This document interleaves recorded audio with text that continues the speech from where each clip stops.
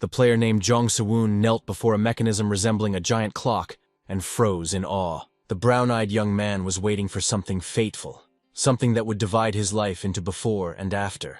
Suddenly, an outstretched hand appeared before him, and then a voice announced that there was very little time left. The voice belonged to the silhouette of a woman who seemed to be woven from sunlight and warmth that radiated from her. This image frightened our hero, for he thought he was looking at a real goddess. She told the story of how a coup took place in the temple of 10,000 demons, and the demon of greed became the leader of his lower kin. He created a temple out of rare gold, which was mined by drilling through the hellish mountains. This unique temple originally existed on top of an ancient tower, which was simply astonishing in size. But everything changed after the Third Divine Demonic War, which turned the tide of events. All that remained of the demonic forces was expelled from the top of the tower and lost access to it forever.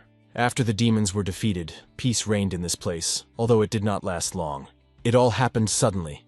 After some time, the tower was attacked by an unknown external enemy. Unfortunately, after some time the tower fell and was destroyed, and the same fate befell those who tried to defend it. Those who were called the Outsiders expelled the constellations with a powerful force that surpassed even the gods. And in the end, they destroyed even those players who had lost their power. So, now the tower was in such a state that absolutely all the players had died and no one could defend it. Jong Se-woon walked across the ancient stones and simply could not believe that the temple of 10,000 demons had fallen to the 92nd floor. But this could help turn the tide and find the Mammon Vault. All he had to do was use it correctly and turn back time.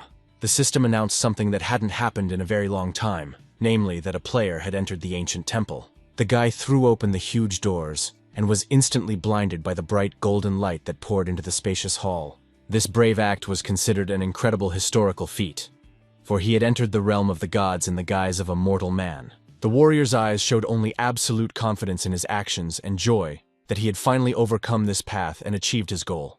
As a reward for all his efforts, he could see with his own eyes the temple he had previously only read about in ancient tales. But suddenly, the tranquility of this place was disturbed.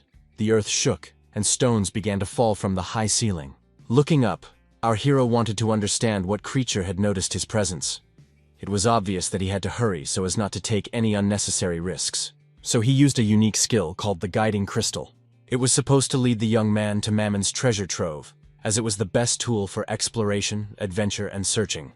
Without it, the boy would hardly have survived until now. Without thinking twice, he used it and ran forward as fast as he could, because he didn't want to encounter a creature that wanted him dead. As Jong Se-woon ran, he began to notice strange details that he couldn't get out of his head. For example, he couldn't understand why the road led him to a dead end. It seemed that someone wanted him to touch the ancient candlestick. Deciding to follow this impulse, he pulled it toward him with force, and it yielded, as if it craved this touch. Soon, our hero found himself in a strange hidden space, untouched by the bright golden light that flooded the corridor. Candles were burning there too, but they flickered and seemed afraid to illuminate the place too brightly. Summoning his courage, Yong picked up a candlestick and began to descend the stairs to finally discover the secrets of this hidden room.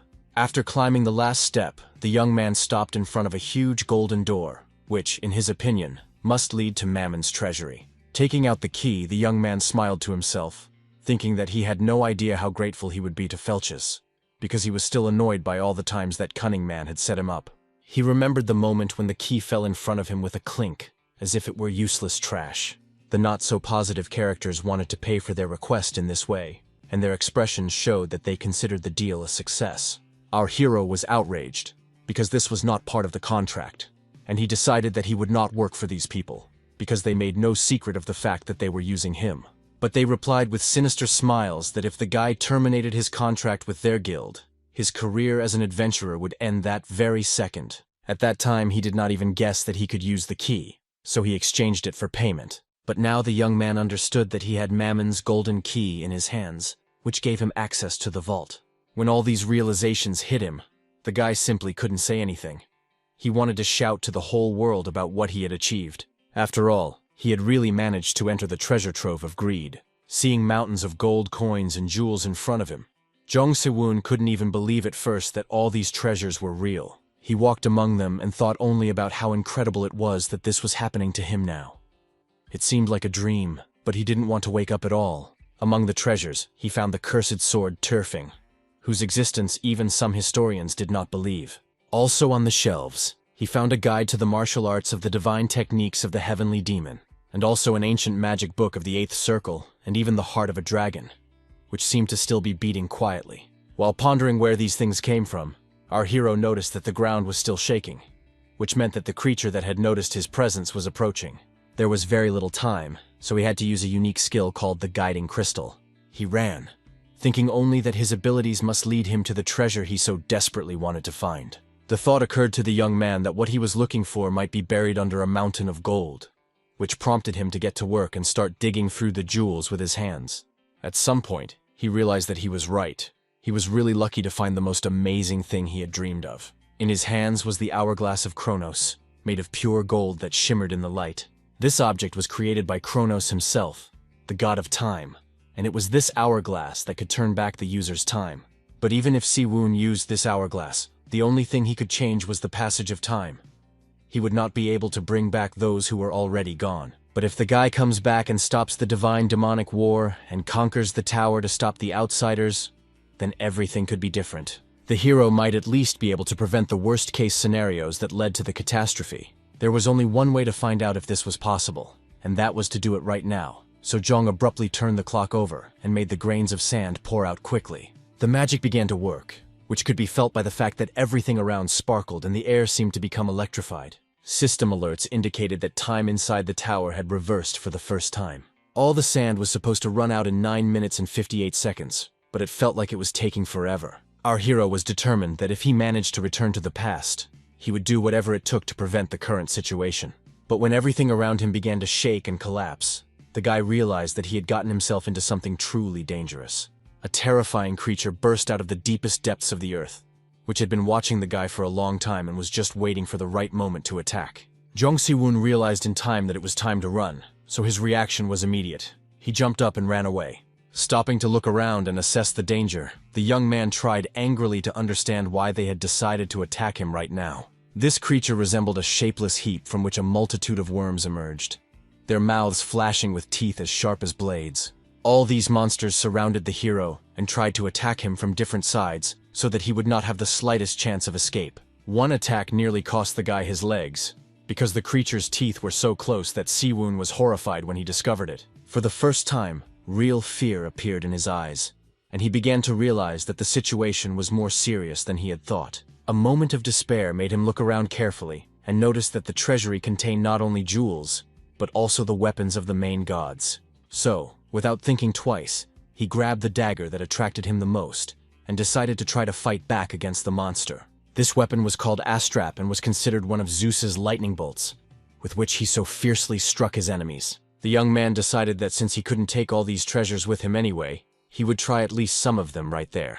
Soon, the cave exploded with a dazzling light that burned away all the darkness inside, and the monsters let out a piercing scream. Their screams were so piercing that the young man felt as if his eardrums were about to burst. As is well known, frightened or wounded beasts that have been cornered are the most dangerous. So without thinking twice, the monster struck Seon hard with its tail. Jumping aside, the guy found himself even closer to his enemy, and now he could see his opponent in detail and understand how repulsive he was. Assessing the situation, our hero realized that the monster was much more dangerous than he had thought.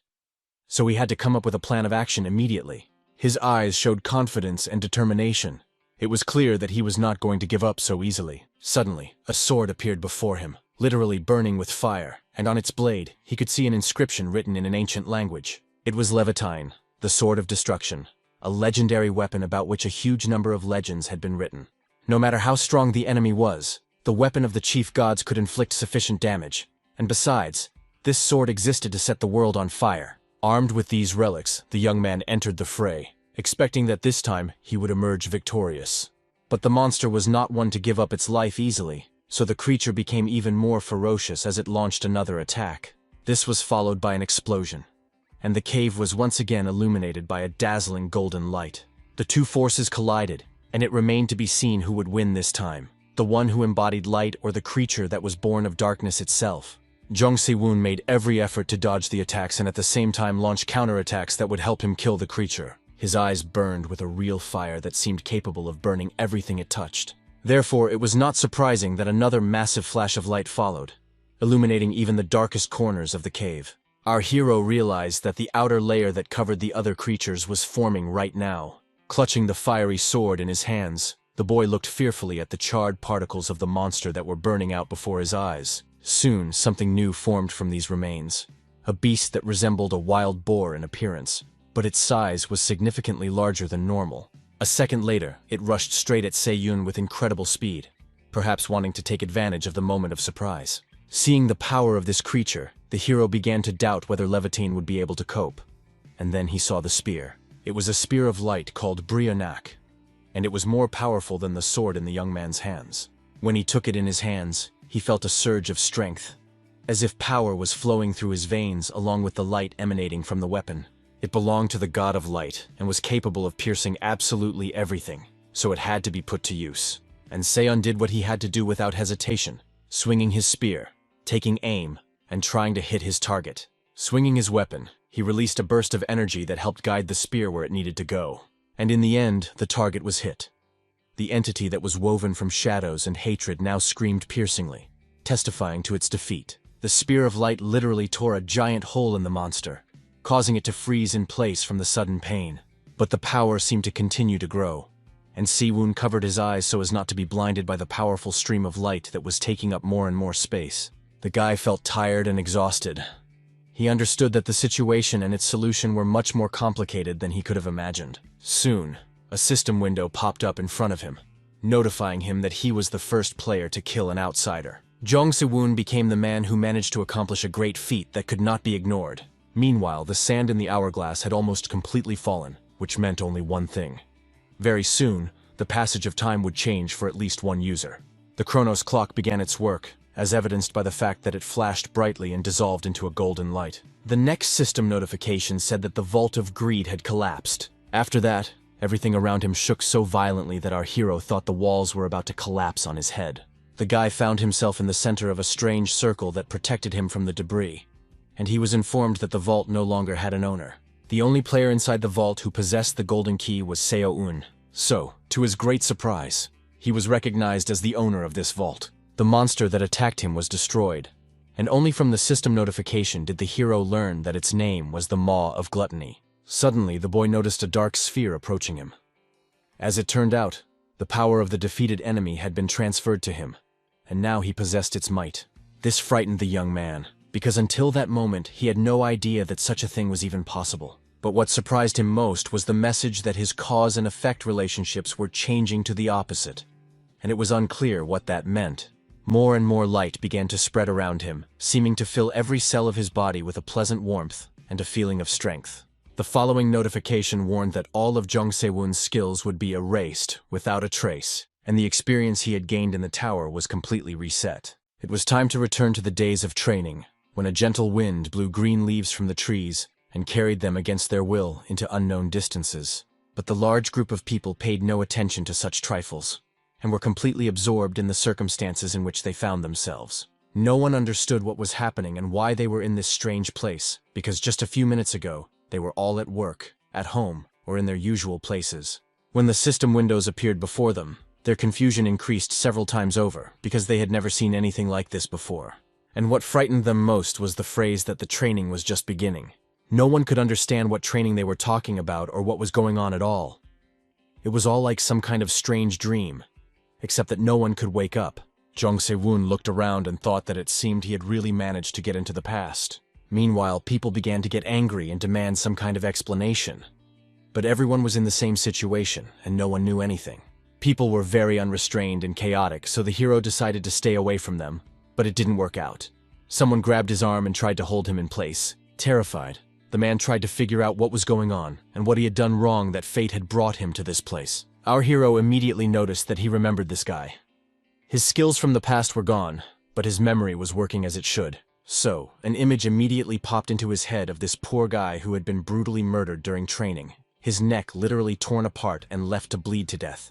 Now Se-yun really didn't know how to calm this man down, because very soon, he could say goodbye to his life. And the guy himself couldn't understand how it was possible to remain calm in such a crisis situation, which could not be resolved in any way. They had been brought here for some unknown reason, and there was even a suggestion that it was all a prank, and that there was a hidden camera somewhere filming their reactions.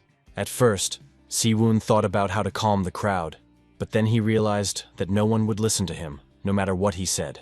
The training began, and the system warned that there were just over 4 minutes left before the first wave of monsters. No one understood what the words "wave of monsters" meant or what to expect from this strange place, but everyone guessed that nothing good was in store. Looking at everything that was happening, our hero made a mental note that so far, everything was going as it had before. He decided to open his stats and check his indicators. They weren't very high, but he had some unique skills. Before, the guy didn't understand, but now he fully realized that his stats were quite serious. But something in his statistics was new, and he couldn't understand what kind of authority he now had in his arsenal. He remembered the reports that announced that the Vault of Greed had collapsed, and now had no owner. At that time, only Sewon was inside the building, so he was recognized as the new owner to whom the power would be transferred. At that moment, the young man did not understand anything, but now he decided that perhaps he too could use the power that he so conveniently possessed. He mentally imagined a golden chest from which waves of powerful energy emanated, begging to be released. The repository of greed was opened, and the young man gasped in surprise when this power began to break through the protective spells of the chest. Inside were hidden unique relics, the first of which was the breath of the red fire dragon Fire Axe. There also lay the legendary Mjolnir, Thor's hammer, which belonged to the god of thunder himself. That was not all. The young man also became the owner of the heavenly demon, who commanded martial arts and was passed down from generation to generation by the leaders of the demonic cult. It became clear that if the hero had such power, he would be able to accumulate enough strength to fight the outsiders. The system announced that the first wave of monsters was about to overwhelm the people, who needed to defend themselves and prove their right to exist. People looked at the notifications with fear and did not know what to do or what to expect, because the approach of monsters clearly could not mean anything good. Soon they noticed a pack of wolves approaching them very slowly, even leisurely, confident that their victims would be unable to do anything. Now, even the bravest and most reserved men panicked and made every effort not to scream in fear. Meanwhile, the wolves continued to advance slowly, their burning eyes hinting that they would not let the men go so easily. Blinded by rage, the monsters began to howl ominously, warning their potential victims that there was nowhere to run and only a miracle could save them. After the leader gave the signal, all the other wolves rushed into the attack to finally begin their long-awaited hunt. Despair and fear overwhelmed the people like a raging avalanche, so they began to run away in panic, not thinking that they were making their opponent's entertainment even more interesting. They ran until the beasts surrounded them and closed in, leaving the poor users with nowhere to go. So now, feeling their absolute superiority, the beasts began to advance slowly, enjoying the fear of their trapped victims. No one knew what to do or how to avoid death, because they didn't want to give their lives and bodies to be torn apart by these creatures. Consumed by fear, the people did not even notice that a brave soul had emerged from the crowd. He said that if the poor souls did not want to die, they would have to fight to prove that their lives meant something.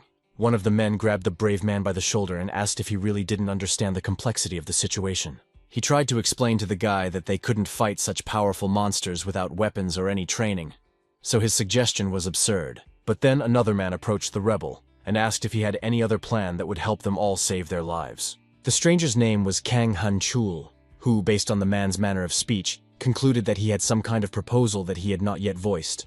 Meanwhile, Siwoon, unbuttoning the top buttons of his shirt, said that everything was very simple if they followed a certain plan. He said he was going to deal with these monsters, while Han Chul should focus on protecting all the other users. Without further ado, the brown-eyed man agreed to this, but he didn't understand how the young man planned to deal with the monsters alone. Our hero would be aided in this by the basic kicking technique from the Shaolin sect, which he had extracted from the Vault of Greed. Activating the necessary skill, the young man decided that the time had finally come to test his strength.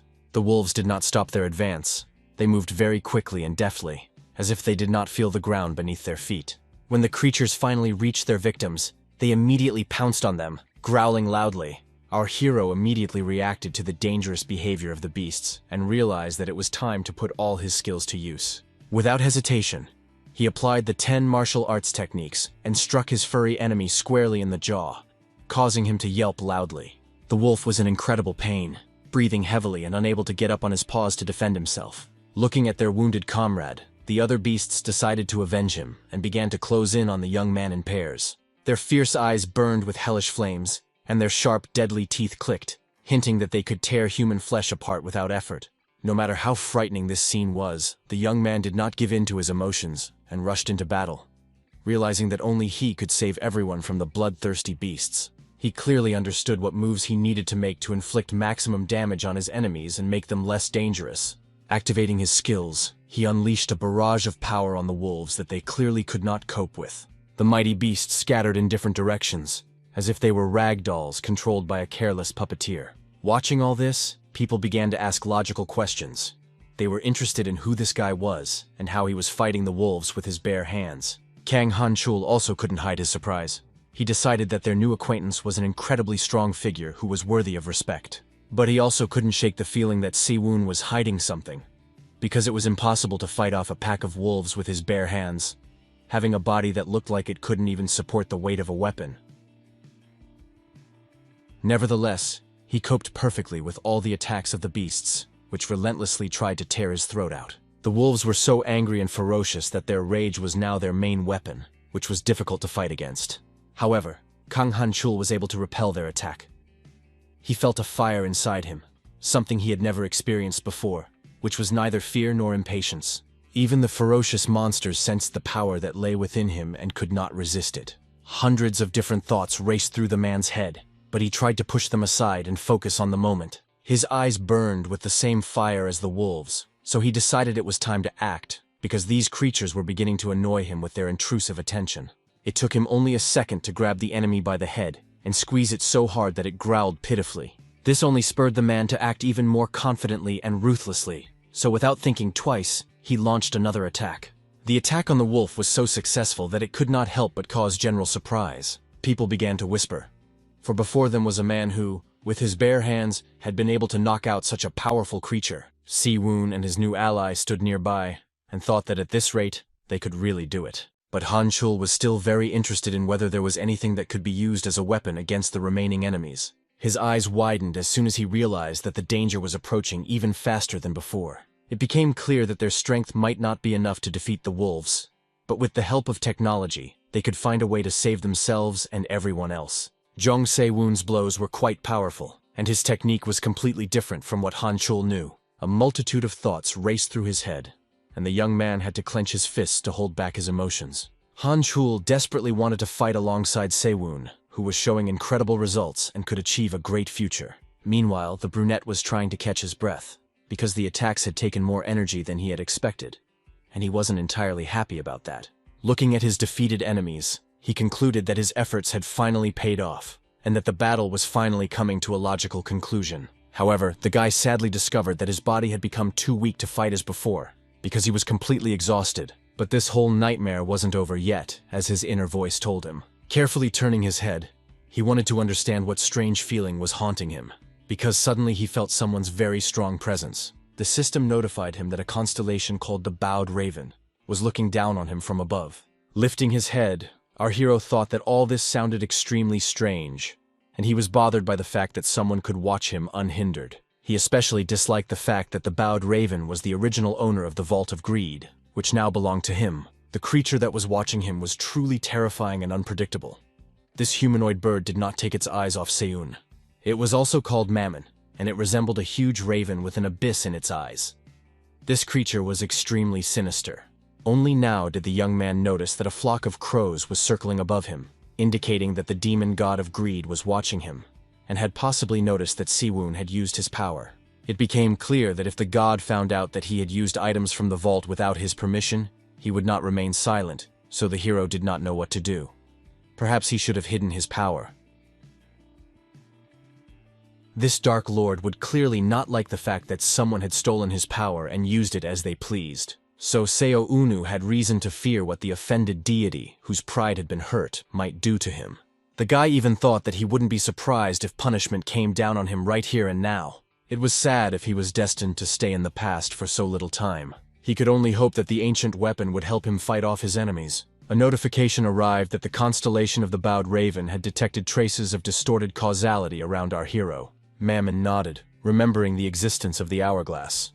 And now he understood what was going on. The guy was seriously frightened by what the system was telling him, because he no longer felt safe. The hero's tension clearly amused Mammon, who smiled slyly at the one who had stolen his treasures. At some point, all the crows disappeared as if they had never been there. So now the young man was staring at the sky as if it could reveal who was following him. The sky was clear, and the sun was shining so brightly, as if giving hope that everything would be fine. But the young man was not happy at all. He understood perfectly well that God knew that the hourglass had been used, but he was not reacting in any way. It was extremely strange that there was no reaction, because in that case, it was like tacit permission. If that was really the case, then our hero could use the power as he saw fit. He wanted to test the next power, but the young man learned that the Maw of Gluttony had been destroyed. This power had been granted to him after he defeated its previous owner. Now its power flowed through Seiyun's veins, waiting for him to let it burst out.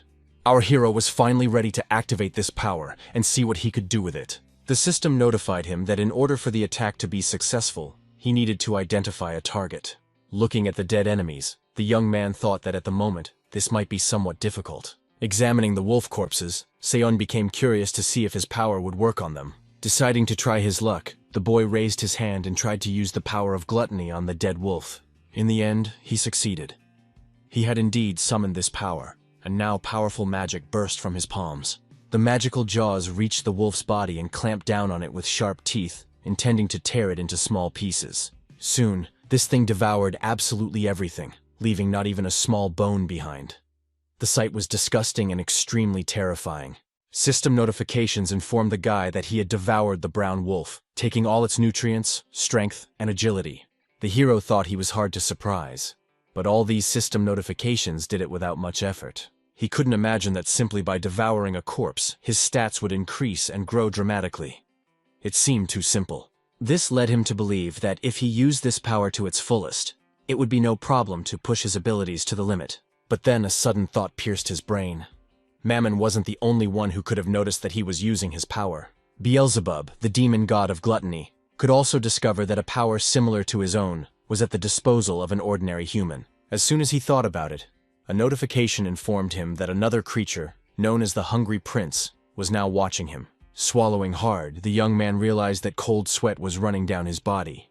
Yes, he had been lucky with Mammon, but who said his luck would last long? At first, the demon wanted to say something, but then decided that his meal was much more important than sorting things out. Such a dismissive attitude caused even more fear and doubt within the boy, because it was unclear how to act. The boy wondered why the demon's revenge had been postponed, and he had chosen to continue his meal. Perhaps this powerful creature was dying of hunger. Smiling, our hero thought that since things were taking such a turn, it might work in his favor. Activating his power, the young man thought that since the demon was so hungry, he should let it eat as much as it wanted. Gluttony was applied to the maximum, so even when Siwoon felt a slight exhaustion, he did not stop his actions. Hungry mouths, woven from powerful energy, reached out to the bodies of the fallen monsters, wanting to devour as much flesh as possible. They sank their teeth into the corpses and tore them apart, leaving not even small bones behind after their work.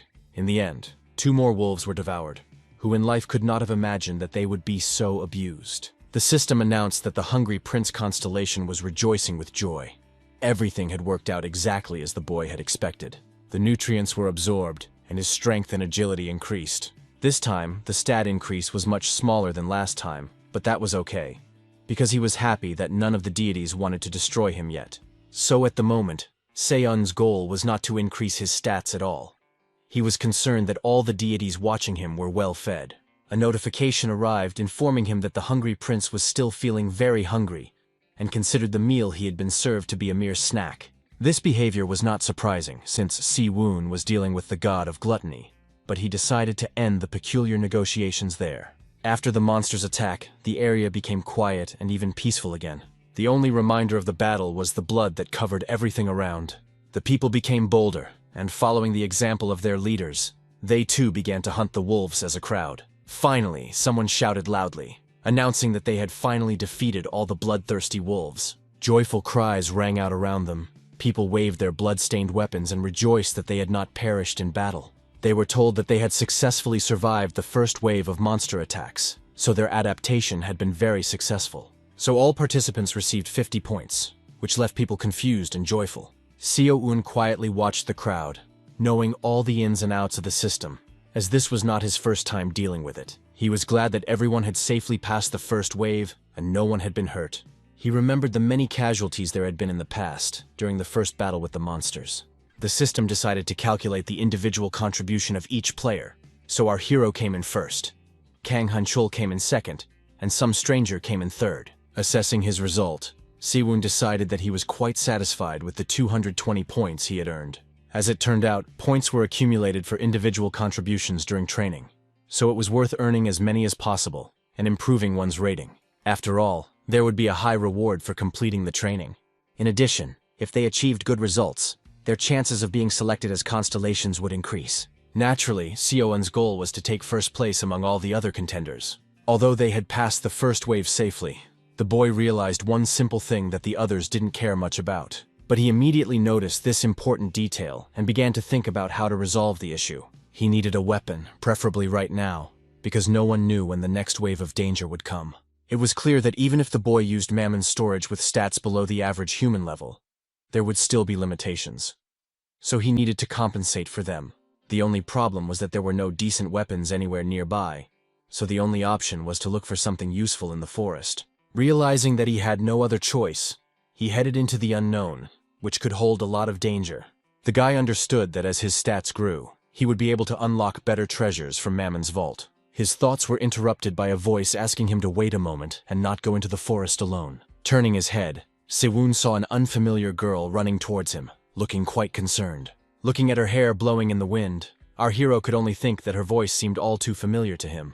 Then he realized that it was Yuso-ah, who was known by the pseudonym Whirlwind before her regression. For some reason, he was pleased to see Yuso-ah, who was clearly worried that he would go into the forest alone. Siwon didn't remember many people, but he couldn't forget this girl because she was too impressive. She and Kang Han-cheol had become famous on the upper floors of the tower. She had managed to reach such heights that she became one of the most senior representatives in the tower. But now she still looked confused and vulnerable, especially after asking him where he was going alone. While the girl tried to tell him that it was very dangerous, the young man could only think that he didn't have time to deal with people. So he could think of nothing better than to simply say that he was studying the terrain, because they couldn't stand in one place. But the girl thought differently. In her opinion, they needed to act cautiously and together, gradually exploring the area and thinking about how to deal with the next wave. He was interested in her opinion on whether anything would change if they got together and discussed everything among themselves.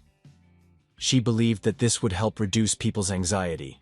After listening to So-A, our hero couldn't explain to her in detail why he didn't think her plan was a good one, because there was no time for that. Still, he decided to ask what exactly the girl wanted to do to reduce the anxiety among the players, because in any case, they would have to hide during the second wave. However, the young lady continued to stand her ground and stubbornly argued that going into the forest alone was very risky, especially if the wolves reappeared. The conversation was abruptly interrupted by a system window that suddenly popped up in front of the guys. They both fell silent and stared at the blue screen, but couldn't figure out what the notification would reveal this time. Soon they realized that it showed the time remaining until the second wave of monsters. And apparently there wasn't much time left, because both the guy and the girl looked at the screen with extreme dissatisfaction, and even a little fear. They had only 2 hours and 57 minutes until the next disaster. Turning toward the forest, our hero ordered the girl to return to the others and advised her to pay close attention to what the system was saying. He didn't mind if people passed the time waiting with a heated discussion, which was what So-A was in the mood for. Finally, the guy said that it would be better for his new acquaintance to spend this time looking for a sturdy stick that would help her fight back. The young lady was simply speechless. She didn't want to believe that this guy was so indifferent and harsh, someone who only thought about himself. Meanwhile, the serene nature also seemed to be adding to the tension. First, the wind died down completely, and the birds stopped singing as if death itself were near, and then small stones flew in different directions. These cobblestones hit the brown wolves, causing them to scream loudly and then fall to the ground in convulsions of pain. Behind all this chaos was just one person, the one that the beautiful So-A was so worried about. Se-Unu managed to successfully deal with a huge number of new wolves who were gathering to avenge their dead comrades. After that, he decided that it was time to raise his stats, so he activated the gluttony skill, which helped him do so. The power of gluttony devoured one monster after another, while our hero just stood and watched the scene with detachment. After he devoured another wolf, the system notified him that he could no longer feed on the same creature. The next message said that the Hungry Prince constellation was tired of this meat, which had to be sucked from the wolf's ribs. This information confused our hero a little. because he did not know where to find other monsters to feed the demon. But he understood that he was dealing with a demonic god of gluttony, so these whims were quite understandable. Looking up at the sky, the young man said that he would go in search of other meat right away, so the demon would have to wait a little. In response, the hungry prince devoured the remains of the ribs and flashed his eyes predatorily. Grabbing a stick lying nearby, Seyun decided it was worth experimenting, because a wonderful idea had just come to his mind. Activating the power of greed, he opened the treasure vault and began to look through what was available to him. The first item was the Chosen One's sword, which belonged to Sigmund, with which he had managed to defeat the huge dragon Fafnir. However, the treasures in the vault could only be extracted in the form of a shapeless force. The boy assumed that this was because they had lost their form and only their power remained. It was disappointing, but it was not a big deal. After all, if he poured the power of these treasures into a suitable object, it would be practically the same as turning it into a legendary sword. Without thinking twice, that's exactly what he did. He poured the power into a stick, turning it into a real weapon of death that could defeat anything. The power was so impressively strong that our hero had to close his eyes, afraid that the blinding light would blind him. But instead of a legendary sword, the boy had only a handful of ashes in his hands, from which no energy emanated. The object could not cope with the power of the legendary sword, so it simply disappeared, which meant that the power not only affected objects but also posed a danger to the young man himself. Now he was using a basic martial arts manual, but if something stronger had been used, there would have been no trace of it left, just like the branch he had used. Moreover, the power of greed could not be used by anyone but him, so he should practice his skills. The young man became curious whether others could use this power, because if so, he would not have many treasures that could be used. He needed to increase his abilities, but for now, first and foremost, he needed to acquire a weapon. So our hero set off to wander through the forest in search of something that could serve his purpose. But something inside him screamed that even if he searched the entire forest, he would not find anything suitable.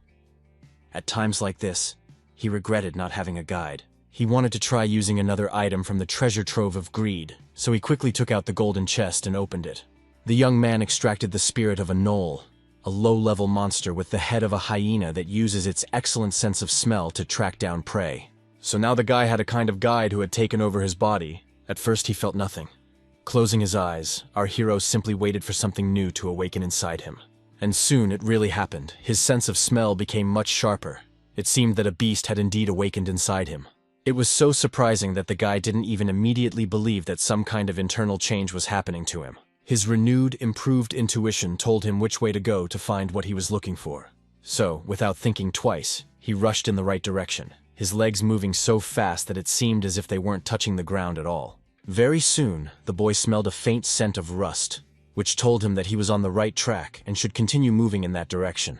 The hungry prince began to cry that he was dying of hunger, and that his skin was already sticking to his back. Picking up speed even more, our hero decided that communicating with this constellation was more like looking after a pig. The gentle gusts of wind became more and more noticeable, as if hinting that a storm was approaching.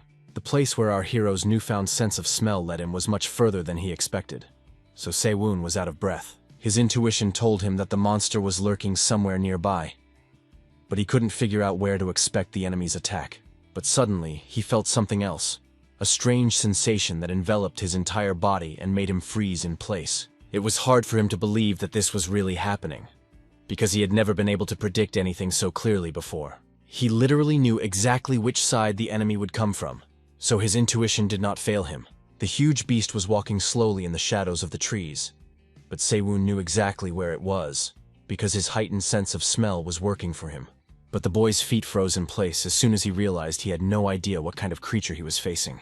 At that moment, a red eye flashed in the darkness, followed by a huge paw that inspired genuine terror. Then, a sinister muzzle emerged sharply from the shadows, emitting a terrifying growl so loud that it seemed to make the earth itself tremble. At that moment, our hero realized that he would have to face someone much stronger than the creatures he had encountered before. Looking at his growling enemy, the young man thought about a plan of action, because for some reason he hadn't given it any thought before. Looking at the ferocious gray wolf, one could conclude that the guy's appearance was not a surprise to him. It seemed that he also possessed an exquisite intuition. Feeling the energy of this monster, Seyun realized that before his regression, he would have simply run away. But now everything had changed, so he decided to stay and fight. A greenish flame engulfed our hero's body, demonstrating his strength and magic, so that the beast even staggered and moved back a little. This gave the guy confidence, which until that moment had threatened to leave him. But now he was almost 100% sure that he could handle it. The monster let out a battle cry and rushed into battle, showing off its deadly fangs, which were as sharp as razors. But the young man did not let the villain get close to him, striking him hard in the face and making him whimper pitifully. This attack helped Seyun understand a few things. First, his enemy was not just big, but huge. Second, the wolf was much faster than its fellow creatures. The creature was clearly no ordinary monster, so he needed to come up with a clear plan that could help in this situation. A second later, the boy realized that his neck was starting to hurt. It turned out that the wolf had managed to cut his skin and draw blood. It was quite obvious that the enemy wanted him dead, and apparently the monster wanted to finish him off with one blow, hitting a vital spot. The smell of human blood excited the creature, which was already exhausted from its desire to feast on fresh flesh. If the hero had not mastered the 10 ways of martial arts, there would hardly be anything left of him. So there was only one right decision: to move as quickly and as maneuverably as possible, and of course with the utmost caution. Jumping up, he decided to use a skill that had not been used until now. The 10-way martial arts contained many different techniques, but for this situation, a strike from behind was most appropriate. However, the consequences of the strike came as a real surprise to the boy, and not a pleasant one at that. After the blow, the wolf was unharmed, and, moreover, did not even lose its balance, simply standing in the same position as before the attack. Siwoon had expended a lot of energy, and he felt it acutely, as his legs were shaking and it was almost impossible to stop them. Trying to understand what had happened and why his attack had been so ineffective, the guy assumed that it was all because of his low stats. Looking at the vicious wolf, it was clear that it had also been injured. Our hero had hit it in the stomach, and now that area had darkened, as if a circle had been burned there. But a minute later, there was no trace of the wound. The burn had healed, proving once again how strong the monster was. With a sharp lunge, the wolf tried to pounce on the guy again, this time its jaws almost biting the poor guy's head, which could have fatally injured him. Fortunately, the boy managed to jump aside in time. He knew he had strength and speed, but it wasn't enough to defeat his enemy. The creature's powerful paws clawed furiously at the ground, clearly extremely irritated at its failure to kill the boy. Now they stared intently at each other, and watched their slightest movements to immediately understand who would break the temporary calm and rush to attack first. Siwoon thought that there must be some way to help him in this hopeless situation. Meanwhile, brown wolves began to emerge from the thicket of the forest, slowly approaching the scene of the massacre. They bared their sharp teeth, as if supporting their leader, urging him to finish off the insolent man as soon as possible. When Siwoon saw all those approaching him, he couldn't believe that he would have to face such a huge number of opponents. He wanted to scream because he felt he was being treated unfairly. He couldn't even handle the gray wolf. And now it had called in reinforcements. Things were not looking good, as all the factors indicated. It was clear that at this rate, our hero would not even be able to escape, let alone engage in a full-fledged fight with several opponents. Not far from him, the guy saw a sword stuck in the ground, seemingly waiting for someone to notice it. The wolves did not hesitate. They were fierce and cruel, so they immediately rushed at their enemy, wanting to tear him to pieces. The rusty sword was not the most reliable weapon, but Seyun had no alternative, so he didn't turn up his nose and pulled it out of the ground. The old weapon easily left the place where it was found, as if singing in the hands of its new owner. It seemed that the hero was holding only an ancient weapon, but after swinging it, it became clear that the blade was still sharp. The wolf found this out the hard way as the rusty metal cut him badly. So everything was going exactly as Seyun had thought, and the plan he had created in his head was slowly coming to life. He definitely had the best sword he could find at this stage, so he appreciated what he had. While the guy was fighting, the system notified him that the constellation of the bowed raven was looking at the sword with a strange expression on its face. This indicated that the young warrior had found the weapon that was the real goal of this journey, and he decided that he was moving in the right direction. Looking at the slain wolf, it became clear to the hero that now that he had such an advantage, he simply could not back down and retreat. He wanted to finish off the monsters before the new wave began.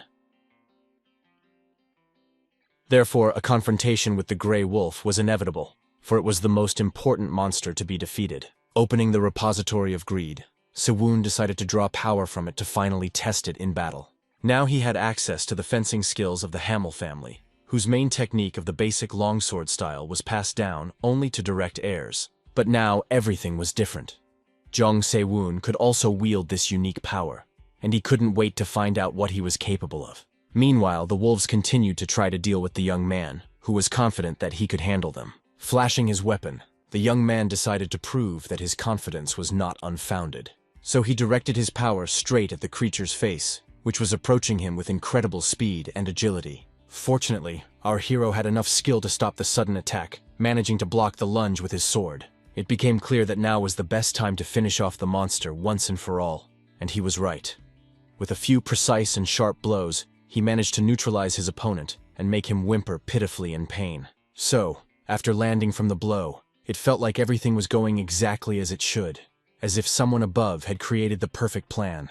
And the enemy's blood, slowly spreading across the grass, was the best proof of that. The gray wolf was not yet dead. These attacks had enraged him so much that he was ready to tear and throw everything around him, just to harm the one who dared to raise a hand against him. Looking at his opponent's anger, at his tightly clenched jaws, it was clear that everything was going exactly as it should. The skill of the family, which had risen to the rank of imperial fencers, helped in this, so the effectiveness of the current attacks was guaranteed. Although Se-un enjoyed the battle, he clearly understood that it was time to end it all, because he didn't have much time left. But doing so was not as easy as saying it, because his opponent was not some little dog, but a huge gray wolf with powerful jaws that could easily crush anyone. There was nothing else to do, so continuing the fight was the only option. Gripping the rusty hilt of his sword tightly, the young man sprang into action. He acted quickly enough that his lunge was successful, and the blade of the sword plunged straight into the wolf's mouth. When the guy pulled it out, foul-smelling blood gushed from the monster's throat, and the victim began to choke, indicating damage to vital organs. The wolf did not expect that a human could defeat him so quickly, so he was stunned by what had happened, and was unable to repel another attack. It was the last one for him, after which the creature fell to the ground and did not move anymore. Se-un even felt a little sorry for the enemy, who had been so dangerous and powerful just a moment ago. After the creature breathed its last breath, the system announced that the main monster of the wolf forest, known as the Guardian of the Graves, had been defeated. This message couldn't help but make our hero smile, because he understood that he was getting stronger with each passing moment. His level had been raised, and another 500 points had been added to his personal achievements. In addition, his inventory now included a gray wolf skin, which could be useful in the future. But on this journey, besides weapons, there was another goal, not so obvious, but nonetheless important. The guy understood that increasing his personal merits was a vital task for him. There were several ways to do this, and he had known this information since his previous life. The first way was straightforward. He had to actively participate in battles, such as the monster raid that took place during his training. The next way was more difficult, as it required finding a monster on his own and defeating it in a one-on-one battle. But the most brutal of all was the third way, because it required the player to engage in violent bloodshed. In order to be at the top of the food chain, it was necessary to defeat all other players, no matter what the cost. As terrible as it sounds, as the end of training approaches, the number of players who will turn their swords against each other will increase significantly. While the guy was feeding the constellations with the power of gluttony, he thought about how fighting other players was an easy and accessible way to get high personal merits. The system announced that the Grave Guardian Wolf had been devoured, and its nutrients had increased Se-un's strength, agility, and health stats. Assessing the situation, the young man realized that boss monsters could greatly increase his stats. Furthermore, it became known that the Hungry Prince constellation was pleased with the taste of the meat, and said that it suited him. This delighted our hero, and he decided that it was worth returning to the other players. But before that, he wanted to check the items that were now in his inventory. From now on, he possessed the sword of a forgotten hero, which had been forgotten and rusted over time, but despite this, it increased his attack power against monsters by 10%. The Grey Wolf skin was Class D.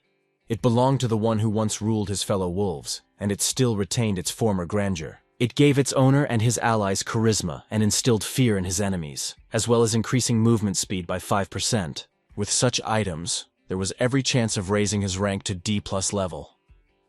The system reported that the bowed raven no longer considered his weapon to be complete junk. It was funny that the demon god of greed only became interested when he checked the item. But at the moment, the young man was more interested in how much time was left before the next wave. As if answering his question, the system reported that there were only 12 minutes left until the second wave of monsters. Putting on the gray wolf skin, The boy smiled and decided that he had to hurry if he wanted to stay alive. Time flew by unnoticed, and soon the next wave of monsters began their attack.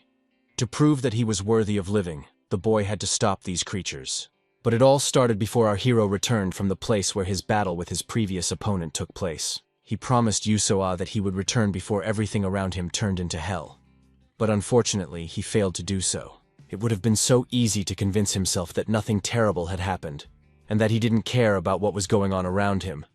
But for some reason, Sewon couldn't do it. But no matter how you look at it, it gave him a good opportunity to see how others would react to their lives being in even greater danger. After all, Sewon had no intention of dragging along those who lacked determination, because such people usually only got in the way of success. So now he stood and watched closely as the other players dealt with the attack of the wild boars. The monsters were very fast and ferocious, which meant that people would have to act immediately if they wanted to save their lives. Some couldn't take it, panicked, and ran away screaming. It was difficult for them to realize that everything around them was trying to kill them. Others, on the contrary, fought with such enthusiasm that one could only admire them, for they made impressive efforts. Yu Seoa and Kang Han-chul were just such people. They clearly understood that only they could protect themselves and that no one else would fight for their lives. Looking at the whole picture, our hero thought only that from that moment on, a serious battle for survival had begun, one that would continue for a very long time. Soon, people began to come to their senses and realize that they needed to develop some kind of battle strategy. One man shouted that they needed to block the boar's attacks. He was a distinguished-looking man, but fear had driven him to hide behind an employee of his company and order him to protect him. Seeing the guy's confused look, the man kicked him hard, sending him flying face down. He shouted that if the boy didn't want to be fired, he should fight more actively. Si-woon behaved very quietly, which allowed him to understand that he was facing the head of the Tovan Corporation, a despicable man who wanted to survive at the expense of other people's efforts. Everything was clear with this character, so our hero moved on to see what the others were doing. Despite the fact that chaos and panic initially reigned on the battlefield, now people had gathered and were fighting even better than could have been expected. Han Choryul and Yu Soa were particularly impressive, fighting as if they were experienced warriors, with real fire burning in their eyes. Despite her fragile appearance, the girl was striking in that she had an unyielding core within her that helped her act fearlessly in such situations. Considering that they had no equipment, they did quite well, so they couldn't help but stand out from the crowd because they had great potential. Taking a step forward, the young man decided that it was time to finally step out of the shadows and show what he was capable of. A confident smile lit up his face as he began to move toward the chaos that was unfolding around him. The first to notice that Si-woon had joined the battle was the girl, who was very observant and noticed absolutely everything. She understood that only she could organize her own defense, so if she hadn't found a club, she would have been completely ineffective in battle, and most likely would have already been killed. It was obvious that these boars were on a completely different level compared to the wolves, which now seemed like cute little dogs. It seemed as if they could sense their victim's fear, and this made their eyes burn with a hellish flame that only death could extinguish. Yu Soa looked around appraisingly and concluded that even though they were fighting back well, the creatures continued to advance on them. Only now did the girl notice that her jeans were torn and there was a serious wound on her leg, from which a lot of blood was flowing. She didn't understand when it had happened or why the last words of the dead continued to play obsessively in her head. She had no time for such thoughts, because if she continued to sit in one place, she would become a target for those who were so eager to kill her. Before the girl had time to think about it, she noticed a huge boar running towards her, its small eyes flashing maliciously. There was only one way out: to forget the pain and clench her improvised weapon tightly, which could save her from certain death. Looking into the eyes of this terrifying creature, Zoe decided that she simply had to hold on a little longer. She was scared. Her palms were sticky with sweat, and the club was shaking slightly, but the girl decided that she would not run away. She wanted to defeat the enemy at all costs. She had to wait just a little longer, because the boar was bound to get closer any minute, given its impressive speed. Just when it seemed that the end was near and the girl was about to die, Seon entered the fray and struck a single blow with his sword. Opening her eyes, the young lady could not believe that someone had helped her, and literally saved her from certain death. But it had really happened. The boar that had intended to kill her was cut in two, and now lay right at her feet. To check if the creature was dead, our hero touched it with his foot and turned it on its side, finding no signs of life. So now he stood over the defeated monster, demonstrating his strength and fearlessness. Seeing that the girl and everyone who had witnessed his triumph were interested in him, The guy loudly declared that they should deal with everyone else first. So-A had so many questions that she wanted to object, but what she saw made her put her words aside. Several more boars were charging straight at them, apparently enraged by the death of their kin, for they were beside themselves with rage. Si-woon decided that it was time to open the Vault of Greed and extract the power that would help deal with all these troubles. So, without hesitation, he activated the magical power and saw his hand begin to fill with a warm golden glow. The young man decided to extract the tendon of a tall orc, a race known for its enormous strength and endurance, from the chest, so that his particle was filled with a unique life force. It all looked extremely strange and even a little disgusting, but if it was going to help, then nothing else mattered. Of course, the young man was not sure that his body could withstand what fate had in store for him, but he could only find out by using the tendon. The monster did not wait. It simply pounced on our hero, wanting to destroy the one who behaved so arrogantly. But luckily, the guy managed to avoid a direct collision with this creature. He jumped high and flew up, not letting his opponent get close. Siyun's eyes lit up, indicating that he had chosen his target and intended to do everything to destroy it.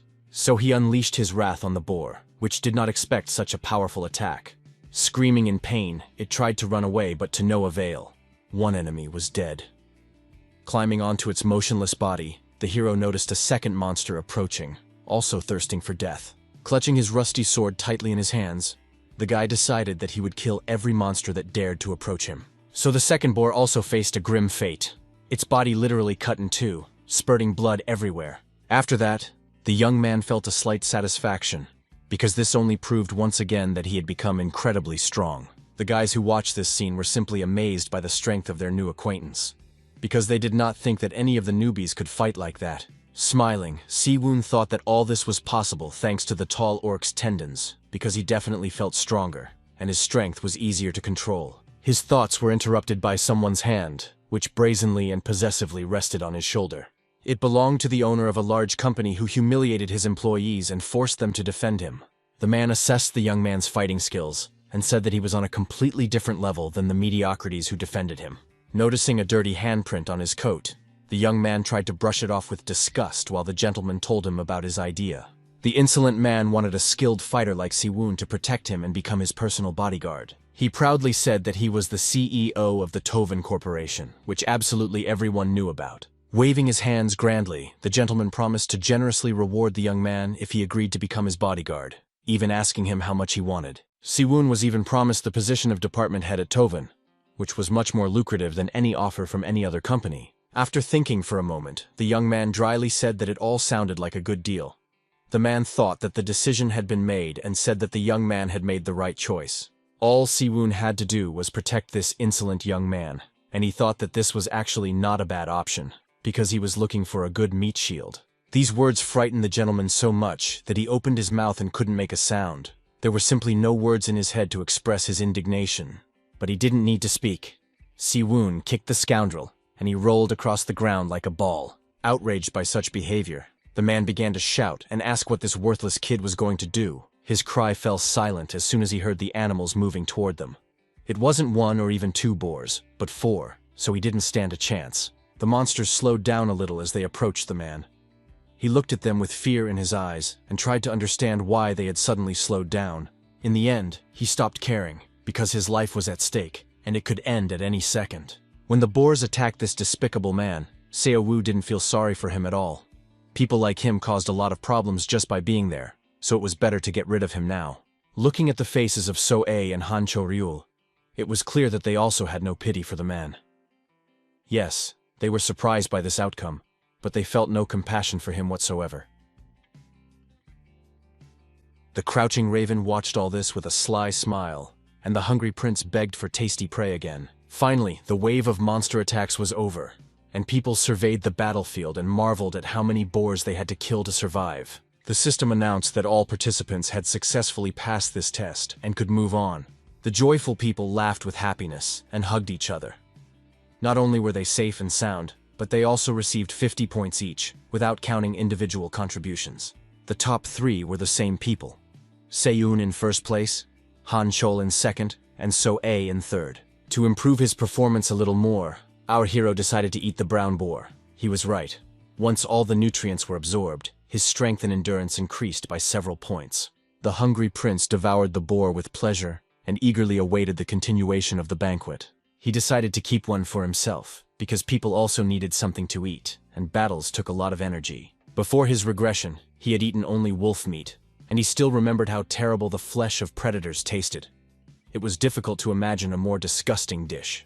As he began to cut up the boar, the young man thought that the rust on his blade could be dangerous, but now he couldn't worry about all the details, and he had no alternative. While he was busy with the meat, someone approached him and quietly apologized for interrupting. Turning his head, Sewon looked disapprovingly at the person who had decided to break the pleasant silence that had reigned after the noise of the battle. Standing in front of him was an unfamiliar girl, her eyes following the guy with interest, and eventually she asked if she could help him. Sewon's eyes immediately fell on her hands, which were covered in small cuts. She said that she owned a small restaurant and knew a thing or two about cutting meat. Deciding that the chef would do a better job than him, the young man allowed the stranger to help, and she beamed with joy when she received permission. The others also perked up. Someone took the initiative and offered to gather firewood, while others wanted to set up camp and find a source of water. However, some were against building a fire, as it could attract the attention of predators. Our hero watched all this closely, pleased that the players were slowly coming to their senses and adapting. He decided once again to open the Vault of Greed to see what other skills he could unlock. He was most interested in abilities related to the use of fire. One of these skills was called Fire Flame. It was imbued with the power of a lower fire spirit and stored its energy, making the flame difficult to extinguish. This power meant that one did not have to think about how to light a fire, as a single spark was enough to start a real fire. So soon, people were warmed by a large bonfire, which made this difficult evening a little more comfortable. A huge moon lit up the forest where our heroes were. The night was quiet, with only the occasional whisper of the players. The pleasant aroma of roasted meat wafted through the air, instantly whetting the appetite of the tired guys. Cutting off a decent piece, Sewon began to bite it cautiously, assuming that the meat of monsters would taste very unpleasant. But the hungry prince licked his lips impatiently, tempted by the delicious aroma. But Sewon had no intention of sharing, because he needed to eat too. While he was eating the meat, sitting on a rock, someone approached him from behind, their footsteps so quiet that our hero simply did not notice them. They brought him water, and told him that in order for his body to recover faster after the battle, he needed to drink water. The benefactor was Yu Soa, who clearly wanted to establish friendly relations with our hero. While he was drinking water, she cast a curious glance at his rusty sword, which was lying nearby. After a few minutes, the girl finally asked if the guy had managed to find this weapon in the forest. Shrugging his shoulders, he replied that he was just lucky. The young lady looked sadly at her wooden stick, clearly a little jealous of Sewon's luck. Our hero remembered hearing that before she developed her skills and talents, his acquaintance had always trained with a sword, and it was clear that she would not be able to reach her full potential with a wooden stick. Deciding to help Seo-A, the young man told her to look closely at the system message. Following his advice, she carefully examined the notification and noticed that she had 100 points in her account. But she didn't understand what that meant. Her face lit up with genuine surprise when she was told that she could buy a sword with that amount. It seemed impossible. But Sewon just said that she should focus on the points, and then a store menu would appear in front of her. It all resembled a game. Nodding his head, the young man said that it was a kind of game, and that the one who could adapt to the system and understand its rules the fastest would survive. So A was completely absorbed in choosing a sword, her hand trembling slightly when it came time to make the final decision. Suddenly, a sword fell from above, landing right at the feet of the girl, who still couldn't accept the reality of what was happening. Examining the perfectly balanced weapon, So A asked how her acquaintance knew that such a thing was even possible. The guy said that he had simply adapted quickly to the situation. Smiling, the beauty said that she had thought in vain that she was quickly adapting to the current realities, but her new friend was coping much faster. The girl asked with interest if he had mentioned her name earlier. When talking about adaptation, the hero did not know how to explain that he knew it, but his acquaintance did not press him for answers. She simply thanked him for his help, and this brought a sincere smile to the young man's face. They sat by the fire almost all night, and all that time the guy thought only about how interesting it would be to work with this girl in the future. The long-awaited morning arrived, and the sun's rays gave everyone hope that the dark days would always come to an end. The fire was just dying down, as Sewon had kept it burning until almost dawn, wanting his new acquaintance to stay warm. But a peaceful life was only a dream, because there were only 58 minutes left until the third wave of monsters. So A's leadership qualities kicked in as soon as she saw the system notification, and she decided to wake everyone else up immediately. Upon learning of the imminent arrival of the third wave, people began to panic. They were scared and didn't know what to do. So A quickly realized what to do and said that they needed to bring stones from the forest to throw at the monsters, because support from behind would be very useful to them, and she asked everyone else to find sticks. Our hero watched the girl appraisingly. She had changed. It seemed that receiving the sword had unlocked her hidden leadership potential, which she was now putting to full use.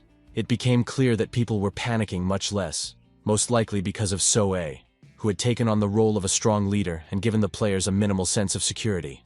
This played into our hero's hands, as it allowed him to focus on the hidden treasure and not be distracted. After materializing the chest, the guy opened it and squinted, because the dazzling golden light hurt his eyes. This time, he took a mana circle out of the Vault of Greed, a secret teaching method that was passed on only to those mages who were sensitive to mana. The mana circle was the most basic element a mage needed for his sorcery to be successful. This particular circle was known as the least effective of the 7 towers. But it was also useful, as there were always different teaching methods. He knew that first, you had to lay the foundation using the blue tower method, and only then use more advanced teaching methods. But he shouldn't forget about Dantian, because its importance couldn't be underestimated. Taking a deep breath, the guy closed his eyes and tried to focus on his own power, which was splashing inside him. The hero knew that he could gather mana using the circle, but this was only a training method for using magic. To use martial arts, he had to improve his Dantian at every opportunity. He felt the energy around him. It reminded him of a smoothly flowing river, whose waves calmly washed the shore. Reflecting on the nuances of the blue tower, learned thanks to Mammon's treasures, the young man began to control his breathing. However, he could barely feel the energy coming from his lungs, and this was a little stressful. Despite this, our hero decided to try to carefully reach out to the energy that was locked deep inside him. He was curious to know if it was something that would remain inside him forever. He reached for this power with his hand and wanted to know if it would join him. After all, there weren't many energies that could allow this, and not all of them gave such privileges. But those who gave their permission were forever rooted in our hero's heart, and were the ones who showed him the way. The system notification announced that the first mana circle had been successfully created, thanks to the blue tower's training method. Now that the circle had been created, it was possible to collect and use magic, its level affecting the speed and power of the magical energy. The system considered that the boy had accomplished a remarkable feat, so it gave him 1,000 points as a reward. This attracted the attention of the new constellations. The 3 sisters with their backs turned were extremely surprised. The Heavenly Mother exclaimed in admiration, and the All-Knowing became interested. Several deities, from the goddess of magic Hecate to Isis and Brahma, found it simply amazing. However, Mammon and Beelzebub were already on his side, and even though the boy was not their apostle, these deities were superior in rank to the constellations that had just appeared. The hungry prince was extremely saddened by the fact that many guests had appeared, and the bowed raven frowned and took out a treasure from the vault. The young man was distracted from these thoughts by a sharp sound that came from behind the bushes and grew louder and louder. The next message surprised our hero a little. It reported that the bowed raven had blocked all messages from lower-ranking constellations. Blocking communication was a very serious interference with the system and required enormous effort, which indicated that the deity who did it was quite high-ranking. The guy assumed that the blocked constellations were simply furious at such insolence. The hungry prince, however, felt relieved at the absence of guests, while the bowed raven calmly observed what was happening. When the stream of messages subsided, the young man decided that he needed to return to his mana training. Despite its low effectiveness, he wanted to use the blue tower training method, because Siwoon clearly felt that this skill clearly strengthened the mana circle. Closing his eyes, he focused on his inner voice and what was happening inside him, trying to abstract himself from everything else. As he plunged into the depths of his consciousness, a stranger approached him and began to call him insistently, saying that it was impossible to fall asleep while sitting. The stranger began to tug at his shoulder and order him to get up immediately, because there were only 12 minutes left before the new wave of monsters arrived. Hearing the noise, Siwoon finally opened his eyes, extremely dissatisfied that some stranger had disturbed him. The blonde guy smiled slyly and was clearly pleased that he had managed to wake up this weirdo, who seemed strange to him. Laughing, the guy said he thought Siwoon was dead because he hadn't moved for an hour. But our hero didn't share his amusement and dryly asked why he had been disturbed. The young man's composure surprised the blonde man, who reminded him that they were all in the same situation, so it would be better to stick together. His name was Park Jong-pil, and Se-woon remembered that this man was the one who tormented the weak and forced the stronger ones to steal food before the regression. This scoundrel was convinced that adults should die so that younger people could survive. He killed ruthlessly and literally walked over people's heads to achieve his vile goals. And now this guy wanted to form an alliance with our hero. Se-woon thought that perhaps this was because the situation had changed fundamentally. Initially, the blonde guy was the kind of person who lived by the principle of the strong against the weak and the weak against the strong. Now, with a sly smile, he claimed that he just wanted to be friends, because Se-woon seemed to have no close friends at all. But it was difficult for the guy to believe in this man's good intentions, because he still remembered the hard times he had to go through because of Jong-pil, who even dragged him into the forest as a scout. But thanks to that, he understood the power of the guiding crystal, so only the result of that incident mattered. Now Se-woon decided to act differently, so he asked an unexpected question about how fast his interlocutor could run. The other man didn't understand why he was suddenly asked such a question, but instead of explaining, he was simply patted on the shoulder. Then Se-woon said that the skill of running fast would be very useful to the guy when he acted as bait, and these words frightened the blonde man. At that moment, a message came in that the third wave of monster attacks was beginning, so people would once again have to prove their ability to survive. Of course, they were very scared again, but now they looked more composed and confident about what to do. Finally, they heard the terrifying footsteps of the monsters and realized that trouble was rapidly approaching. So A once again took on the role of leader and fearlessly ordered everyone to get ready.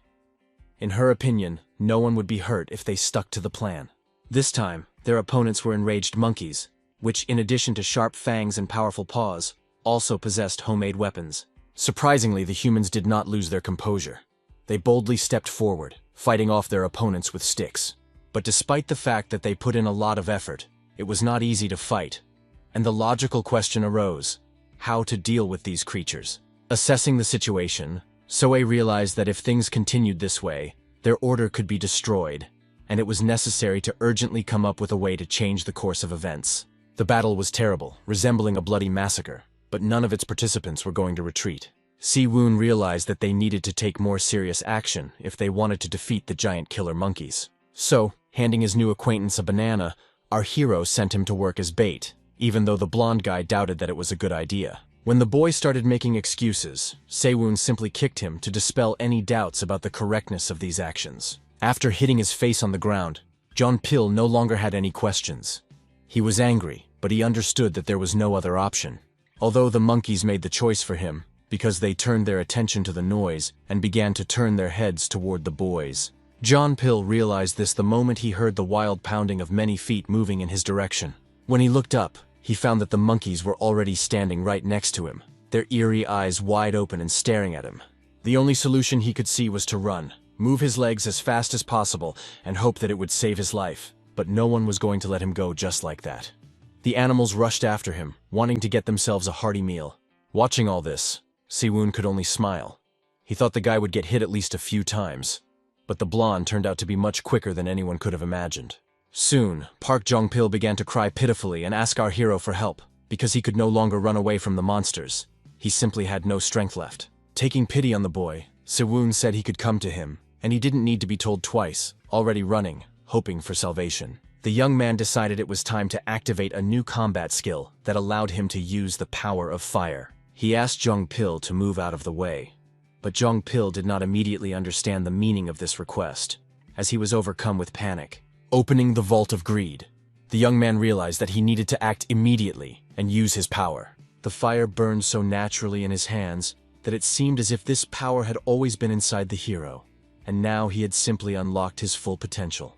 The spell was called Fireball, and was the signature move of the Red Tower, its destructive power directly dependent on the amount of mana infused. Looking at the pure energy that literally pulsated in his hands, Se-woon thought for the first time about the destructive power he possessed. He concentrated and launched the fireball directly at the place where the monkeys were.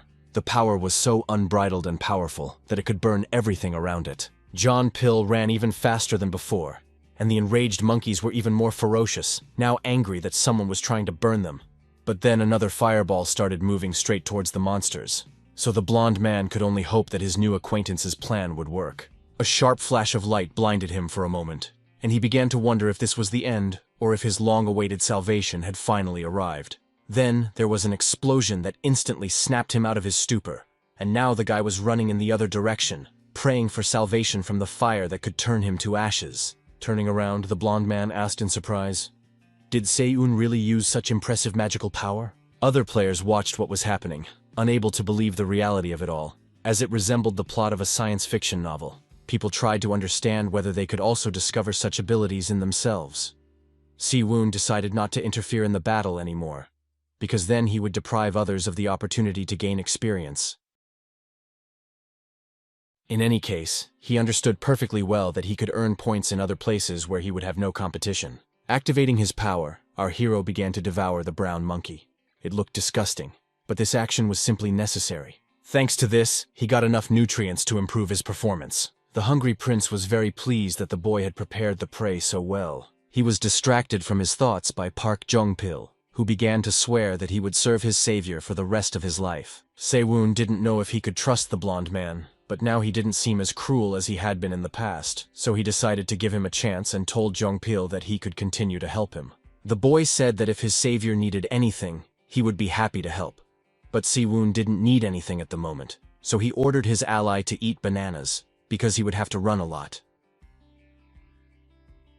Meanwhile, other monsters began to appear, and now, along with the monkeys, wild boars also posed a threat. For some reason, the animals were in no hurry to attack the people. They paid no attention to them at all and dug in the ground instead of attacking their enemies. The animals' behavior seemed extremely strange, as they were clearly trying to find something. But when they sensed someone approaching, they instantly stopped digging, raised their heads, and began to growl loudly. The sounds were so unpleasant and frightening that even the birds were scared and decided to leave the area. It took Seo-un only a couple of minutes to deal with the monsters. They didn't even have time to get their bearings before they were dead. After that, his level was immediately raised. The young man was surprised, because usually this happened after the 5th wave. Perhaps the power of authority had helped this time. This time, the 3rd wave was completed fairly quickly, so all participants received 50 points. Everything indicated that the main quest was also over. Our hero was surprised because he thought it would take much more than 10 minutes, which indicated that people had become more decisive. When the personal contribution ratings were displayed, it became clear that the 2nd and 3rd places had changed. The difference between the players was small, and the reason for this could have been the availability of normal weapons for So-A. Thinking about this, the young man noticed that the last boar had finally approached him. He had been waiting for him, because he planned to devour his body. This was no ordinary boar, but a boss monster called the Gravedigger. Opening the repository of greed, the guy decided it was worth trying out some new ability on it. He chose an ability called Sharpness. This magic had been developed in the Colorless Tower, and mana was used to increase the sharpness of weapons. Our hero couldn't wait to get this whole mess over with, because there wasn't much time left. The huge creature rushed straight at the guy, and judging by its size, it was clear that it had the advantage. But you'd have to be a real fool to underestimate the abilities of Seyun, who boldly swung his sword. One thrust was enough to deliver a precise blow with a sharp blade that easily cut through the thick skin.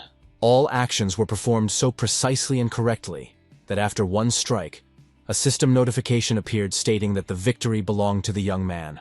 The creature screamed loudly. It did not expect that some human would be able to defeat it so easily. Notifications informed him that his personal merits had been increased, and that he now had a giant boar's fang in his arsenal. Holding this unique item in their hands, it was simply impossible not to admire it. It was clear that unlike the gray wolf skin, which resembled a cloak, this item was purely material. Obviously, it couldn't be used without processing, so the best solution was to keep it with them for a while. But there was something else that caught the hero's attention. A bright light shining nearby, its rays shining directly into his eyes. The beam burst out of the ground and turned into a real pillar of light that was both awe-inspiring and frightening at the same time. Soon, the system informed him that the young man had at his disposal the tool of a forgotten hero, which helped to control the sword. The boy immediately guessed that this was what the boars were trying to dig up, an ancient relic associated with the forgotten hero.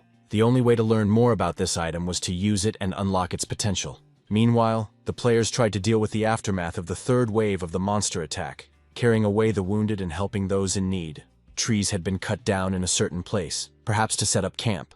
The location did look quite suitable. Touching one of the stumps, The young man activated the forgotten hero's tool and pulled out a sword. Opening the Vault of Greed, the boy also extracted a secret that was only given to those who began to forge in the Blackrock Gnome tribe.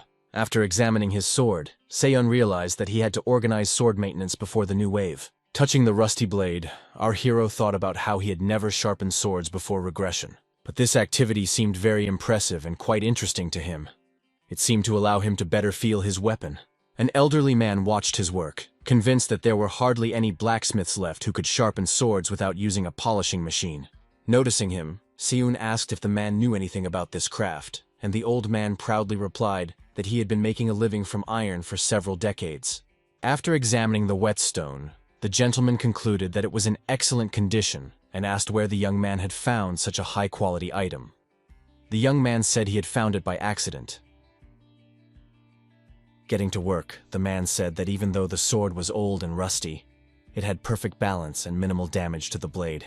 Watching the master at work, the young man couldn't help but wonder if there had been such a person in the camp before, because he got the impression that this was no ordinary blacksmith. Seeing his reflection in the blade of the sword, the old man finally stopped and said that he had not been so focused in a long time. Looking at his weapon, our hero could not believe his eyes, for it seemed that he was holding a completely different sword in his hands. It even felt different, as if a layer of rust had been holding back the true power and potential of this object. Now the sword of the forgotten hero, who had disappeared long ago, had regained its former glory, all thanks to the skillful craftsmanship of the blacksmith.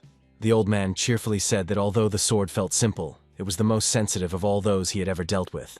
After that, our hero asked the gentleman to also take care of the fang of a giant boar and the skin of a gray wolf, as with the right treatment, they could be very useful. The system notified that the soldier with the golden crown had shown interest in a player named Go Chang-sok. Seeing this name on the blue screen, our hero literally froze in place, because now he knew for sure that this was no ordinary blacksmith. The soldier with the golden crown himself, one of the 72 lords of the 7 deadly sins, was interested in him. He was the 28th and was known as Duke Bereth. This deity was incredibly powerful and deservedly held such a high position among the others. There were those who considered him an ordinary fanatic who liked to appear in public on his impressive scarlet horse. But Bereth was skilled in alchemy, and was able to turn metals into gold. His skill with iron could only be compared to that of Hephaestus, who lived on Mount Olympus. But there was one huge difference between them.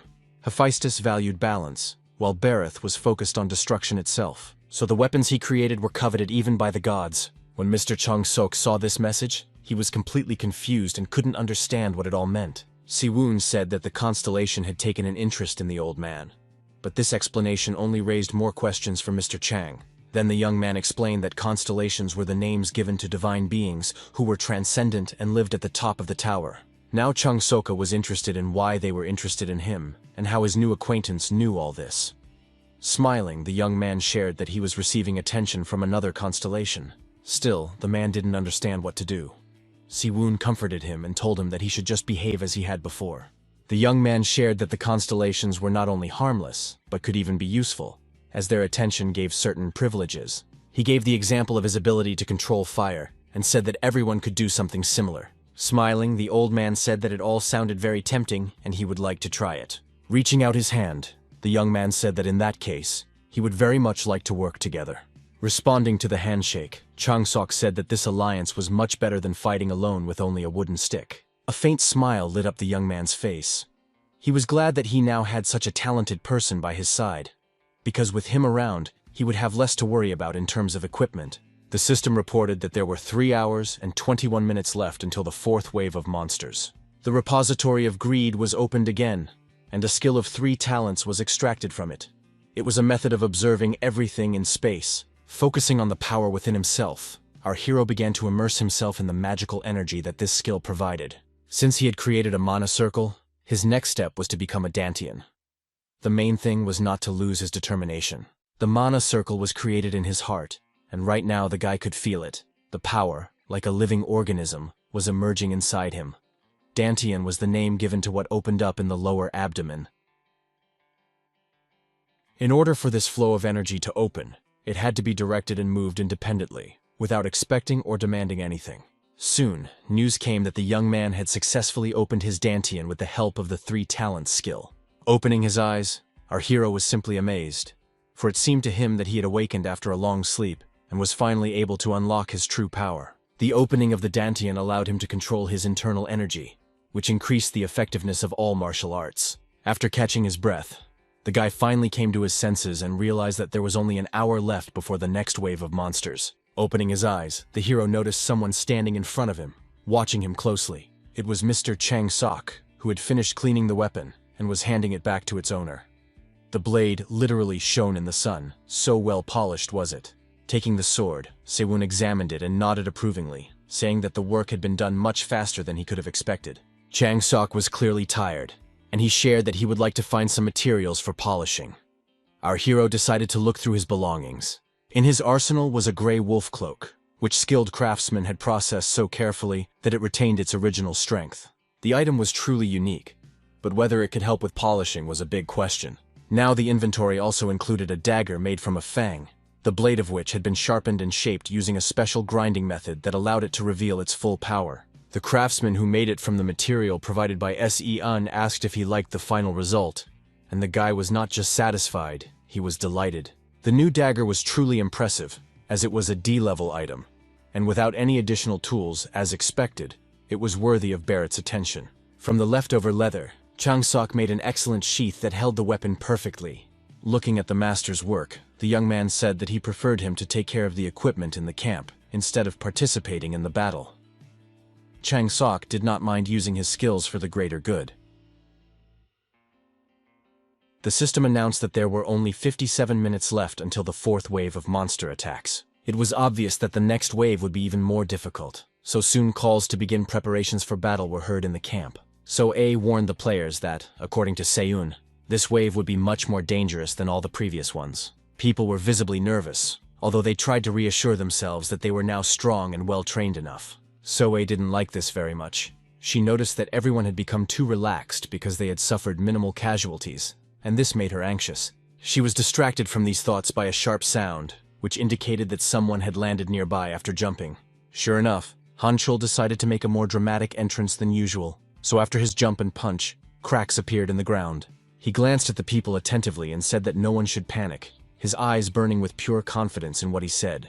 The players quickly calculated this and were surprised, because they did not understand how this guy could be 100% convinced that everything would end well. So A warned that there was only 1 minute left before the monsters appeared, which meant that soon they would have to show their strength and prove that they were worthy of continuing to live. These words didn't really resonate with the guy, but he understood that Soa was just trying to stir people up and make them fight for their lives. Looking at him with her beautiful brown eyes, the girl thanked Han Choryul for deciding to help her organize the players. He didn't respond, because he didn't think he deserved any thanks, since he was just doing what he had to do. Soon, everyone saw a system notification that the fourth wave of the monster invasion had begun, and they had to prove their worth again. The creatures did not keep them waiting. Less than a minute later, a loud, threatening growl could be heard. Huge paws with sharp claws began to emerge from the shadows of the trees, sending a chill down the spine. When they saw the wolves, the people relaxed at first, thinking that it would be easy for them, since they had already fought these monsters before. However, this time something was different. As the creatures approached, it became clear that they were simply enormous, much larger than ordinary wolves. This sudden realization made the players back away, but no one was ready to drop their weapons and surrender yet, as they all understood that their lives depended on it. John Pill stood next to our hero and panicked, wanting to run away when he realized what giants they were dealing with. In the past, Sewon was the same, always afraid and almost trembling with panic when faced with huge beasts, which filled him with real terror. But Soa and Hanchul were completely different. They were brave and courageous, the kind of people who lead others without the slightest hesitation. Without taking his eyes off them, Sewon ordered the blonde man to stop talking immediately and start running as fast as his legs would carry him. When the blonde clearly showed his dissatisfaction, our hero looked at him sternly and asked if he had any complaints about his orders. The blonde man recoiled and remained silent, realizing that sometimes people can be scarier than monsters, and knowing Sewon's strength, it was better to do as he wanted. Starting his run, John Pill shouted that he was very unhappy, but these words meant nothing, because he was already following orders. The wolves immediately noticed the movement and, of course, did not ignore it, because they were already eager to feast on fresh flesh. Crying in fear, he tried to run as fast as he could, because it was clear that his survival depended on it. The monsters got so close that he could hear their jaws snapping as they tried to grab his leg or arm. When there were too many creatures, Seo-woon finally decided to intervene, so he activated his firepower and took aim. He directed a pillar of flame right where the largest number of enraged beasts had gathered, trying to devour the blonde man. Under attack from our hero, the monsters burned, whimpering pitifully. The hungry prince was pleased with his well-cooked meal, so he was in a cheerful mood. Some of the wolves managed to escape the fire, but they were all extremely angry and frightened, and their bodies were covered with burn wounds. Taking out his cleansed sword, the young man grinned and said that the time had come for retribution. As they say, an eye for an eye, a tooth for a tooth. Opening the vault of greed, the boy took out the art of the bloody wolf sword, created by a man who had broken with the outside world to fight the wolf packs. An ancient power filled his body, hinting that he was now ready to fight such strong opponents who greatly exceeded him in size. He was already a fairly confident guy, but now his self-belief grew even stronger, and he entered the battle without any fear. The wolves were also eager to fight, so the first victims of the young man's sword were not long in coming. He used a special skill of the bloody wolf sword art called the first form of the claw. Si-yoon's eyes burned with determination. He was determined to destroy all creatures that posed any threat to him or the other players. He was pleased that his Dantian was now open, which meant that his martial arts would become even stronger. Taking advantage of this, he increased his physical abilities using his internal energy. However, his opponents were not intimidated. On the contrary, they became even more aggressive and were now so angry that it was frightening to even look at their faces. The system reported that the first form of his ability had been increased, which was made possible by his internal energy. Now, our hero was an absolute force, burning with such a powerful fire inside him that it could burn everything in its path. Without hesitation, he directed his energy at his opponents, who clearly did not expect to encounter anything like this and were simply discouraged. Soon, their blood splattered our hero's clothes. There was no pity inside him, only pure calculation. He wanted to know how long this energy charge would last. John Pill was so shocked by what was happening that his brain's defensive reaction made him laugh out loud and ask if this was really a human being in front of him, and not some movie hero. In response, the guy said that the blonde guy should stop joking around, then activated his power and absorbed what was left of the gray wolf. The nutrients he gained increased his strength and agility by several points, and the hungry prince opened his mouth wide to get his share of the meal. After that, he did the same thing with some other dead animals to get more nutrients. Seeing how strangely everyone else was looking at him, John Peel ironically asked if he could stop helping with things like this. But the battle was not over yet, and many people continued to tremble with fear and make new attempts to protect themselves from a terrible death. After such a hot surprise from Sewon, the wolves were even more enraged and attacked people with even greater enthusiasm, trying to bite through the carotid artery right away. The others also continued to fight. Han Chul confidently swung his fists and fought off the creatures, doing quite well. Despite her obvious fatigue, Soa also continued to fight, swinging her sword and trying to inflict fatal wounds on the unfortunate creatures that came within her reach. Assessing his allies, Sewon concluded that it was difficult for Kang Han Chul to cope with the speed of the wolves. He couldn't keep up with their nimble movements. Soa, on the other hand, performed very well in battle. Yes, she was exhausted, but she demonstrated quite good fighting technique. Her stubbornness, determination, and courage made one admire this girl, who seemed to have an experienced warrior inside her, one that she could only reveal in such circumstances. She did not fight, but literally danced to the song hummed by her blade, which mercilessly pierced the bodies of monsters. The system reported that the constellation called the Crowned Spider was watching Yusoe's sword skills with interest. This curiosity was quite understandable, as the girl was showing impressive results for someone who had never held a sword before. The Crowned Spider was the name given to Baal himself, a high-ranking demon among the 72 highest-ranking demons, a master swordsman and commander of the demonic legions. Therefore, it was only natural that such a creature would take an interest in a young and very talented warrior. Baal clearly wanted to assess her potential, so he began to watch her closely. He literally followed her every breath, every movement of her sword, and the slightest change in her body position. To be honest, it was really interesting to watch, because with each new attack, the girl revealed herself more and more, showing her courage and ability to adapt to the situation. The air around her was as if electrified, all because of her strength, which was bursting to get out. The speed of her sword swings was simply incomparable, showing a level that was decent for experienced warriors.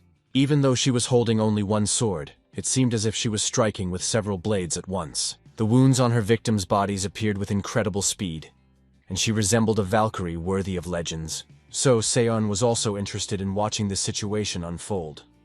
He was curious to see if Baal would consider this girl worthy of his power. She struck another wolf, and did it so skillfully and quickly that at first it was not even clear when she had managed to inflict the wound. Meanwhile, Soe had already moved on to the next furry beast, which was no luckier than its predecessor. Stepping aside, the girl decided to assess the results of her work and catch her breath, because despite her talent, she was still human and could get tired. People cheered her on and urged her not to stop, because she had a great chance to finish off another wolf right now. Even the crowned spider raised its front legs in delight and watched everything with curiosity. Siyun realized that Baal was pleased with what he saw. He clearly liked the girl and was determined to become her patron. Soon, the system announced that the fourth wave of adaptation had been successfully completed. All participants received 100 points each again, and the calculation of personal contributions began. Looking at Soa, who was standing next to a huge number of dead wolves, it was safe to say that she was in the top 3. The rankings showed that she was in second place after Siwoon, and Kang Han-chul was in third. Soa was surprised but very pleased with her results, as she now had a total of 900 points. However, the battle had exhausted her body so much that she began to fall, her legs feeling like cotton wool and unable to support her body. Siwoon was nearby and managed to catch her, preventing her from hitting her head on the rocks. Her limp body rested in his arms. Looking at her beautiful face, the boy smiled and thought that she had done an amazing job. The others were also in bad shape. This time there were many wounded, and everyone wondered if there was not a single doctor among them who could help. There was a doctor, but he said he couldn't do anything because he didn't have the right tools with him, and a superficial examination was unlikely to help. The players looked at him with displeasure, clearly condemning him for deciding to do nothing instead of helping in any way he could. Carefully laying the girl on the ground, Siwoon got to his feet. He was also angry at the man because the doctor, who had sworn to help people, had not lifted a finger. Hundreds of curses raced through his head. But that wouldn't help now. You can't force someone to be better than they really are.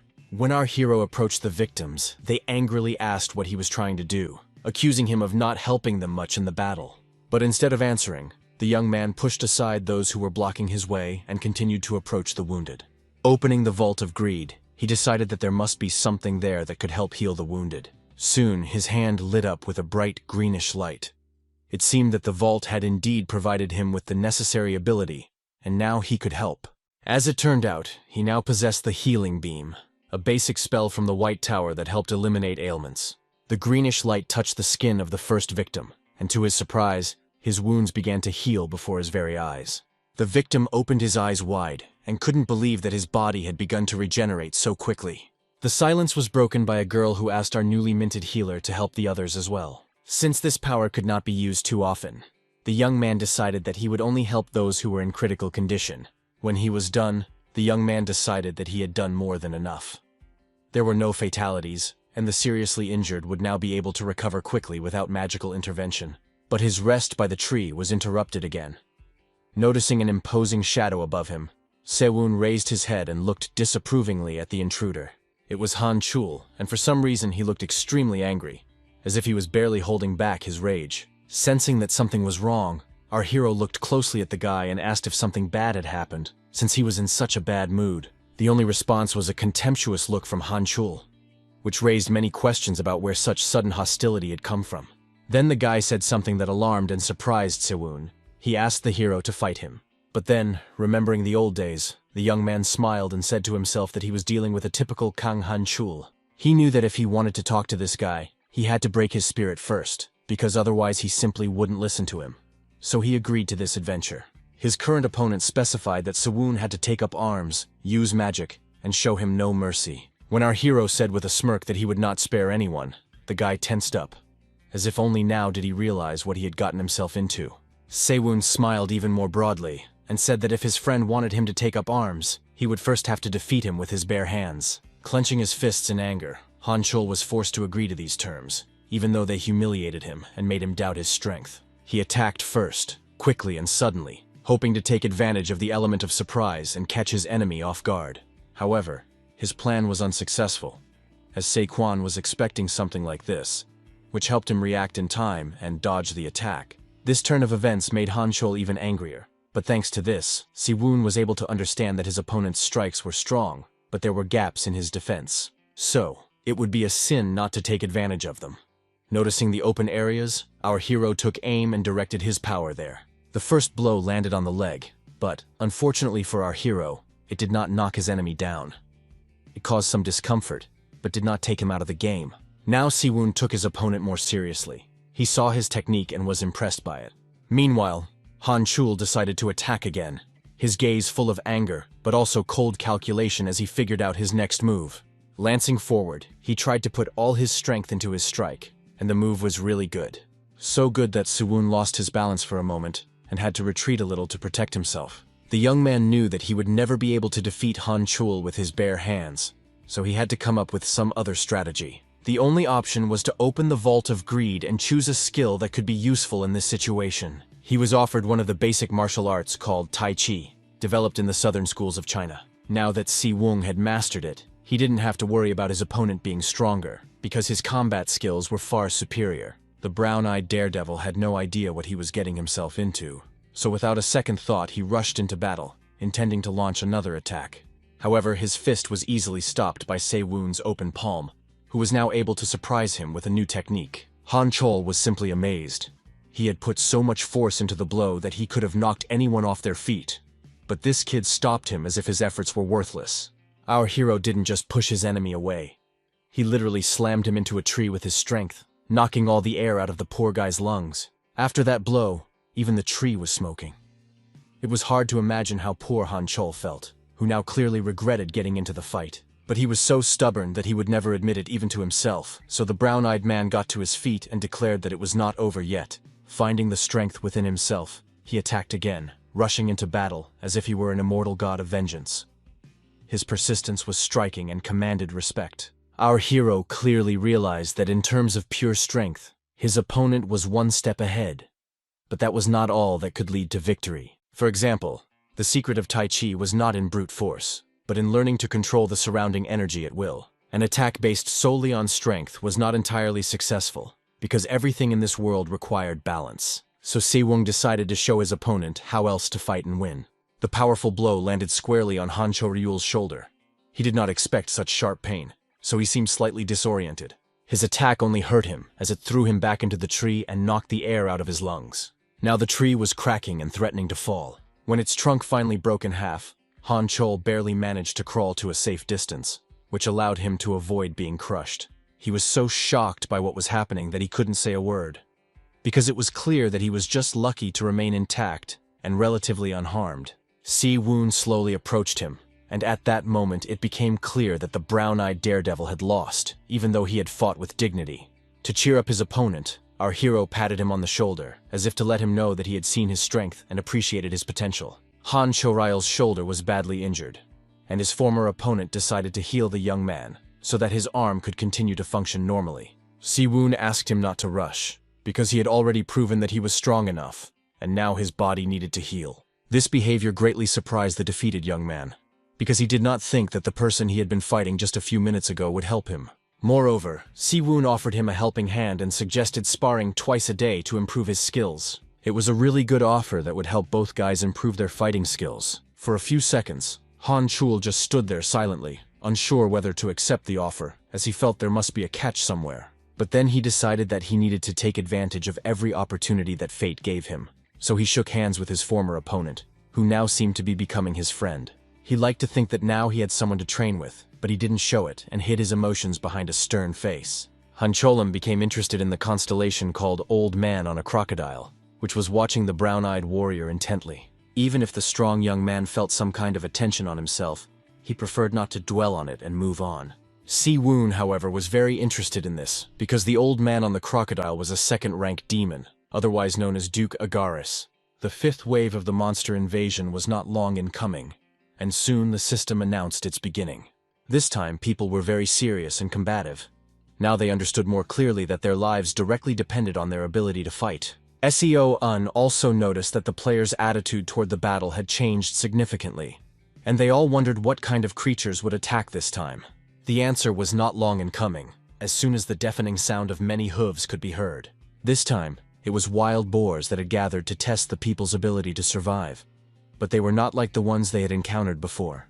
These were black and larger. So A took on the role of leader and ordered the guys to grip their weapons tightly so that they could fight these creatures with dignity. Sensing danger, John Pill immediately jumped up to our hero, politely stating that he was ready to help and asking what they were dealing with.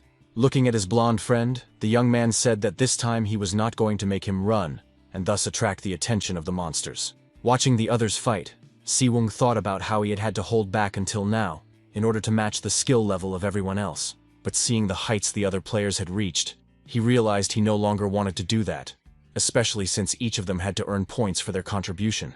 Only when the boar ran up to Soe as close as possible did she realize how huge it was, exceeding even the size of the wolves that had attacked them last time. Surprisingly, the girl quickly pulled herself together and did not lose her composure at all.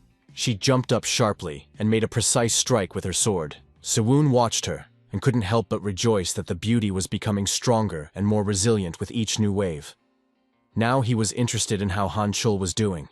One of the monsters was rushing towards the brown-eyed warrior, a huge boar fiercely shaking its head, showing off its huge sharp fangs. But Han Chul was no coward either, so he was already waiting for the best moment to attack this strong beast. He had a plan in his head that could well be called insane. He wanted to grab the enemy by the fangs and throw it over himself. Waiting for the right moment, he got down to business. One could doubt his strength as much as one wanted, but he really was able to lift the boar above himself, which was already impressive. Watching all this, Sewun was stunned to realize that his friend had just used the Tai Chi technique to carry out his plan. He guessed that the guy had made a contract with Agaris, and now his strength had increased many times over. At this rate, he wouldn't have to intervene in the fight, which surprised John Pill very much. But when the blonde realized that he wouldn't have to take any risks this time, he was very happy, and said that he would follow his mentor to the ends of the earth. At that moment, he did not know that Siwun was going to climb a high rocky mountain, otherwise he would not have rushed to say those words. The mountain was so high that the clouds obscured its summit, making it seem as if it pierced the sky itself. With an awkward laugh, the blonde boy said that he would gladly stay below and guard the camp while his mentor was away. Seo-un had no intention of taking Jong-pil with him, even though he was amused by the boy's reaction. He wanted solitude after all the noise of battle. Among the trees, he noticed many monkeys watching his every move intently with their malicious, burning eyes. Of course, these creatures also decided to attack. It would have been strange if they hadn't. As soon as our hero saw them, he immediately realized that trouble was coming, so he was ready for the attack and blocked the blow in time, killing the monkey. The system reported that his internal energy had enhanced the effect of his Bloodwolf Fang ability. However, killing the monkey did not please the hungry prince. It was not enough for him, and he demanded more because he wanted to have a real feast. Rolling his eyes, Seon thought that communicating with this constellation reminded him eerily of caring for a child, but he promised to make sure his patron was fed. The guy was sure he wouldn't leave his pet hungry, because something tastier than some monkeys was waiting for them at the top of the mountain. So he moved toward the mountain without hesitation. Before his regression, it would never have occurred to him to explore it. After all, everything was different now. He had the Vault of Greed, and with it, he didn't have to worry about not having enough strength. Opening the treasure trove of skills, our hero extracted the spirit of the Balatan rock macaque from it. It was the spirit of the supreme predator that lived among the rocky mountains and cliffs of Balatan. A real fire burned inside the boy, and now he was 100% sure that he would conquer this mountain without any particular difficulty. Climbing up was not easy. Every muscle in the young man's body was strained, but he did not retreat, because the goal was much more important than the effort required. As he continued to climb, our hero thought only about what he would encounter at the very top of this terrifying mountain. At one point, despair overwhelmed Seyun. He didn't know where to put his hands, because it was becoming increasingly difficult to find handholds, and he was struggling to cope with the strong wind that could knock him off. He also felt that his monkey instincts were beginning to take over. Looking down, he realized that if it weren't for this strength, his body would have fallen long ago. This gave him strength, and he began to climb further, ignoring the message that the hungry prince was interested in where food could be found at such a height. Seeing a sturdy branch, the boy was very happy, because finally he had the opportunity to pull himself up properly. At first, he did not pay attention to the monkeys sitting in the tree. He only looked at them when they let out a surprised squeal. The animals were clearly shocked that an outsider had invaded their territory, and their cries showed their extreme dissatisfaction. At first, one might have thought that the monkeys were simply frightened, because they could not have expected someone to climb so high. But then one of them threw a stone at the young man. The young man's hand slipped, and he cursed silently. It wasn't easy for him to climb up in the first place, and now the stone had prevented him from grabbing the branch.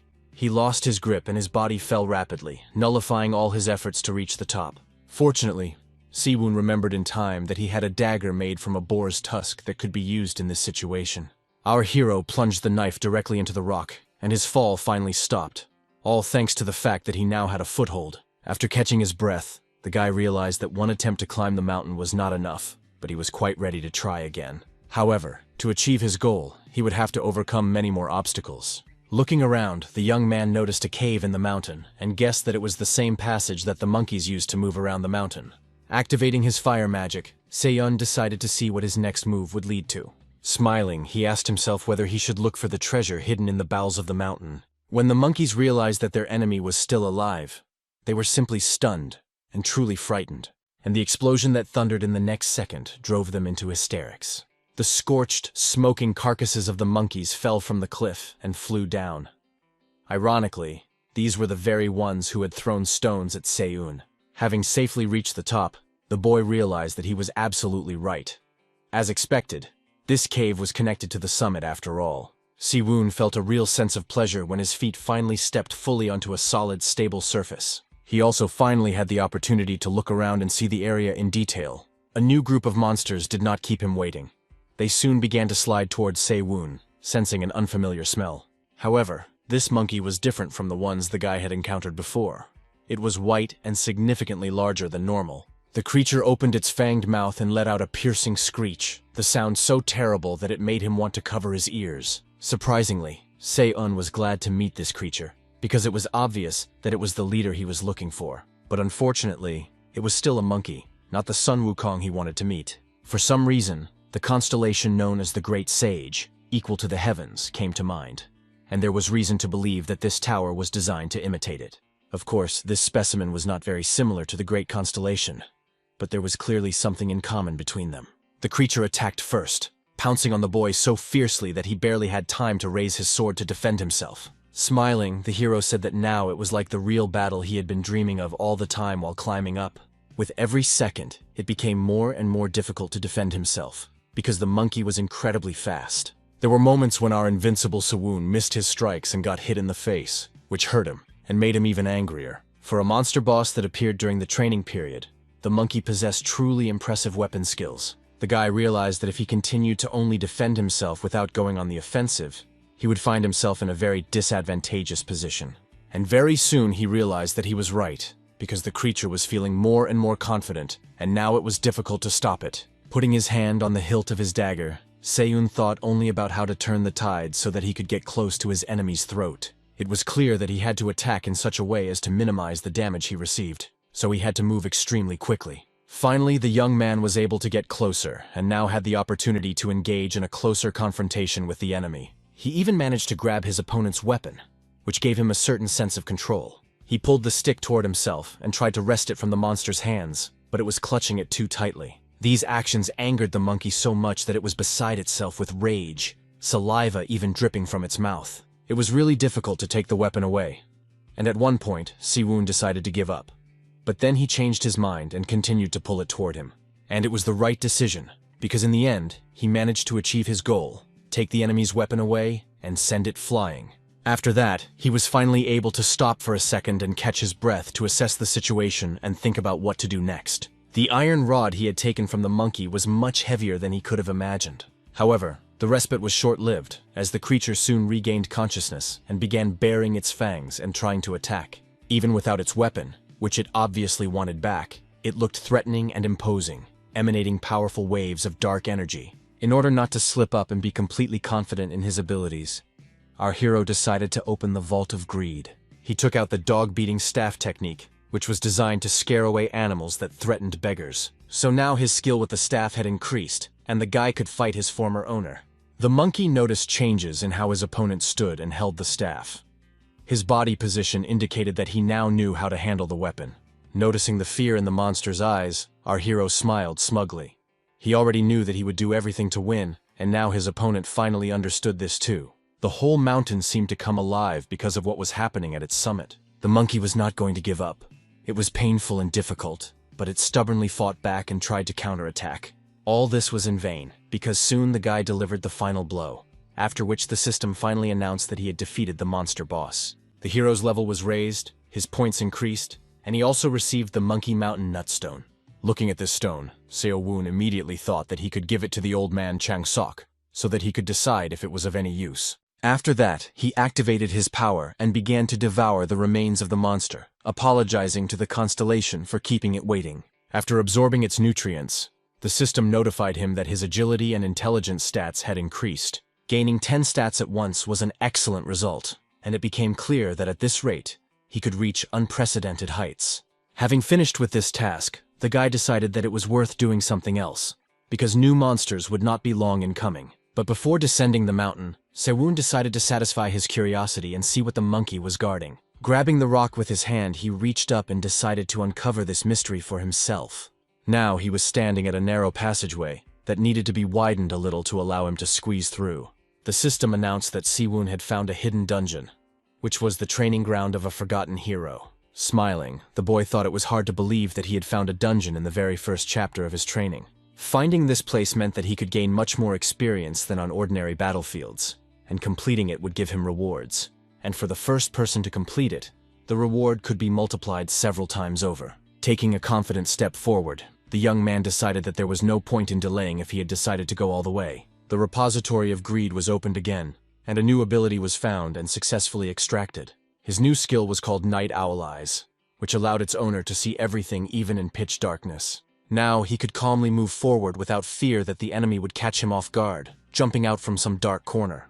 The atmosphere in the cave was creepy, to say the least, with bats everywhere, watching his every move with their red eyes, fighting off the animals that flew right into his face. Seon realized that he had been descending steadily since the entrance. The cave had been drilled into the mountain, which meant that with every step he took, he was getting closer to the bottom. All that remained was to guess what awaited our hero at the very bottom of this cave. Soon, the guy stopped to look around and noticed a huge column that went far up. Around this column were many swords stuck in the ground, and the walls and floor were torn apart by marks from sharp objects. The sight was terrifying. It seemed that a huge number of battles had taken place here, and not all of them had ended well. Seo-woon realized that this place was rightly called the training ground. The young man's gaze was fixed on the multitude of swords. It seemed that each of them could tell its own story about the path their previous owner had taken. The young man's attention was drawn to a strange hole, which seemed to have been created for a sword to be inserted into it. That's exactly what Seo-woon decided to do. He didn't know if his idea would work, but he understood clearly that he would have to complete a series of quests, so the young man took the sword of a forgotten hero out of its sheath. To dispel any doubts, he took a running start and aimed, holding the sword in front of him.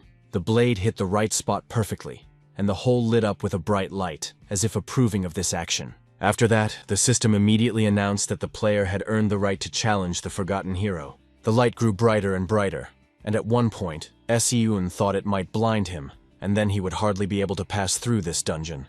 Behind the hero, he heard a strange sound. He didn't turn his head, but even without doing so, he could clearly sense someone else's persistent presence. It was the ghost of a warrior, apparently the very forgotten hero that the system had so often spoken of. Turning his head sharply, our hero thought with fear. Could it be that everything started so quickly? He was clearly a little confused, but this confusion did not prevent him from starting to think about a plan of action that would be a good solution in the circumstances. It was time to take out his sword and finally begin what Seo-woon had come to this dungeon for. The system warned that the trial had begun, and only the broken sword could be used in it. Magic was also prohibited. But Seo-woon wasn't too bothered by the fact that he couldn't use his usual equipment and magical powers. He was informed that the duel with the forgotten hero would begin as soon as he picked up the broken sword. The young man's hands gripped the sword's hilt tightly, indicating that he accepted the fight and was ready to face the consequences of his decision. The forgotten hero immediately froze in place, as if sensing that someone was calling him back to the world of the living. The next moment, the ghost lunged forward, his movements smooth but very precise, hinting that this character could pose a serious threat. Seiwon did not expect such a fast attack, so he barely managed to react in time, and only by a miracle was he able to raise his sword in time to block the blow. The forgotten hero's eyes sparkled with joy and anticipation. It had been a long time since anyone had challenged him. The battle began, so intense that Seiwon began to wonder how he would be able to defeat such a strong opponent without using magical power. By nature, our hero was very curious, so he asked if other people had come here before him and become rivals of the ghost. Looking closely at the young man, the forgotten hero said that a long time ago, a man had come to his abode. The young man immediately concluded that his predecessor had failed, since the warrior's ghost was still here. Instead of answering, the hero attacked Seiwon and made such a lunge that it was extremely difficult for him to parry. The swords clanged loudly as they struck each other, and it seemed that the force of the blows was so great that cracks might appear on the blades. Seiwon was not mistaken. What he feared had happened. At some point his weapon was split in two, the blade broke, and could no longer protect its temporary owner. This greatly amused the forgotten hero. It seemed he knew this would happen, but the expression on his opponent's face made him feel satisfied. The blows did not stop. They became faster and more intense, forcing the young man to retreat. It became more and more difficult to parry the blows, and with each step backward, the young man approached the place where the swords lay, and he had to be careful not to stumble upon them. His opponent's caution encouraged the warrior to attack more aggressively, giving the young man no chance to counterattack. His fighting technique was unique. Seiwon had never seen anyone so skilled with a weapon, literally feeling it as part of his body. In turn, the ghost assessed the young man's abilities as normal, but in his opinion, the young man lacked speed of movement. They were too slow. Seiwon was surprised when he heard his opponent say that he clearly had experience, but his body couldn't keep up with him and slowed him down. Throwing the broken sword aside, the young man realized that the enemy had come to this conclusion after they had crossed swords only a few times. Picking up a new blade from the ground, the boy asked if the ghost was going to let him pass this test. The forgotten hero froze for a moment, then asked with a smirk if his opponent had finally noticed that his attacks used the energy of the sword. Now the picture became clearer, and Seiwon finally understood why no one had been able to pass this test. It was simply impossible to pass, as finding this place was almost impossible. Staring intently at the young man, the forgotten hero coldly stated that if he couldn't even pass this test, it would be better for him to remain in this cave forever. After these words, the ghost launched another attack, which seemed even more ferocious than all the previous ones. Another centimeter, and the hero's blade could have cut through Seiwon's skin and taken his life. The young man had to use all his agility to avoid the sword blows that could have wounded him. The ghost didn't like this very much, and asked how long the boy was going to keep dodging. The warrior was not a monster and did not intend to continue attacking in the same pattern. Seiwon knew that his opponent was right, because with ordinary monsters, it was enough to understand how they attacked. But with the forgotten hero, everything was different. If he continued to dodge, there was a chance he would suffer serious damage. If he couldn't dodge and couldn't block the blows, then there wasn't much choice. He had to think of another plan of action. So he had to open the Vault of Greed and take out the Taiji sword. Now that the powerful weapon was in the young man's hands, he realized that he had a much better chance of winning. After all, this weapon was imbued with the basic sword technique of the Wudan sect, which spoke of its great power. It was time to counterattack. The ghost did not expect this, so he was disoriented and unpleasantly surprised, but he quickly picked up the new pace of the battle and began to adapt to it, making increasingly powerful and rapid attacks. Seiwon was completely focused on this battle. He had never felt as skilled a warrior as he did now. The ghost noticed this too, and now the guy's movements became faster and smoother, as if he finally felt comfortable in battle. The guy definitely made a good move, but the forgotten warrior thought it wasn't enough. So he got as close to our hero as possible, and decided that he would finally be able to defeat him. It wasn't that simple though. Seiwon anticipated his opponent's move and took steps to turn the situation to his advantage. To do this, he used the Blood Wolf technique, which would definitely knock the enemy off balance. And so it happened. The ghost was completely immobilized as a result of this attack, but this effect would not last long. The walls of this cave had seen many battles, but this one was unlike any other. No one who had ever entered here could fight the forgotten hero for so long. The warrior himself understood that he had encountered an impressive person who had mastered the most complex combat techniques. He was surprised that the young man was able to predict his moves, which was simply impossible without vast experience. The ghost began to think that the young man was hiding his strength from him, because he saw no signs that Seiwon had learned the technique of the soft sword. Our hero could barely keep himself from laughing. because he had just opened the treasure vault and gained this power literally a few minutes ago. Of course, it might have looked like he was hiding his power. So now the logical question arose as to how the test would end. The Forgotten Warrior said that his opponent would most likely pass this test, since he was one of the few who had managed to disarm him. So, with such potential, he could well win this battle. These words, which were in fact an acknowledgement of his strength, greatly surprised the young man. Meanwhile, the ghost continued to say that he doubted that anyone was capable of taking his sword away from him. Sewun suggested that this must be the very power that the forgotten hero had been guarding all this time. So, without hesitation, he inserted the sword into the new glowing hole and waited to see how it would all end. But when he pulled the weapon toward him to remove it from the slot, he encountered difficulties, as if the steel were stuck there. The hero approached him from behind and, instead of attacking, ordered the young man to be patient and wait, because soon the sword would recognize him as its master. Smiling, Sion thought that some treasures are worth waiting for a little longer, because then they are valued even more. When the sword slowly began to yield to him, the young man happily thought that now he would surely have a sword of at least A rank. It wasn't going fast, but luckily, our hero was one of those who knew how to wait patiently for his moment. Looking at the drops of sweat dripping onto the ground from the strain, he remembered that in his previous life, he had reached the 92nd floor of the tower without any talent. But soon, it wasn't just sweat dripping. Sewun felt a metallic taste in his mouth and realized that his chin was wet with blood. The tension grew with every passing second, and the sword remained in a strange crevice that glowed brighter and brighter. Not knowing how long this torment would continue, Sewun made a decision within himself that he would stand until the very end, until his strength left his body. As soon as he thought about it and made up his mind, the blade began to leave the opening, so that soon the young man had a unique weapon with a beautiful hilt in his hands. Before him was the true form of the forgotten hero's sword, a weapon that could be the stuff of legends. The hero himself smiled sadly and said that the young man was still struggling with the blade, but soon the unique weapon would accept him as its new master. After that, the ghost said that in the future, he hoped the young man would show him something even greater. Then he disappeared, literally dissolving into thin air. The system notified that Sewun had perfectly completed the hidden dungeon called the Training Ground of the Forgotten Hero. His level was raised thanks to his feat, and as a reward, he received a lot of personal merit points and, of course, the sword itself. When the constellation Bent Raven found out about this, it literally flew up from its place. Meanwhile, a battle raged below, with the fanged monkeys wanting to devour as many people as possible. The sixth wave began, which meant that people had to prove once again that they had the right to exist. So A was one of those who coped perfectly with this task. She was the kind of person who thought about others even in the most difficult situations. So she ordered her comrades to keep their formation and not forget that their advantage lay in unity. Han Chol only heard her words with half an ear. He was so absorbed in the battle that he didn't want to be distracted by anything.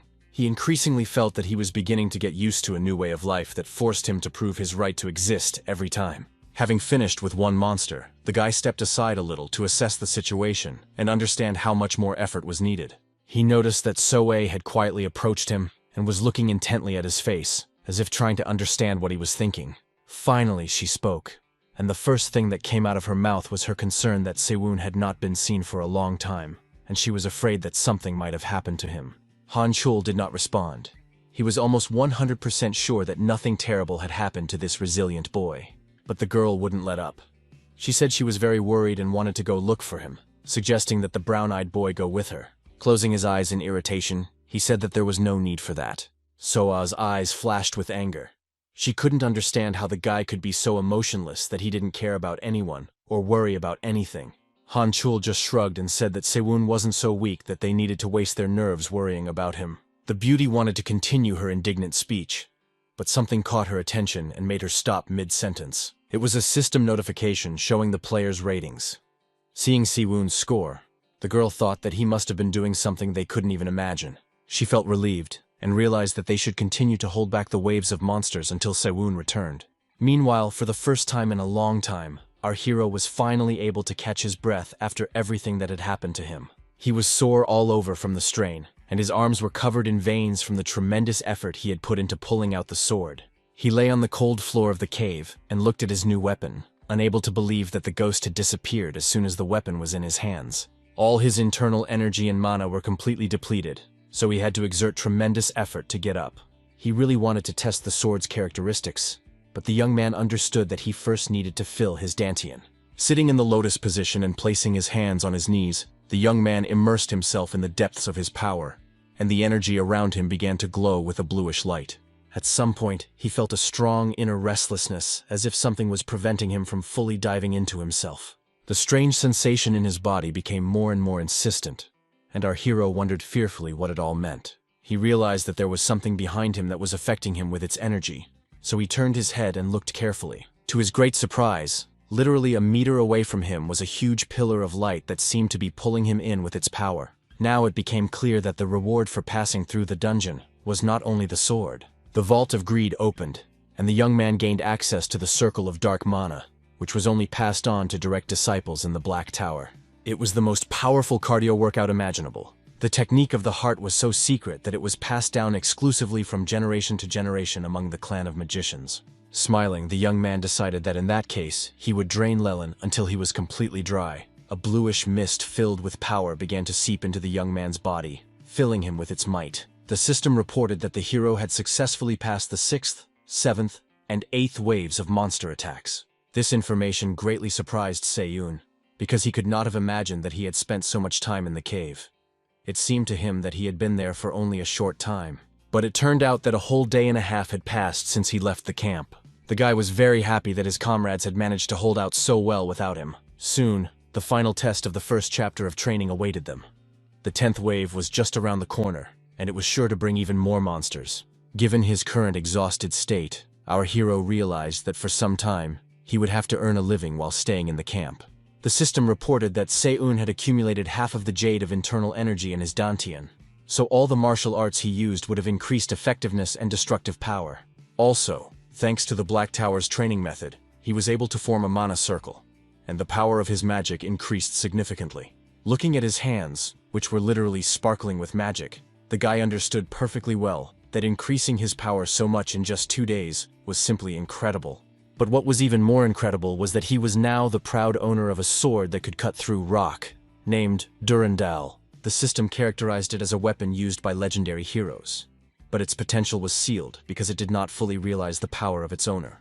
Looking at this unique artifact, the boy couldn't believe that he had actually found it in the first chapter of his training. Even before his regression, there were only rumors about the existence of this sword, but no one had ever managed to find it. One could only guess at its true power, because even with its potential sealed, it was incredibly powerful. While he was thinking that his abilities might not be enough to remove the seal, the system warned that a new wave of monsters would arrive in 24 minutes. So the young man would have to hurry if he wanted to finally try out his new sword in battle. Without hesitation, he ran to the cave exit to make it down before the real disaster struck. Who would have thought that monsters would be such punctual creatures? They arrived exactly 24 minutes later and began attacking people. They were so ferocious that it was much more difficult to fight them off than in the past, and people couldn't help but wonder what awaited them next. Everyone was incredibly scared, but the guys did not forget that they had to keep order, otherwise everything would go wrong. However, this was extremely difficult to do. So soon the first casualties appeared, and there was no time to take care of them properly. At this time, the monkeys continued to advance, snapping their teeth menacingly and not giving the people a second to catch their breath. So A understood that if things continued like this, they would have no chance of victory, because the forces were incomparable. Not only were there many more monsters, but they also displayed an incredible level of strength in their attacks. This did not scare the girl. She fearlessly went straight into the thick of things to attack and kill as many enemies as possible. She noticed a message from the system telling her that the crowned spider thought her movements lacked grace, and that she needed to correct her posture. It was surprising that the constellation decided to intervene right now. But perhaps it was necessary, because starting from the 7th chapter, the monsters had become stronger. Fighting off another monkey, she wondered if they would be able to survive, because this time there were many more wounded than before.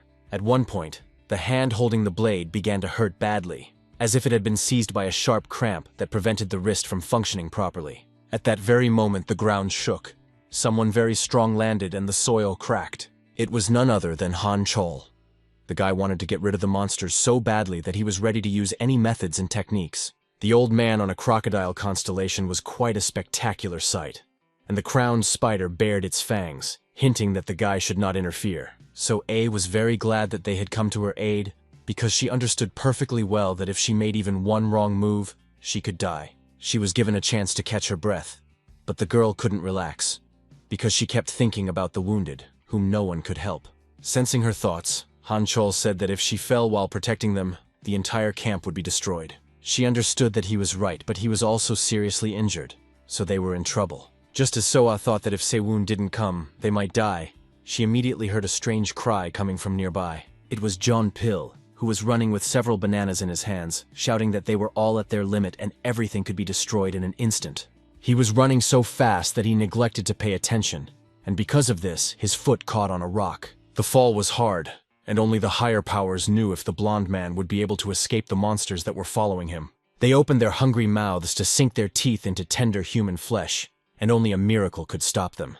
The blonde man himself understood that his chances were minimal, so he covered his face with his hand and did not even try to hide the tears that ran down his cheeks in fear. Suddenly, there was a bright flash that seemed to electrocute the creatures. They screamed and froze in place, then began to writhe in pain. So A's eyes widened when she read the message that the crowned spider was bowing its head before the demon god. Hancho Ryu received a similar notification and was just as surprised as his emotional girlfriend. Soon the flash faded, and one could see the charred bodies of the monkeys, which stank strongly of burnt flesh and fur.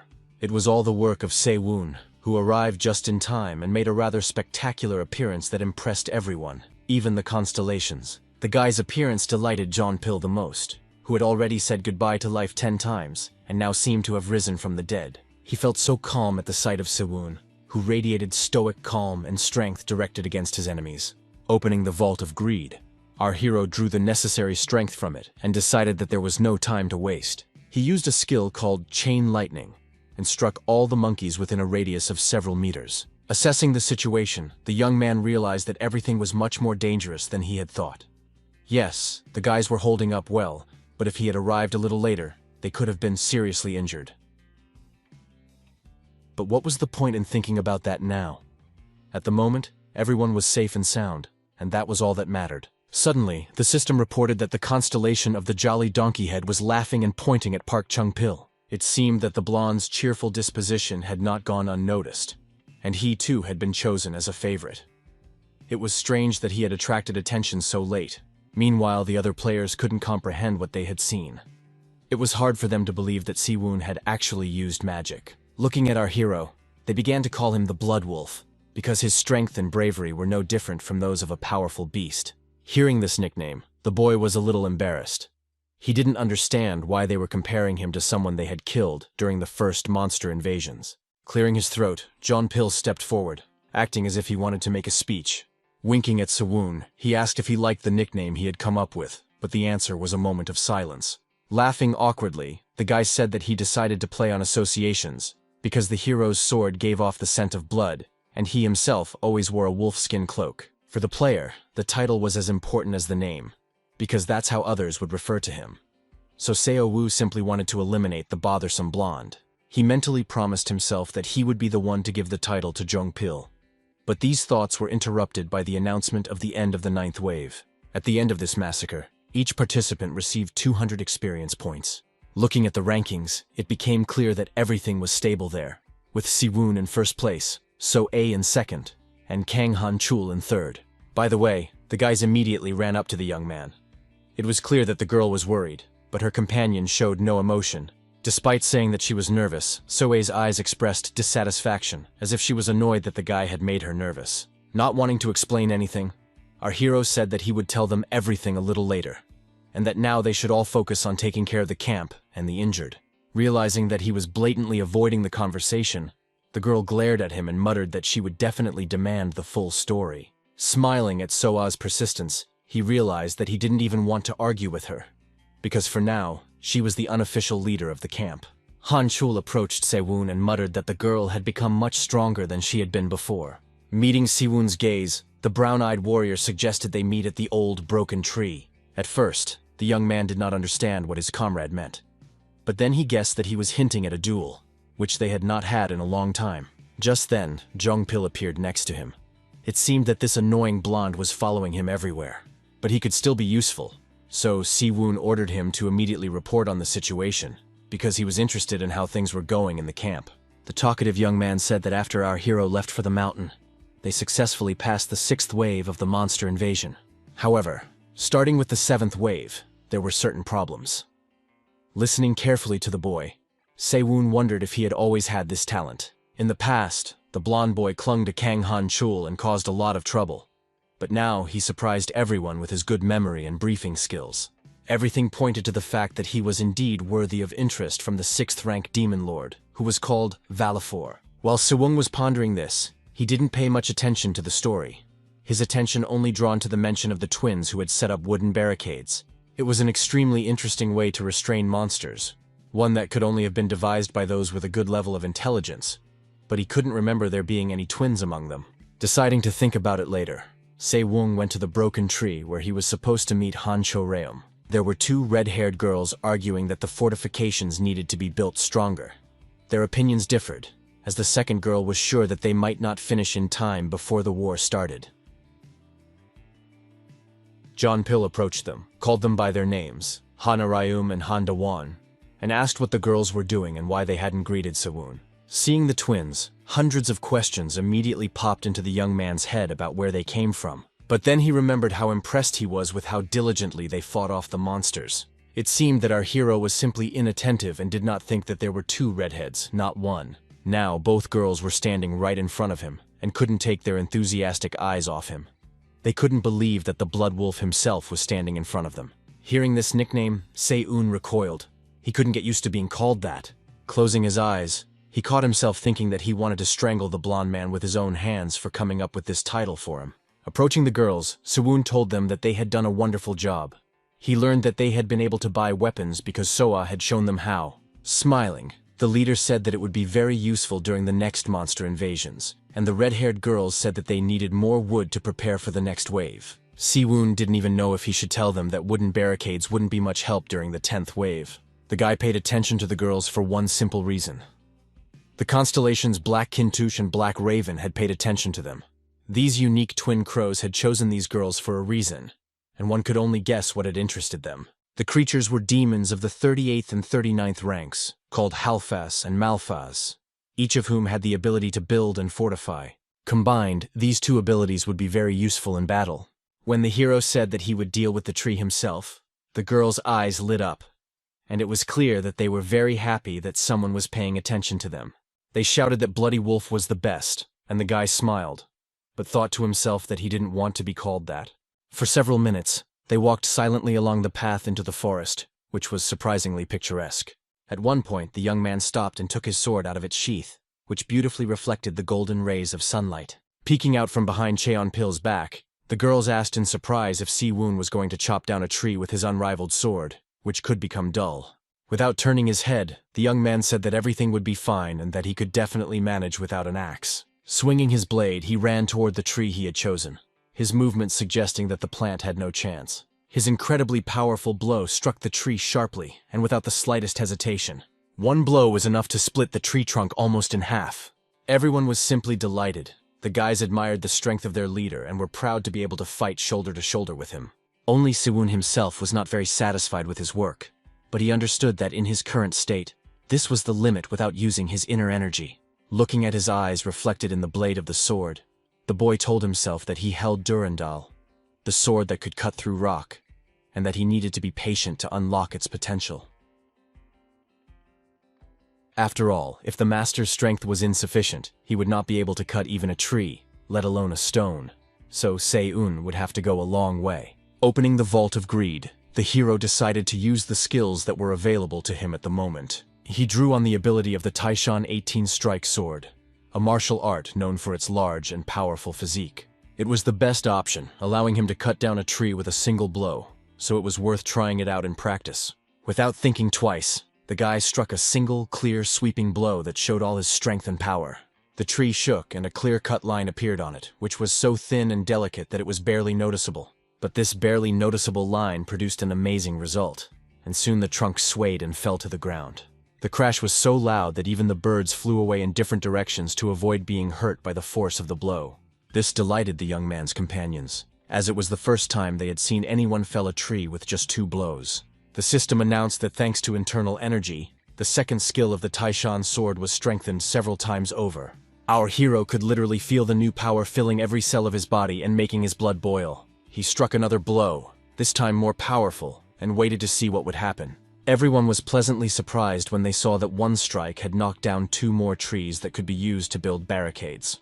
The power was astonishing, and no one present could deny it, for no one had ever seen anything like it before. Siwon looked skeptically at what he had done, indifferent, because he knew that there was always room for improvement. Without looking at the twin girls, our hero said that they didn't need to worry about transporting the wood, because John Pil would take care of it. When he asked in surprise if he was going to carry it all himself, the young man smiled and said that this was exactly what his right-hand man would do. While the blonde stood there wondering how to deal with all this, the constellation that had taken an interest in them couldn't stop laughing. A few hours later, it was the middle of the night. It was quiet and warm, which was a welcome relief, but for some, it was not so peaceful and not at all conducive to rest. John Pil was carrying wood and complaining that his strength was running out. When the boy fell and almost crushed himself with the wood, Siwon said irritably that he was whining too much. Despite our hero joking that the blonde guy should carry everything himself, the fool had already delivered 3 logs. Siwon had already considered leaving this work to Jong Pil, but then decided to take pity on him and ask for help from Han Cho-ryul, who was incredibly strong. Having dealt with the twins' problems, Siwon decided that he no longer needed to stay at the camp and had to move on. But his attention was drawn to a man who, for some reason, went over to the injured players and sat down near them. Moans of pain could be heard from that place. People were suffering and in agony. Someone was screaming that they couldn't feel their arm at all, and someone else could barely find the strength to breathe. The girl said anxiously that she would help everyone she could, but first she would examine the seriously injured. This was Lee Han-il, a healer with whom our hero had communicated more than once. She was brave and very self-sacrificing, always at the forefront of treating patients. She had a unique talent for healing and could treat patients without using any instruments. She was watched over by the constellation of the bloodied lion, which growled softly and licked up the blood around the girl. So Seun immediately understood that this amazing healer had been chosen by the great demon Morbas, who occupied the 5th place. Morbas was a great commander of hell who was capable of both causing illness and healing. Seeing how hard the girl worked, the young man concluded that she had not yet fully mastered the power of the constellation. So he suggested that they divide the roles.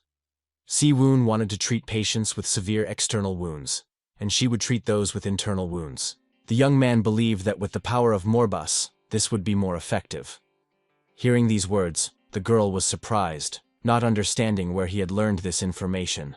Deciding not to ask unnecessary questions, she got up and silently went to treat those with serious internal injuries. Meanwhile, our hero took advantage of his solitude and opened the Vault of Greed.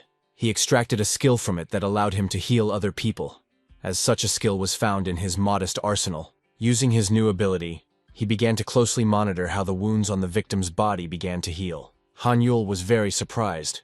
She knew that the guy had been impressive before, but now his skills had improved significantly. Se-woon said that it was a natural development of his power, but in reality, he had used a 2nd-level spell, which is why it was so powerful. However, our hero said that his companion would soon become a real pro who would heal better than him.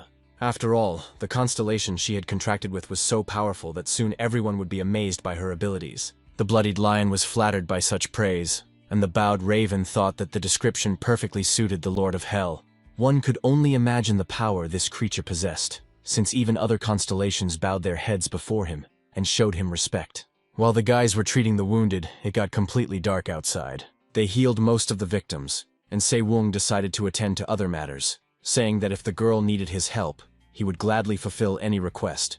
Walking along the path, the hero pondered Han-yul's contract with Morbas.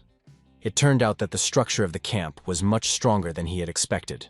He couldn't have imagined that everything had changed so much while he was on Rocky Mountain. People had clearly progressed in their skills. He was curious to know who would be the next to sign a contract with the constellation. And then he noticed an old man named Changsok, who was making weapons. Approaching closer, the young man greeted the elderly gentleman, who looked up from his work. The young man quickly realized that the equipment used by So-ae and Han Chol had been made by this skilled craftsman, and the quality was excellent, as if it had been custom-made.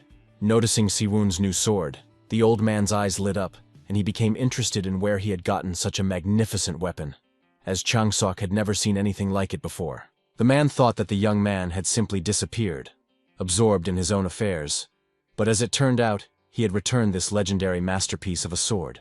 When Sewon asked the old man to be more careful because he could burn a hole in the blade with his gaze, Jungseok hid his smile and said that his blade didn't even need to be sharpened. But at that moment, the boy was not interested in the sword.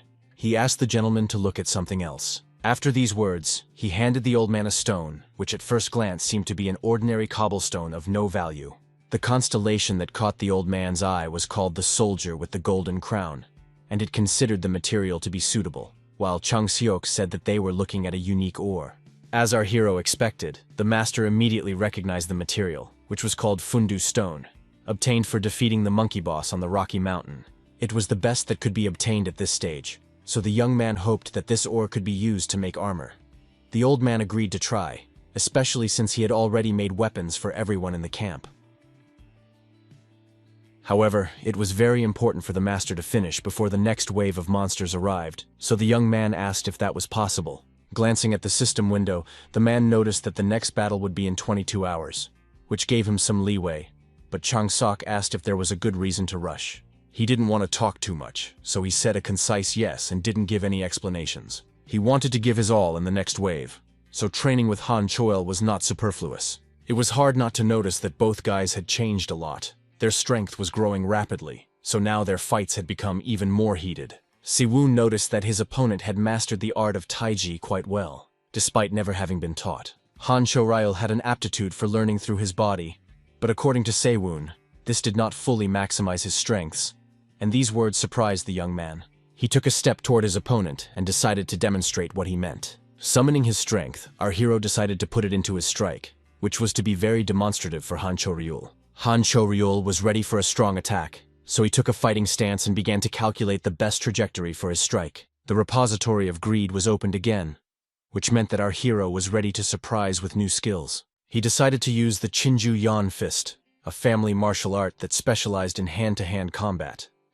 The Chinju clan was known for its use of necromancy techniques. Despite the enemy's impeccable strength, Han Chul did not give in and swung, preparing to block a powerful blow. Magical light shone around Siwoon as he attacked the one he so desperately wanted to pull out of the ordinary and teach something greater. Han Cheol understood that this battle would be a good lesson for him, so he went into battle without unnecessary fear. His brown eyes clearly showed his determination and thirst for maximum experience that would help him fight monsters. Thanks to the energy that had accumulated inside Sewon, his fist technique was strengthened several times over. When the blow landed, poor Han Chul flew backwards, unable to even move or do anything to defend himself. So-ah watched the scene intently, covering her mouth in surprise to keep from screaming in shock, as the battle between the boys was impressive. When Han Chul came to his senses a little after the blow, he noticed that his hands were shaking violently. This blow had clearly thrown him off balance, so now he needed to pull himself together and take action. Even Sewon did not expect it to be so powerful.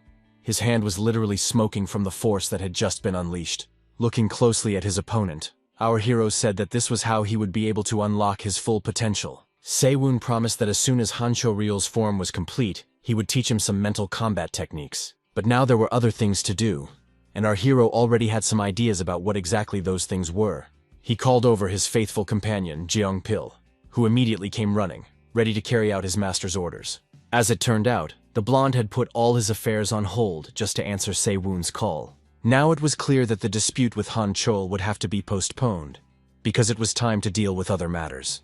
The young man did not like the fact that the battle with him was not a priority, so he looked threateningly at the one who had drawn all the attention to himself. Catching the threatening gaze, Jeong Pil became embarrassed, and his face broke out in a cold sweat from nervousness.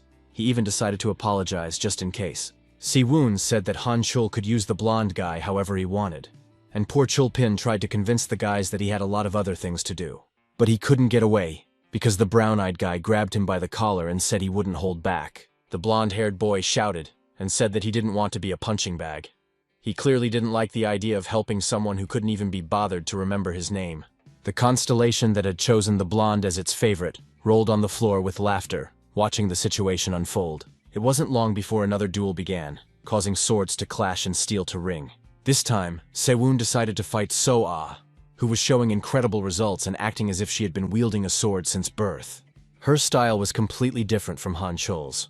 The girl clearly knew how to make the most of her strengths. Dodging her attacks, the young man concluded that there was almost nothing to criticize about her form. but there were still moments that confused him. So he said that his opponent's technique was very good, but the power she put into her strikes was insufficient. Her method of fighting was very good when she was facing a bunch of weak monsters, but when it came to a single strong opponent, speed and technique alone were not enough. The constellation that had chosen her as its favorite nodded in agreement, as it also believed that she needed to develop her strength. The girl couldn't say anything in her defense, because she also realized that she was lacking something, but she didn't quite understand how to fix it. Seiwon said that every time he left the camp, he encountered boss monsters that were much stronger than the ordinary creatures that appeared during the waves. After analyzing what she heard, So-A immediately realized that the reason he had become so strong was because of his battles with these very monsters. The guy had every reason to believe that during the next battle with the monsters, a boss might appear, and this was not just a prediction. He clearly remembered it from his past life. It was a fact, but unfortunately, he couldn't tell the guys about it directly, so he had to hint at it, letting them decide for themselves whether to believe it or not. Regardless of the decision the girl made, Seiwon was absolutely sure that she would lead the camp well. Smiling, the beauty said that she would do her best to achieve order and harmonious work among the people in the camp under her sensitive leadership. Soon, a notification came that there were only 5 minutes left until the last wave of monsters in this training chapter. Chang Sok had just finished making armor for Seiwon, and now the young man was examining his new equipment with satisfaction and was very pleased with it. The armor was made of red wolf leather with monkey hazelnut stone inlays, increasing attack power and instilling fear in opponents. So it clearly exceeded all of Seiwon's expectations, who thought that the master would make something simpler for him. He clearly did not think that thanks to Jeon Sok, he would receive an S-rank item, but considering that the old man was steeped in Burita's techniques, it was quite understandable. Approaching the master, our hero asked him to hide in the smithy, because it would be better that way. They couldn't lose such a valuable asset. The man really wanted to see the moment when his masterpiece would shine, especially since he was sure that the boy could handle the monsters, so he had nothing to fear. Smiling at the old man's courage, our hero said that in that case, he should stay behind everyone else to be at a safe distance. Time ran out, and the system announced that the 10th wave of monsters had begun, which was the final wave in the adaptation period. Soon, heavy footsteps could be heard, and it became apparent that the approaching monster had huge clawed paws. This time, the people were dealing with incredibly large and terrifying red wolves, which made them want to run as far away as possible just by looking at them. But that wasn't all, as it turned out that they would also have to face rabid monkeys that were eager to attack their enemies. At first, the guys felt relieved when they realized that they would have to fight monsters they had already encountered, and some even rushed into battle. But when the boars appeared, everyone began to wonder if there were too many monsters that wanted them dead. So A decided to cheer up her comrades, saying that they should not be afraid of those they had already defeated, and ordered them to remain calm and line up around the barricades. But even this stress-resistant girl was frightened by what she saw, because the sight was, to put it mildly, terrifying. Before them stood a wolf that was larger than any animal they had ever seen before. It seemed unreal. This creature was called Red Fang, and its real name was Kanil. Everyone opened their mouths in horror and began to scream that the monster boss himself was before them. But that was not all. From the opposite side ran an equally large boar called Red Horn, or Pag. In addition to these two, a third boss appeared, called Red Claw, or Yashak. Looking at the huge number of monsters, the people's confidence gradually faded, because they did not feel strong enough to cope with all this. It seemed pointless to resist such a large number of enemies, and death began to seem more and more like a relief. The players were in despair, asking their leader what to do, but So-A herself did not know what was best. For the first time in a long time, she felt weak and truly helpless, because she saw no way out of their situation. Her hands trembled with fear, and she remembered Seon's words about her blows lacking power. Now everything seemed even more critical to her, because she had begun to doubt her own abilities. But she was not alone in these circumstances. Seiwon had decided to give his all in this battle for a reason. He clearly did not want to lose people in this battle. Thanks to his intense cardio training, the guy's technique had gotten stronger, so his first opponent was soon screaming in pain. His strike was precise and hit exactly where it needed to, the sword cutting through tough flesh and causing the boss to bleed profusely. The red wolves who watched this slaughter were extremely frightened by what they saw of the enemy's strength, and the effect of the armor and cloak that Seiwon wore only reinforced this effect. Without turning his head, he addressed So-A and Han Choryul, telling them not to interfere in his battle. He wanted to test his strength and show everyone what he was capable of. And he also wanted to avoid the casualties that could result if people got involved in the fight. The boys were surprised, and even a little upset, because they also wanted to contribute to the victory and were preparing to fight back. But Siwoo didn't care. He activated his power and made it clear that he was not going to listen to any objections. Now was not the time for them. The Black Tower's skill helped strengthen the chain lightning technique. When the power struck the wolf, it howled once more and began to convulse, seemingly about to breathe its last breath. Looking at the monster that had previously seemed so terrifying to him, the one who exterminated people without much effort, the guy asked himself only one question. He wondered if this creature had always been so weak and vulnerable. Because now Sewon fearlessly directed his magic at it without thinking that he himself might suffer. It seemed that it was not the beast that had become weaker, but our hero who now possessed a power that had to be reckoned with. The guy's behavior angered Keneal, the Red Fang, so much that he went into berserk mode. The beast was so enraged that the ground around him was literally burning.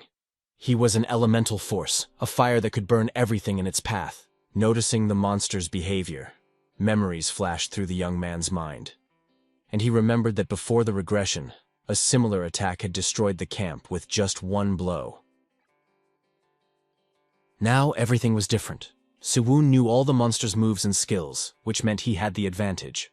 The creature desperately snapped its teeth and tried to reach its prey, but at the moment, all was in vain. The boy knew how to make the enemy's jaws close on his sword instead of his neck. He used the enemy's momentum against it, which helped him conserve his own energy. Remembering the past, Sewon clearly understood the wolf's behavior in battle, and knew how to repel its attacks. He had to act quickly and decisively, but our hero coped perfectly with the task at hand, and knew that he would soon be the victor. His body moved so fast that it looked like a shadow moving around the boss. But it was not a shadow, but a warrior who knew exactly what to do. So he jumped on the enemy without hesitation and pierced his head with his sword. The system announced that Red Fang had been defeated, and for winning alone, he was awarded extra points and the legendary Fang of Kanilla. It felt a little strange to Seon to realize that he had just defeated the one who had previously evoked animalistic fear within him. Activating his power, he absorbed the Fang and the very essence of this monster, thereby increasing his stats. The fear among the monsters grew so much that they began to retreat. Feeling an incredible threat, the beasts were disoriented by the death of their leader.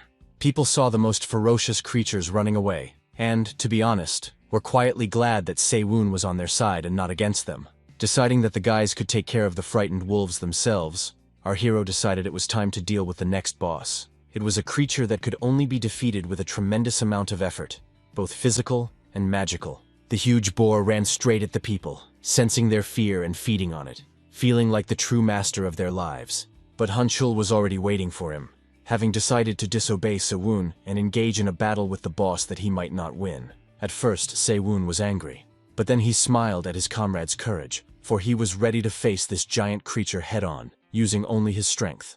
Pag, also known as Redhorn, used the power of an earthquake to intimidate and disorient his opponents. But this had no effect on Hanchul, who was already rushing at the enemy, swinging his fists. His courage amazed everyone who saw him. His fist struck with such force that it caused the ground to crack and rocks to crumble. As it turned out, Hanchul managed to neutralize the earthquake with his blow, adapting well to the power of the Agares constellation, which had taken an interest in him. Approaching the brave man, our hero asked him if he remembered the first technique of Chinju Yon's fist, to which he replied that he could only handle the first form. Putting his hand on the hilt of his sword, Sewon said that in that case, the brown-eyed man could follow him. Swinging his arm, the guy decided to take action and attack the enemy, as he had just gotten close enough to him. This action greatly angered the boar, and it was in pain, so it began to shake its head desperately to get rid of the unpleasant sensations. Seon's magical power was already at its peak, and his internal energy enhanced the Kansi fist technique, making him even more powerful. His fists slammed into the enemy's body with all his might. The beast screamed and tried to escape, but to no avail. One of its fangs was damaged so badly that it fell out, and while the monster was disoriented, the guy struck again. The brown-eyed daredevil's work impressed the old man on the crocodile constellation, so it willingly gave its warrior the power of earthquake. This immediately strengthened Han Chol, who was already prepared to do anything to achieve victory. The guy felt a surge of strength and energy inside him, which gave him new resources for attacking, and he couldn't help but take advantage of it. So soon the creature screamed again. This time the pain became even more all-consuming, and it was clear how much it was suffering. Soon, another boss fell to the ground and was completely defeated by those he considered much weaker than himself. The system reported that the Red Horn, Pag, had fallen, and the guys were moving toward victory faster and faster. Han Chol was in shock. He himself did not expect to have such power within him. He was surprised, and even a little scared. Standing in front of the defeated enemy's body, the boy read with surprise the messages that his personal achievements had increased, and that Pog's heart was now in his inventory.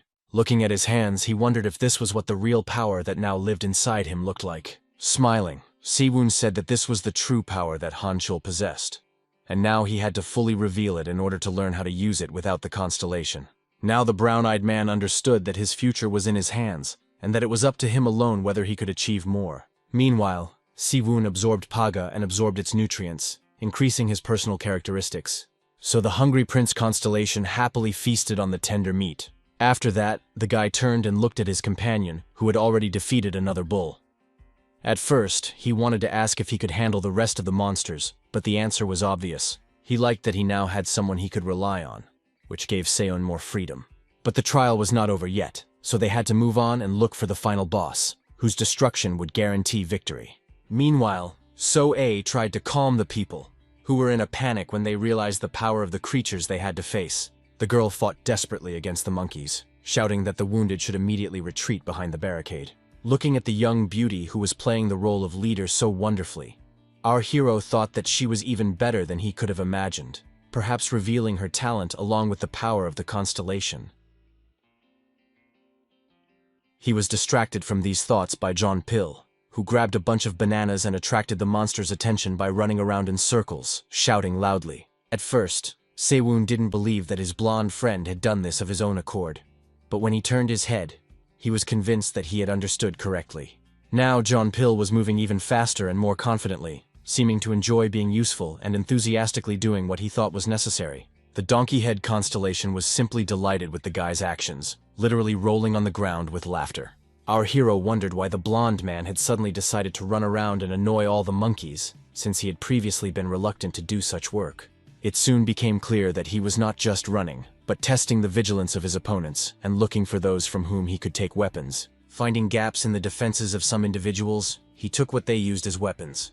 It seemed that Jeon Pil had mastered the skill of thievery, an ability given to him by the demon Velafor, and could now easily steal the Red Monkey's equipment. In any case, this was very good for the whole camp, as such actions greatly distracted the enemies. At one point, another monkey ran forward. It was larger than the others, and its body was protected by shining armor. The monster was able to destroy the barricade. Seeing this, Soe shouted that she would deal with this creature herself. She was about to rush into battle, but Sewon stopped her abruptly. The girl was surprised by his presence and asked why he was there and what had happened to the other places. The guy said that he had already taken care of everything else, so she could relax and focus on destroying this guy. Soe's eyes lit up. She clearly wanted to start fighting the monsters. As a true warrior, she couldn't wait to dive into battle. But she wasn't alone. The monkey also felt a thirst for blood and wanted to destroy its future victims as soon as possible. The guys ran towards the enemy, feeling a rush of adrenaline inside them, pushing them to move even faster. So A struck first, and it was an impressive blow. But the boss was not the strongest among his kind for nothing, as he was able to repel the attack and remain unharmed. For someone wielding two swords, the monster with a shield was a formidable opponent. But as Siwon noticed, she was handling the challenge quite well. Siwon preferred not to interfere for the time being. He watched the beauty and couldn't help but notice how her strength and skills had increased. It was impossible not to enjoy So-A's movements.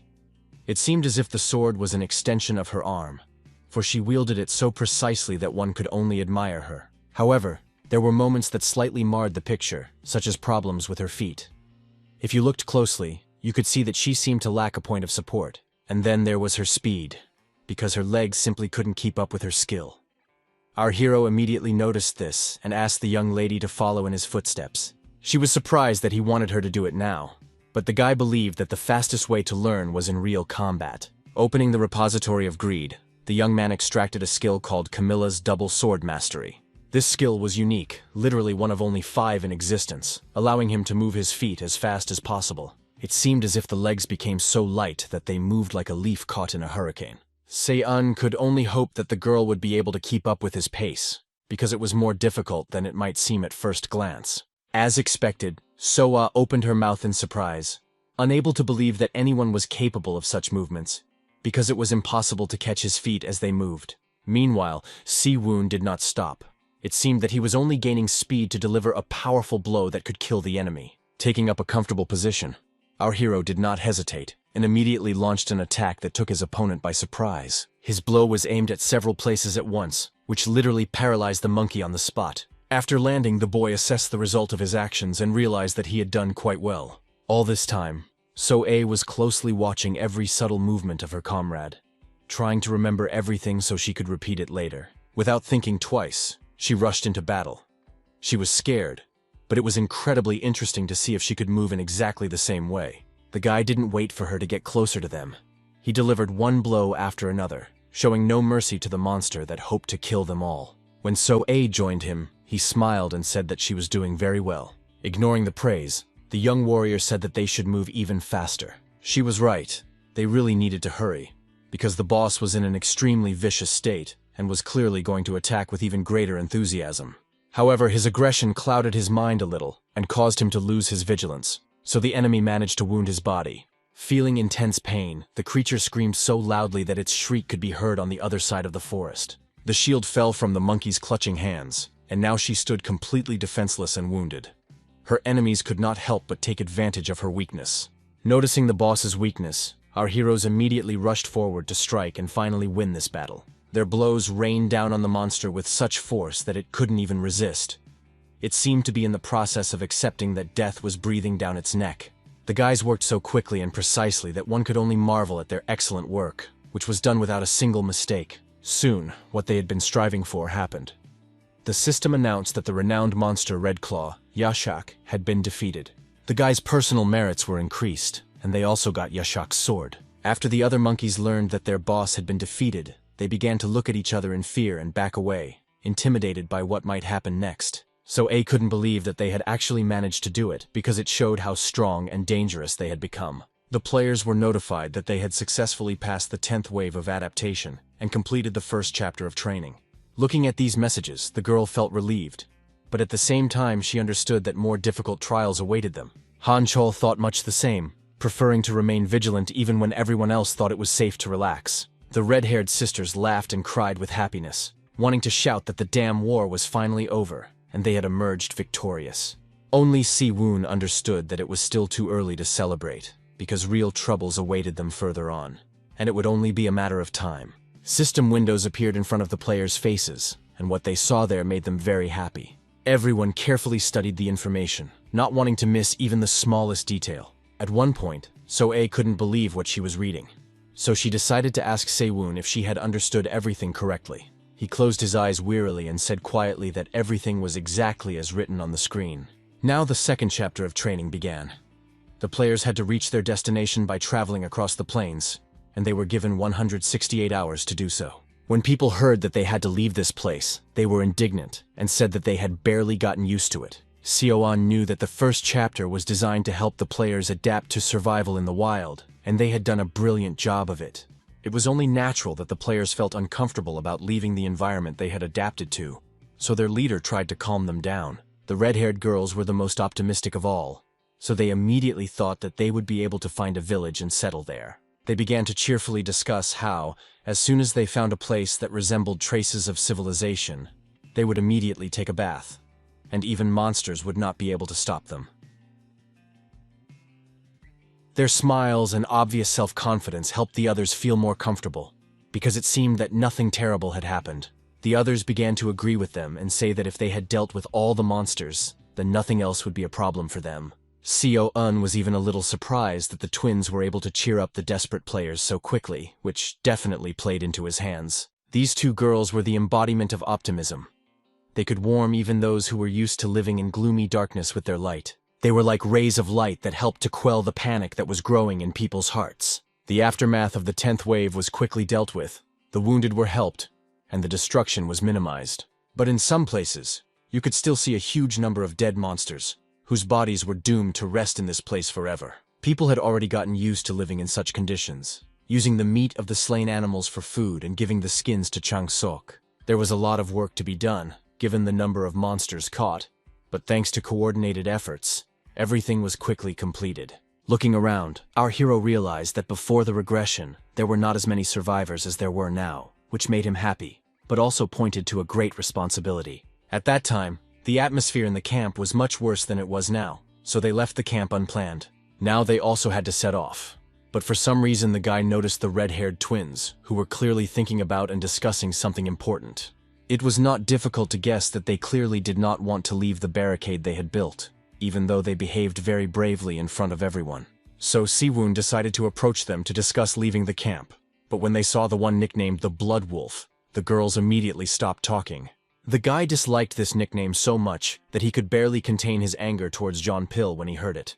He wanted to punish the blonde guy who decided to call him that. This title was not just a nickname, because when a player's achievements reached a certain mark, the system recognized him as part of the legend. That was what a real title was. It had a direct impact on the player's path, and was incredibly significant. Some players tried to create their own legend for the title, but almost no one succeeded in this endeavor. On the contrary, they received shameful titles that they wanted to hide. So now Siwoon came to the conclusion that his nickname wasn't so bad after all. He was distracted from these thoughts by one of the red-haired twins, who was interested in what had made the guy approach them and interrupt their conversation. For a moment, the young man was at a loss and seemed completely unsure of how to answer the question. He raised his finger and seemed to ask for a second. Looking around, Siwoon quietly gave thanks for the moment when their optimism had helped calm the people in the camp. It had been worth it. These words surprised the girls so much that they didn't even know how to respond. For a few moments, they just stared at the person who had spoken them. But then they exchanged glances and smiled sweetly, realizing that they had been literally thanked for being who they were. Smiling, the girls decided to joke, saying that they did it in gratitude for Siwoon helping them cut down the trees from which the barricades were built. Suddenly, our hero felt a sharp wave of fatigue, so he decided to end the conversation. But before doing so, he asked if the sisters needed any help. While one of them was deep in thought, the other blurted out that she had something on her mind, so she might as well say it now. When it started to get dark, the sisters decided to take the guy to the other end of the camp to show him something. There, in an open area, lay some bags that looked quite creepy. At first, the guy couldn't even guess what they were for. Then he suggested that they could be used to store corpses, to which the red-haired girl replied that they were sleeping bags made from monster skins.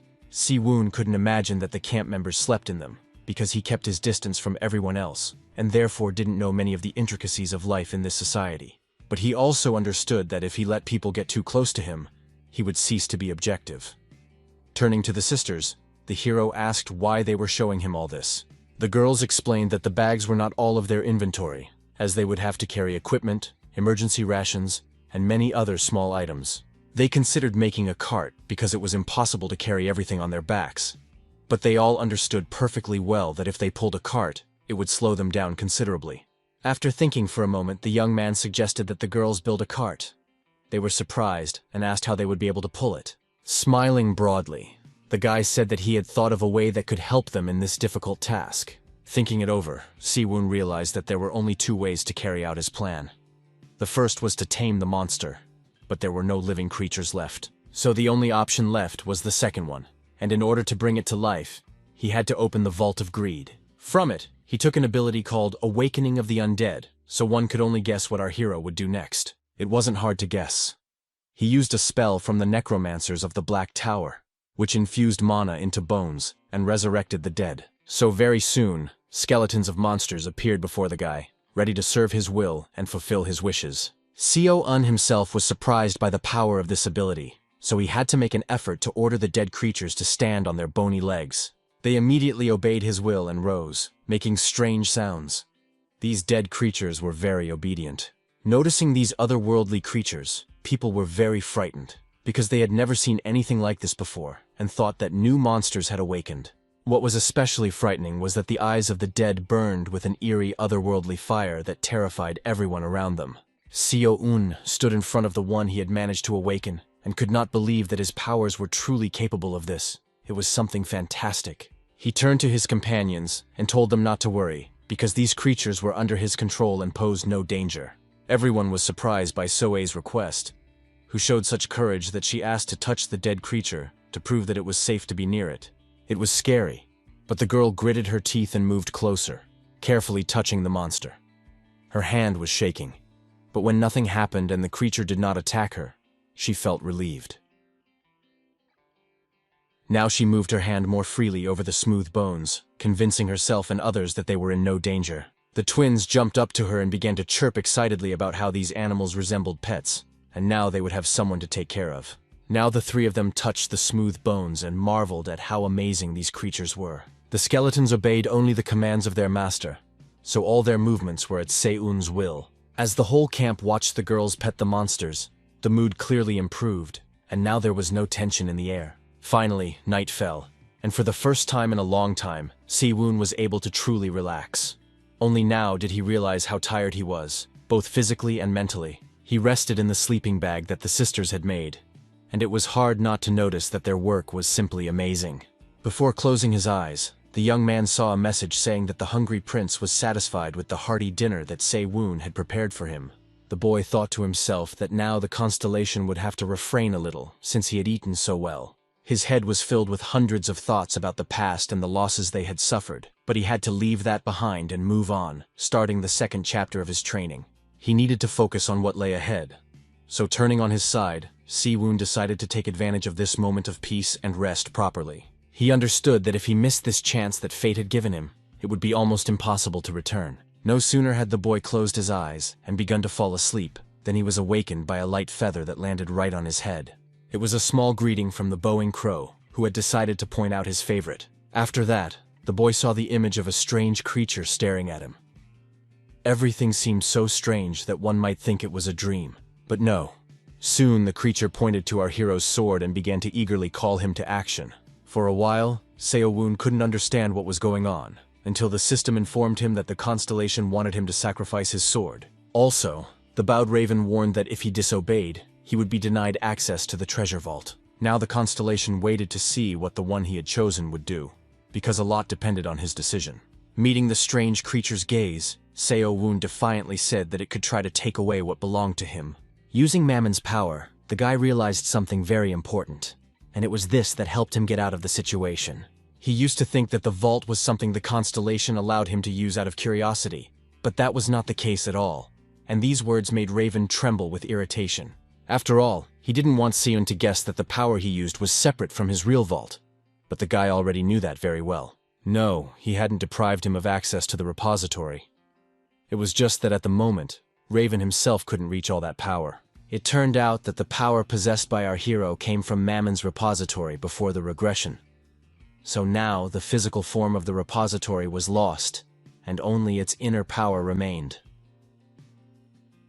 So Mammon's current threats posed no danger, and realizing that Se-eun knew everything, Raven spread his wings menacingly. However, our hero clarified that he understood perfectly well that angering the constellation would be digging his own grave, so he did not say that he would not give him what he wanted. The sword Durandal was the most powerful weapon the guy had at the moment, so he offered to cooperate in order to create a copy of it. This proposal was not made without reason. Se-eun knew that Mammon had the ability to copy objects, and most of the treasures in his vault were replicas. The bowed raven nodded approvingly, thinking that it wouldn't be so bad to add another copy to his outstanding collection. But our hero was not stupid, so he wanted something in return. He looked into the constellation's eyes and politely asked him to grant access to his true treasury, which was currently inaccessible to Se-eun. The bowed raven frowned, his face instantly becoming so frightening that it sent shivers down one's spine. The guy was persistent. He understood that with his current abilities, he could only borrow the power of the treasures. Realizing the essence of his disadvantageous position, the raven began to look around awkwardly, clearly angry that some person was asking him for access to the treasures that were right at the entrance. The constellation thought about what exactly was at the very beginning of his treasury, and whether he could allow Se-eun to use it. In the past, the young man had already been there and knew how it was arranged. Mammon kept all the rarest and most valuable items in the deepest part of his dungeon, which meant that the lowest grade treasures were at the entrance. Our hero's offer was accepted, because if a copy of Durandal was at stake, the deal was very good indeed. The creature quickly realized this, and his eyes lit up with a sly gleam that hinted at possible trouble. Our hero understood this too, so he decided that he needed to protect himself with a contract. He slashed his arm with his sword, making it clear that blood would seal their agreement. The raven did the same, and drops of his blood began to drip onto the sword, indicating that he fully accepted the offer. Thus, the contract was concluded, and Sewon finally gained access to part of Mammon's vault. Contracts signed in blood were the most reliable, so Raven also got what he wanted. Seo-un gave what was required of him, and could only hope that he would get more and come out ahead after this agreement. But the determination in his eyes showed that he did not regret what he had done in the slightest. After all, he had the opportunity to get what he wanted so badly, so the price didn't matter. Finally, Mammon's vault was open, and now all that remained was to guess what could be found there. The first thing Seo-un saw were numerous shelves filled with all sorts of stuff. Various jars of liquids sparkled and shimmered in the golden light of the lamps. As expected, it was quite difficult to find equipment, as most of the items at the entrance were just consumables. At one point, his gaze fell on a flask of elven forest dew, a potion imbued with the energy of the world tree. Without thinking twice, our hero grabbed the bottle and quickly drank its contents, ignoring the fact that Raven was staring at him. After drinking it, the guy thought that it wouldn't be superfluous, and his mood improved dramatically when he felt a surge of energy in his body. The system reported that the bowed Raven had opened the vault, as agreed, but the owner warned that he would not forgive reckless use. Sewon noticed that although the proposal for Durandal had been accepted, his partner still looked extremely concerned. This brought a slight smile to his face, because deep down, the guy was very pleased that such a powerful being feared him. Finally, the guy promised that he would not abuse his power, and would only use it in cases of extreme necessity. In the morning, the camp was bustling with activity. The girls managed to quickly build sturdy wooden carts on which to transport equipment. However, the red-haired craftswomen kept arguing about whose product was better, while So-A watched them with a smile, knowing that they were equally good. Our hero began to ask if he could help in any way, but something caught his attention so much that he couldn't hide his surprise. A young man in a white coat was hovering around his lively pets, running his hands over their smooth bones and behaving as if he were studying the creature. This strange scientist was completely unfamiliar, and Seo-un immediately became wary that he did not remember him from his past life. He assumed that this man had died before his regression, so his memory had simply erased this character. When our hero approached the stranger, he raised his head sharply and apologized for his inattention, because looking at the creatures, his thoughts were completely absorbed by them. Trying to restrain his obvious interest, Seo-un asked if there was something wrong with the animals. The scientist became embarrassed and said that he was simply fascinated by something so unusual. These words made the young man even more wary. Everything about this man seemed strange and perhaps even dangerous to him. The young man with glasses was genuinely amazed that even in a world where magic existed, someone could stand without ligaments, tendons, or muscles. He wondered if the black mist could be what connected bones. This phrase greatly surprised Seo-un, because it seemed that this young man could see mana, and perhaps he even understood related issues. There was also a possibility that the scientist had a talent for dark magic, which made him a very valuable asset. Embarrassed again, the brunette said that his interest was nothing more than a professional habit, and Seo-un immediately asked if he was a doctor. Smiling, the stranger muttered that he had not yet become one, but was only receiving a master's degree in anatomy, after which his name, Baek-hyun, was revealed. Upon hearing this information, our hero immediately began to analyze and think about where his anatomy skills could be applied. As if sensing these thoughts, Baek-hyun said that, unfortunately, his knowledge was not very useful in this world, as it did not help much with healing or strength. These words made Seo-un think that this man might know how to use mana and integrate his anatomical knowledge into it. He suddenly wanted to talk to the guy, so he asked him to stay a little longer, because this strange scientist had good potential. Despite Baek-hyun's excuses, our hero insisted that he stay, and this sounded especially convincing after he put his hand on the hilt of the blade. Seo-un abruptly pulled it out of its sheath and drew a straight line on the ground. When Baek-hyun noticed that a strange magic circle had formed around him, he asked in surprise what it all meant. The repository of greed was opened, and the black magic stone, which the magicians of the Black Tower used as a medium, was removed from it. Seo-un held it tightly in his hands and understood that he had to do what he had planned, because later it might be too late, and the potential of this scientist was too obvious. When the stone touched the ground, it trembled as if it were alive, sinking deeper and deeper into the soil on its own. At some point, the dark surface of the mineral began to take on purple hues, which surrounded it with a strange haze that had powerful energy. Bae-hen immediately noticed that this haze was the same mist he had seen inside the skeleton. After these words, Seo-un's hand rested on his shoulder. Our hero warned that it might hurt a little now, so it would be better to grit his teeth and endure it. The scientist did not understand anything, as was evident from his eyes. The young man knew perfectly well that the Black Tower's teaching methods included not only creating one's own circle, but also the method of forcibly creating another person's circle. So that's what he decided to do. Yes, such an action caused the scientist incredible pain, but in fact it was worth it. When his test subject came to his senses a little, Seon warned him that it would be better to keep his mouth shut, otherwise his heart might simply not be able to withstand the strain. Baekhyun clenched his teeth, though it was unclear whether it was from tension or anger, but he clearly did not look very friendly, and he was not yet filled with gratitude towards his new acquaintance. Si-woon's hands remained on the test subject's shoulders, electric shocks running through them as if they were small lightning bolts. Despite this, the scientist visibly relaxed and allowed his body to resist the pressure. He was uncomfortable, but it was no longer as painful as before. Such a quick reaction showed that the boy definitely had talent, and it would be a real crime not to reveal it. His heart literally beat in time with the force that now hovered in the air, calling on the boy to open himself to this energy and let it flow through his veins. Suddenly, the pain intensified sharply, and Baekhyun screamed. It felt as if someone had squeezed his heart tightly with their palm, and the sensation was, to put it mildly, unpleasant.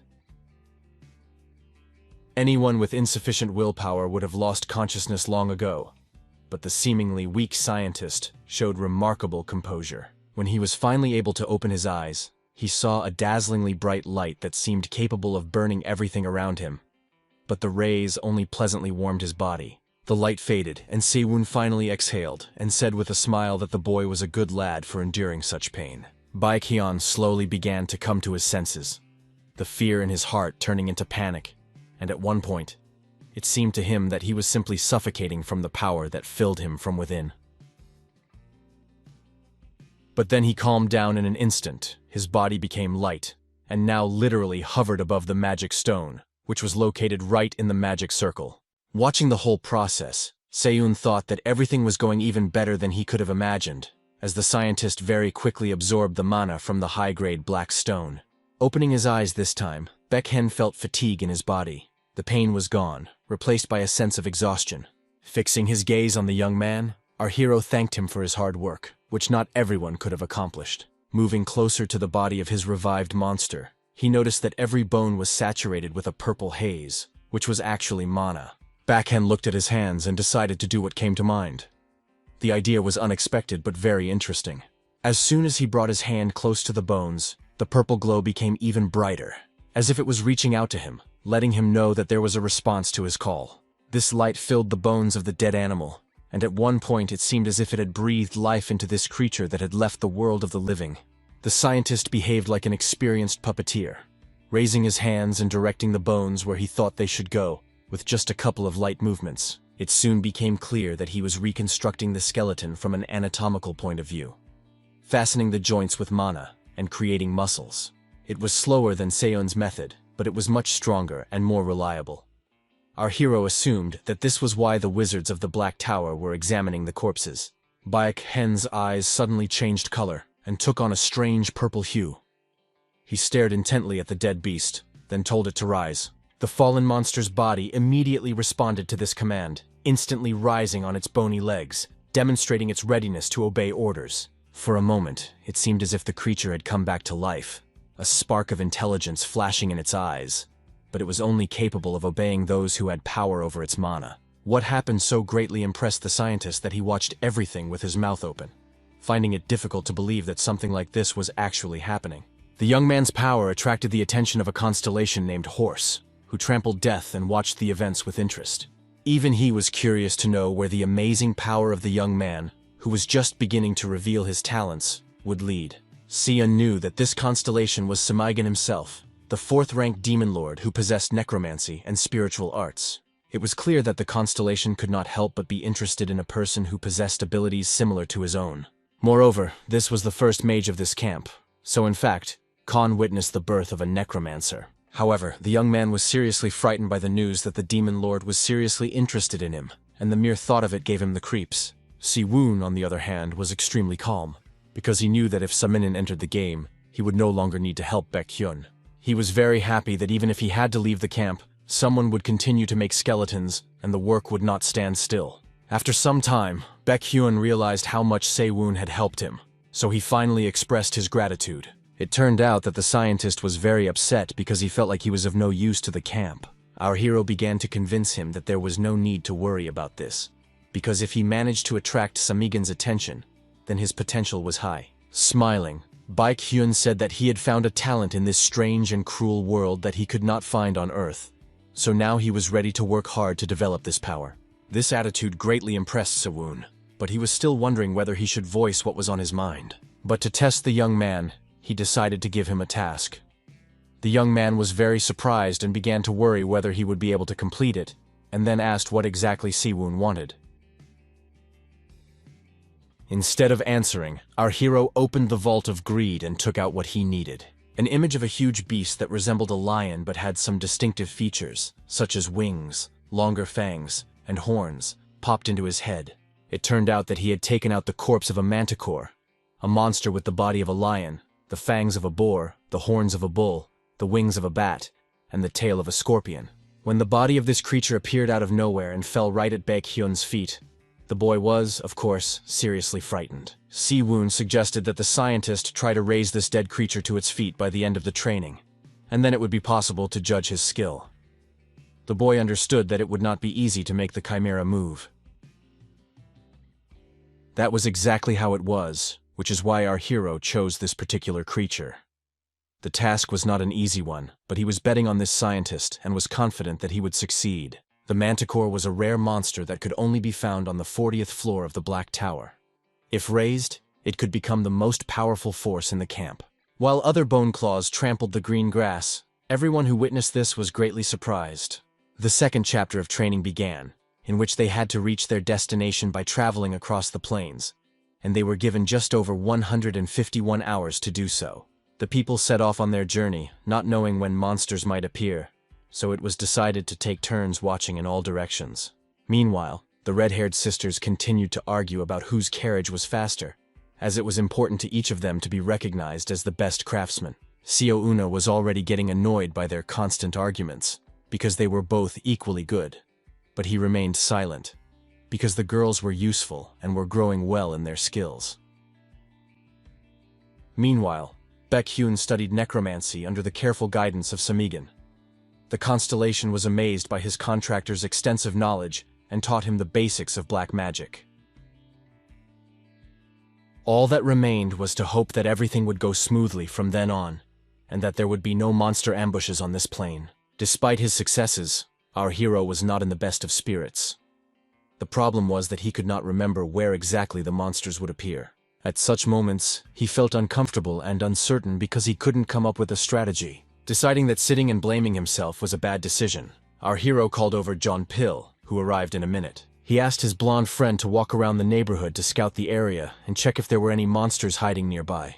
Seo-woo wanted the boy to go a little further ahead, to which he replied with incomprehension, saying that they had already observed the situation from the front. Pointing his finger into the distance, our hero said that the blonde boy should go even further, about a few kilometers, and scout the area there.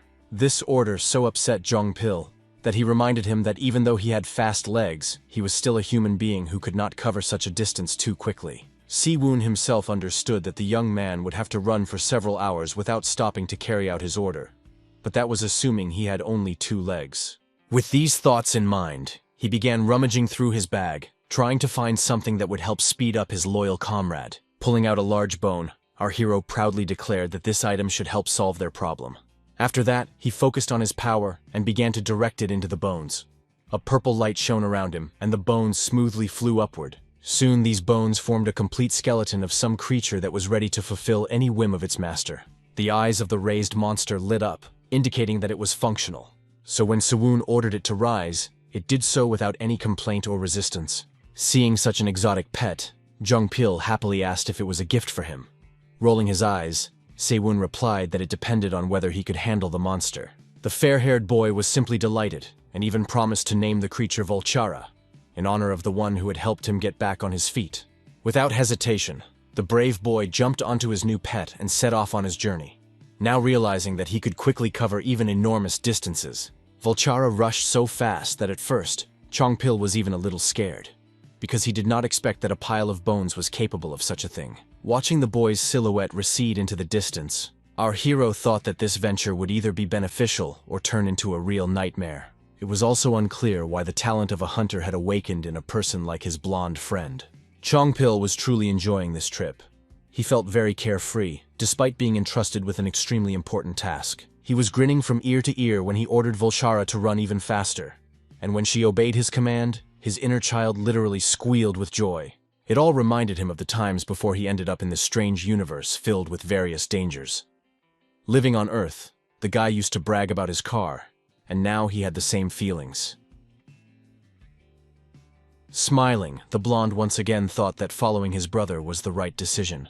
At one point, John Pill's face contorted with fear, and the donkey-headed scoundrel tried his best to hold back his laughter at what was about to happen. The blonde managed to drive around the obstacle and nothing happened, so he told the constellation that it should stop mocking him. In response, the scoundrel finally decided to show the boy his true form. And as he expected, it threw the young man off balance, as he clearly did not expect to see anything like that. At some point, the monster suddenly froze in place. At first, Cheon Pil didn't understand what was going on, but after listening carefully, he realized that the clearing was too quiet, as if everything had frozen in anticipation of something terrible. Seeing the reason for the stillness around him, the blonde man screamed loudly and abruptly used the skill Hasty Escape.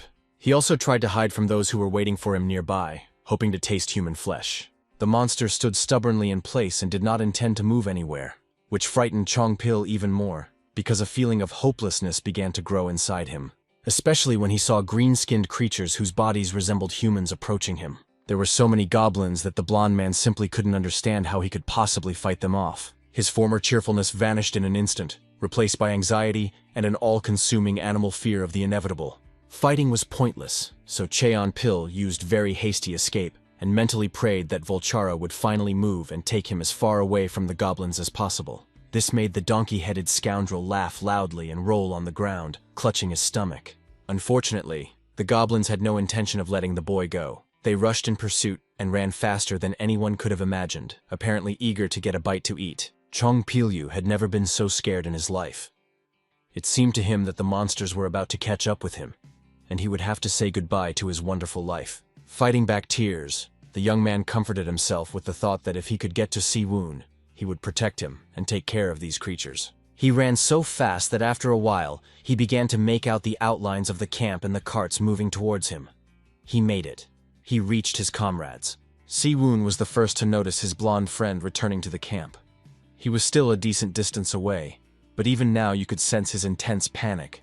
Only a blind person could fail to notice it, for the blonde man's face was literally contorted with fear, and he was screaming so loudly that it sounded like someone had turned on a siren. Seeing this, our hero was naturally surprised, but the only thing he could say to his friend was to ask him to duck down as quickly as possible. Fortunately, John Pil somehow managed to read his lips and understand what was required of him.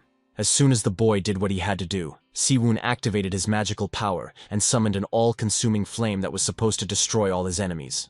Noticing that the flames were rushing straight at him, the blonde boy screamed even louder and asked if anyone really thought this would help him and not kill him before the goblins did. He didn't even expect the magic to work so precisely and not touch him, while his enemies would gradually turn to ash. Brushing his hands off, the boy smiled contentedly and said that there was no better method for fighting numerous enemies than good old fire. When Soe realized what was happening, she immediately ordered her people to hide behind the carts so as not to become accidental victims of the carnage. Han Chol watched the events unfold closely and thought about the best methods to use to not only win, but also to improve his skills. At one point, they all noticed that something resembling arrows was flying straight at them, so they had to find cover urgently. The red-haired sisters managed to quickly hide behind a cart as ordered. They were very frightened by the unexpected attack and did not immediately understand what was happening. Looking around, our hero realized that no one was hurt. Then he called Soe and Han Cho-ryul over and asked them to follow him. Looking back, the girl immediately complied with the request, because she understood that Siwoon could come up with some kind of reasonable strategy. Han Chol was less pleased with being told what to do, but despite this, he did what was required of him. Opening the repository of greed, the guy decided it was time to get some suitable skill from there. In his arsenal, he had a wide shield that could cover the guys with a kind of cocoon and protect them from enemy arrows, which couldn't break through the defense. But even seeing that the humans had set up defenses, the goblins did not stop trying to attack them and break through to the other players. Our hero was not the kind of person who would just stand and wait to be attacked. He followed the principles of the Black Tower and strengthened the power of chain lightning. Hanchal, in turn, also decided to try out his new power, so he used a skill called Open War. Following them, So-Ah also showed her power, activating her magical power and using a skill called First Leg of the Tarantula. All these powers combined had a very good effect, throwing back the vile green monsters and not allowing them to even approach the barrier. The guys who were ready to go into battle froze abruptly, unable to believe that the people walking beside them possessed such incredible abilities. But they quickly came to their senses and decided that now was not the time to be surprised, because they had to help the others. They couldn't just take everything upon themselves. This enthusiasm quickly spread to other members of the camp, who began to rush into battle and destroy the enemies.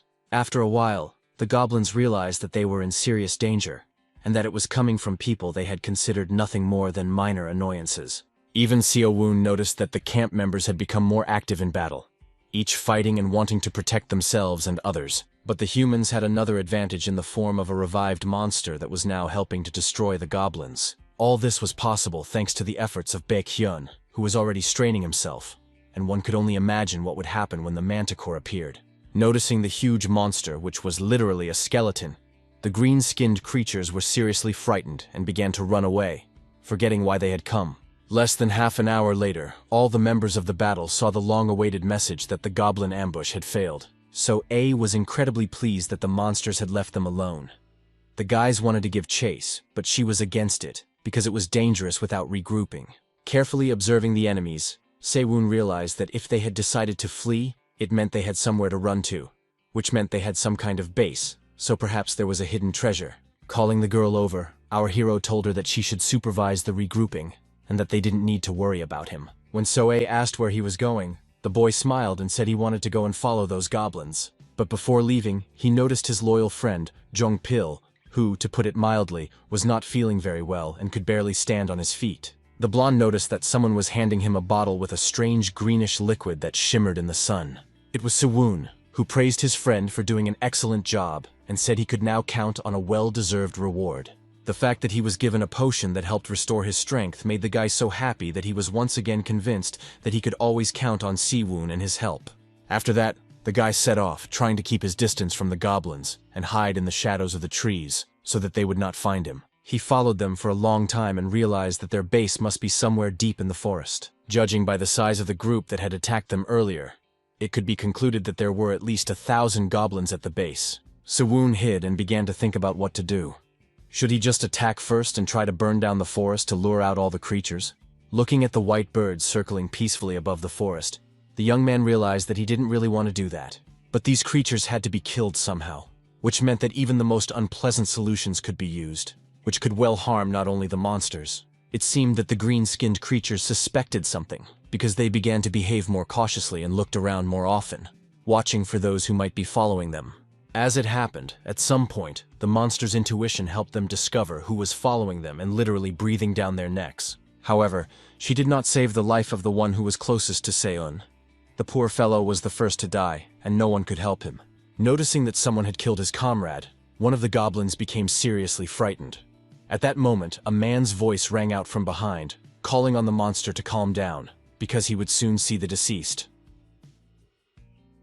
After these words, he instantly jumped on the goblin from behind and pierced him with his sword. The goblin did not even have time to growl, only letting out his last breath. For his attack, Sion used the hidden technique of Kirkle, which gave him a certain degree of invisibility, once used by the legendary killer who instilled fear in people's hearts. Now fear was also present within the goblins, who fell one after another at the hands of our hero. The guy looked around carefully to understand how many enemies he was dealing with, because it was necessary to understand how to proceed. After that, he decided to change his location so that it would not be so easy to reveal him. The answer was not long in coming, and soon he understood everything he wanted to know, because loud noises from the forest were getting closer and closer. The source of these sounds was, of course, goblins, who were moving in a fairly large group and were armed to the teeth. Our hero hid among the trees, and the enemies were unable to locate him. He decided that at this stage, the role of an observer would be the most appropriate. After all, while these monsters were busy searching for the killer, he was able to find a hidden dungeon called the Village of Cunning Goblins. The system reported that this was an outstanding achievement, which earned the guy a whopping 2,000 points as a reward. After examining the village, Sewung was surprised to note that the goblins had set up their living space very well. Everything was done intelligently, and the luxurious hut probably belonged to the chief. Somewhere on the territory there must have been a warehouse. The goblins must have been in a panic, because a large number of their kin had died. But there was one gruesome discovery in the village that sent a chill down his spine. In the very center of it stood a cage from which came the sounds of human screams and pleas for help. The captives cried desperately and prayed for higher powers to send them salvation. But in reality, almost no one believed that it was possible to escape from this cage. Noticing this scene, Seo-un immediately assumed that these unfortunate people's training had begun right here. He felt very sorry for these poor people. But he understood that saving them would be suicide. Because if he made even one wrong move, they would all be wiped off the face of the earth. The entrance to the main hut was, of course, guarded by a goblin warrior, who took his post with great responsibility and looked around attentively. However, no matter how attentive he was, it did not help him notice the shadow that was moving imperceptibly and getting closer and closer to him. The monster realized too late that something was wrong, and when it became obvious, he opened his mouth in horror, hoping to shout to his brothers, but it didn't help. Our hero acted lightning fast, killing the creature so quickly that it didn't even have time to squeak, let alone call for help. After that, the guy devoured the monster's body, but the hungry prince was dissatisfied, because it lacked both taste and quantity. The young man asked the constellation to be patient, because this action provided him with the perfect cover, even though it didn't seem too obvious. Soon, the guy noticed something that made his eyes sparkle with greed, and hope appeared in them that the situation might turn out to be more favorable. It turned out that he had stumbled upon a warehouse where a large variety of weapons were stored, including axes, spears, bows, and arrows, and of course, various types of armor. Upon entering, our hero realized that there were many decent weapons that could be put to good use, but the hungry prince was disappointed that there was no food to be found. Activating his power, the boy finally decided to open Mammon's vault. He took out a small bag and said with a smile that he wanted to take absolutely everything. He seemed confident that all the weapons would fit inside it. He was right to think so, because he took out a bag with a space that could hold as much as a small warehouse. It was quite difficult to obtain weapons of such quality during training, so he had to take advantage of this opportunity. As he began to put the weapons inside, our hero realized that this storage space was a mini version of Mammon's treasure vault, and it was even bigger than he had expected.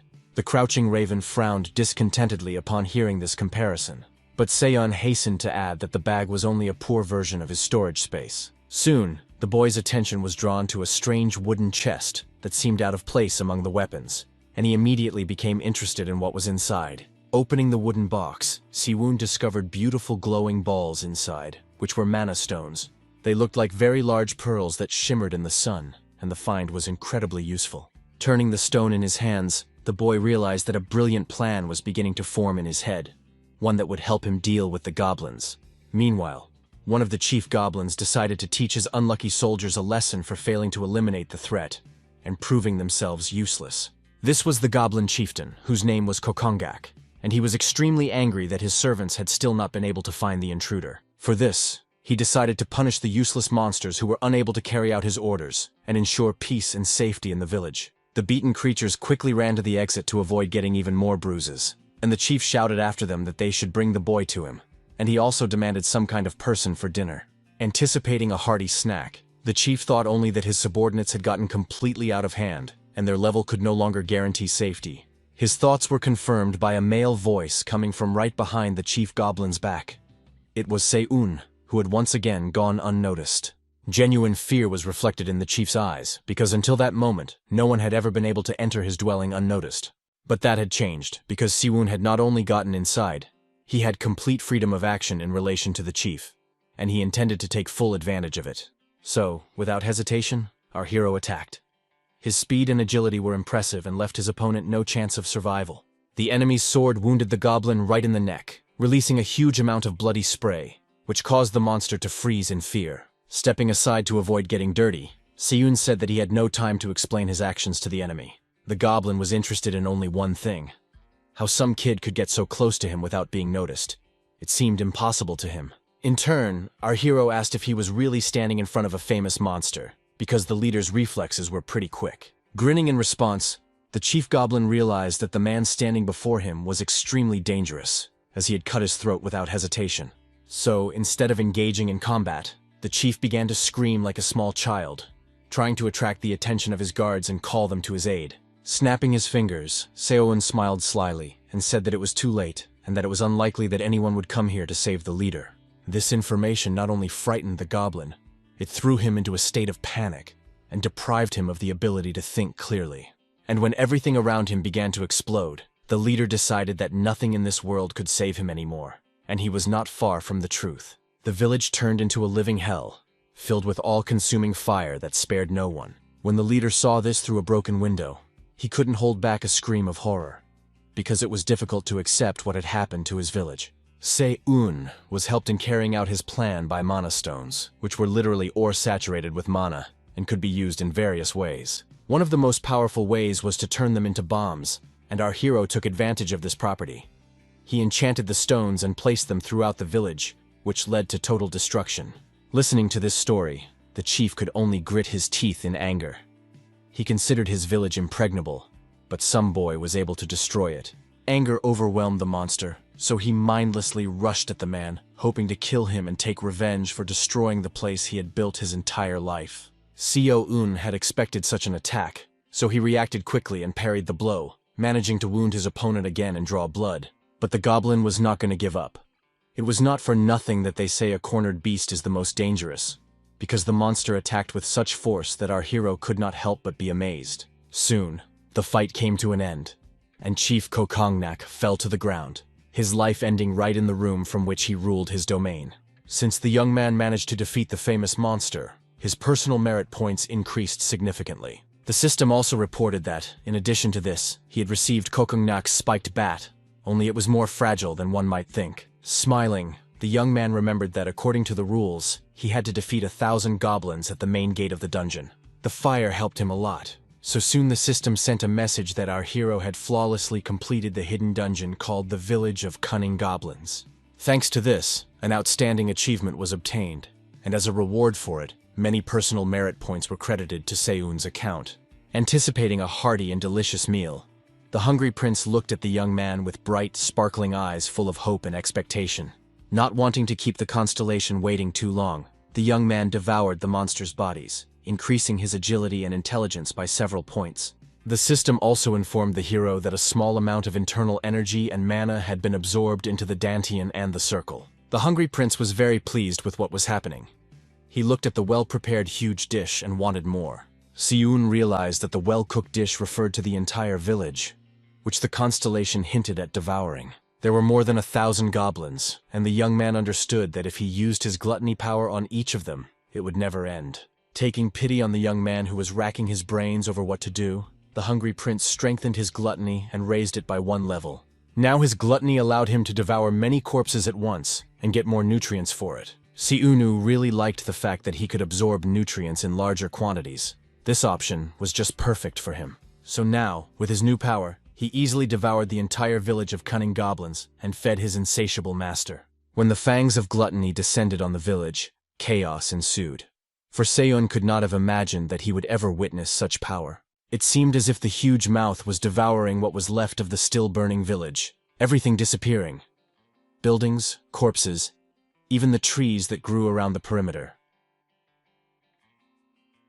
Our hero could only watch all this with his mouth open and think how lucky he was to be on the same team as the hungry prince, because he did not want to become enemies with such a creature. But despite his fear, the young man was attracted to this power, and at times he forgot what a powerful creature he was dealing with, because sometimes it behaved like a hungry child.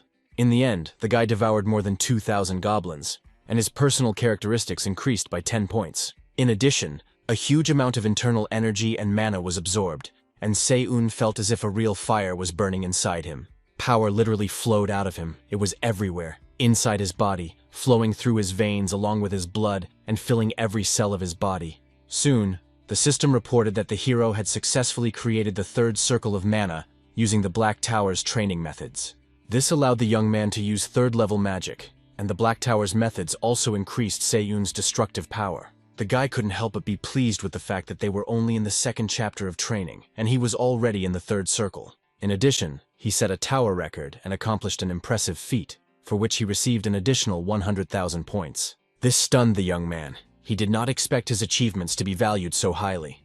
Now, numerous constellations associated with magic began to take an interest in him, and the bowed raven severed ties with the lower-level constellations. The system reported that the constellation, which was called the Fifth Day, was looking at Seiyun with a beautiful smile. Opening his mouth in surprise, our hero tried to wrap his head around the fact that this was Freya, the goddess of love and beauty, meaning that he had already received attention from the highest constellation. Usually, such characters only appeared at the end of training and bestowed their attention only on the most highly skilled players. The only thing that was unclear was how the goddess could have joined his company, which already consisted of 2 demons. Suddenly, a message came that Raven had declared that he would not tolerate anyone showing interest in his possessions, but the Fifth Day simply ignored it. This made Raven's feathers quiver with anger, but Freya did not seem concerned, which was good because the boy had no intention of offending the goddess. He understood that in order to prevent the coming war of demons, he needed to befriend the divine beings. The guy was pulled out of his thoughts by the screams of people who had broken free from their prisons and were now free. The rescued people began to approach our hero and thank him for his help, asking him how he managed to deal with the goblins. The people cried and said that they had already accepted the fact that they would die in these cages, but now they had been freed and would never forget the young man's kindness. Seo-un felt awkward hearing these words, because he hadn't really cared about the prisoners, but now he began to think about what to do with them and whether to take them with him. Our hero had not planned to save anyone. It had happened by accident, so he did not feel particularly responsible. While he was thinking about this, the rescued man watched him intently and muttered through clenched teeth that he knew what the young man was thinking. He said that none of them were going to hold back the guy who had already done too much for them, and that it wasn't a problem for them to get to their destination on their own. It immediately became clear that this man had taken on the role of leader, so there was no need to worry that this group of people would scatter like a flock of frightened sheep. The self-proclaimed leader looked like a reliable person who inspired confidence in those around him. Seo-un assumed that these were the survivors from the first chapter of training, and he still had no intention of protecting them. However, he said that if people still wanted to follow him, they would have to be more determined than ever. These words made the leader's eyes light up with hope, because apparently he wanted to join Seiyun. In the end, they all set off together. They had to walk for 3 days without stopping to catch up with the rest of the camp. The wagon with equipment and provisions rolled steadily forward, leaving behind the forest and everyone who might be in it. Han Chol carefully made sure that everything was calm in the camp and that no one disturbed the order. Everyone had to do their job. In addition, he worked hard. So A even asked him to take a break, because pulling the cart alone was, to put it mildly, not very easy. The young man said he didn't need help because this was just training that the old man on the crocodile had arranged for him. Despite these words, it was clear that the young man was making a tremendous effort to stay on his feet. Deciding to distract her friend a little, So-A asked if he thought Seiyun would be able to handle the goblins. Nodding his head, the brown-eyed man said that the boy was not weak to begin with and would return even stronger than he was. The girl's eyes reflected sincere admiration. Seiyun already seemed very strong to her, and she didn't understand how that strength could increase even more. Meanwhile, Jongpil mounted his pet and raced through the forest.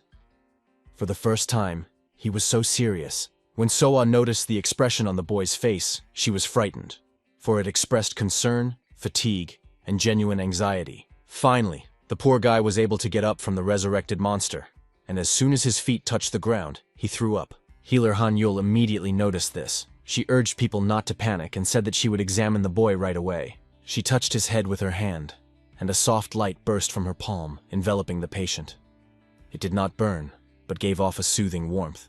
A few seconds later, the doctor recoiled from the poor boy in horror and announced fearfully that Jian Pilyu was so ill because his body had been poisoned. These words shocked So-A. She couldn't understand how this was possible and assumed that it was the work of goblins. But Han Il reported that there were no injuries on the boy's body, which meant that he had inhaled something.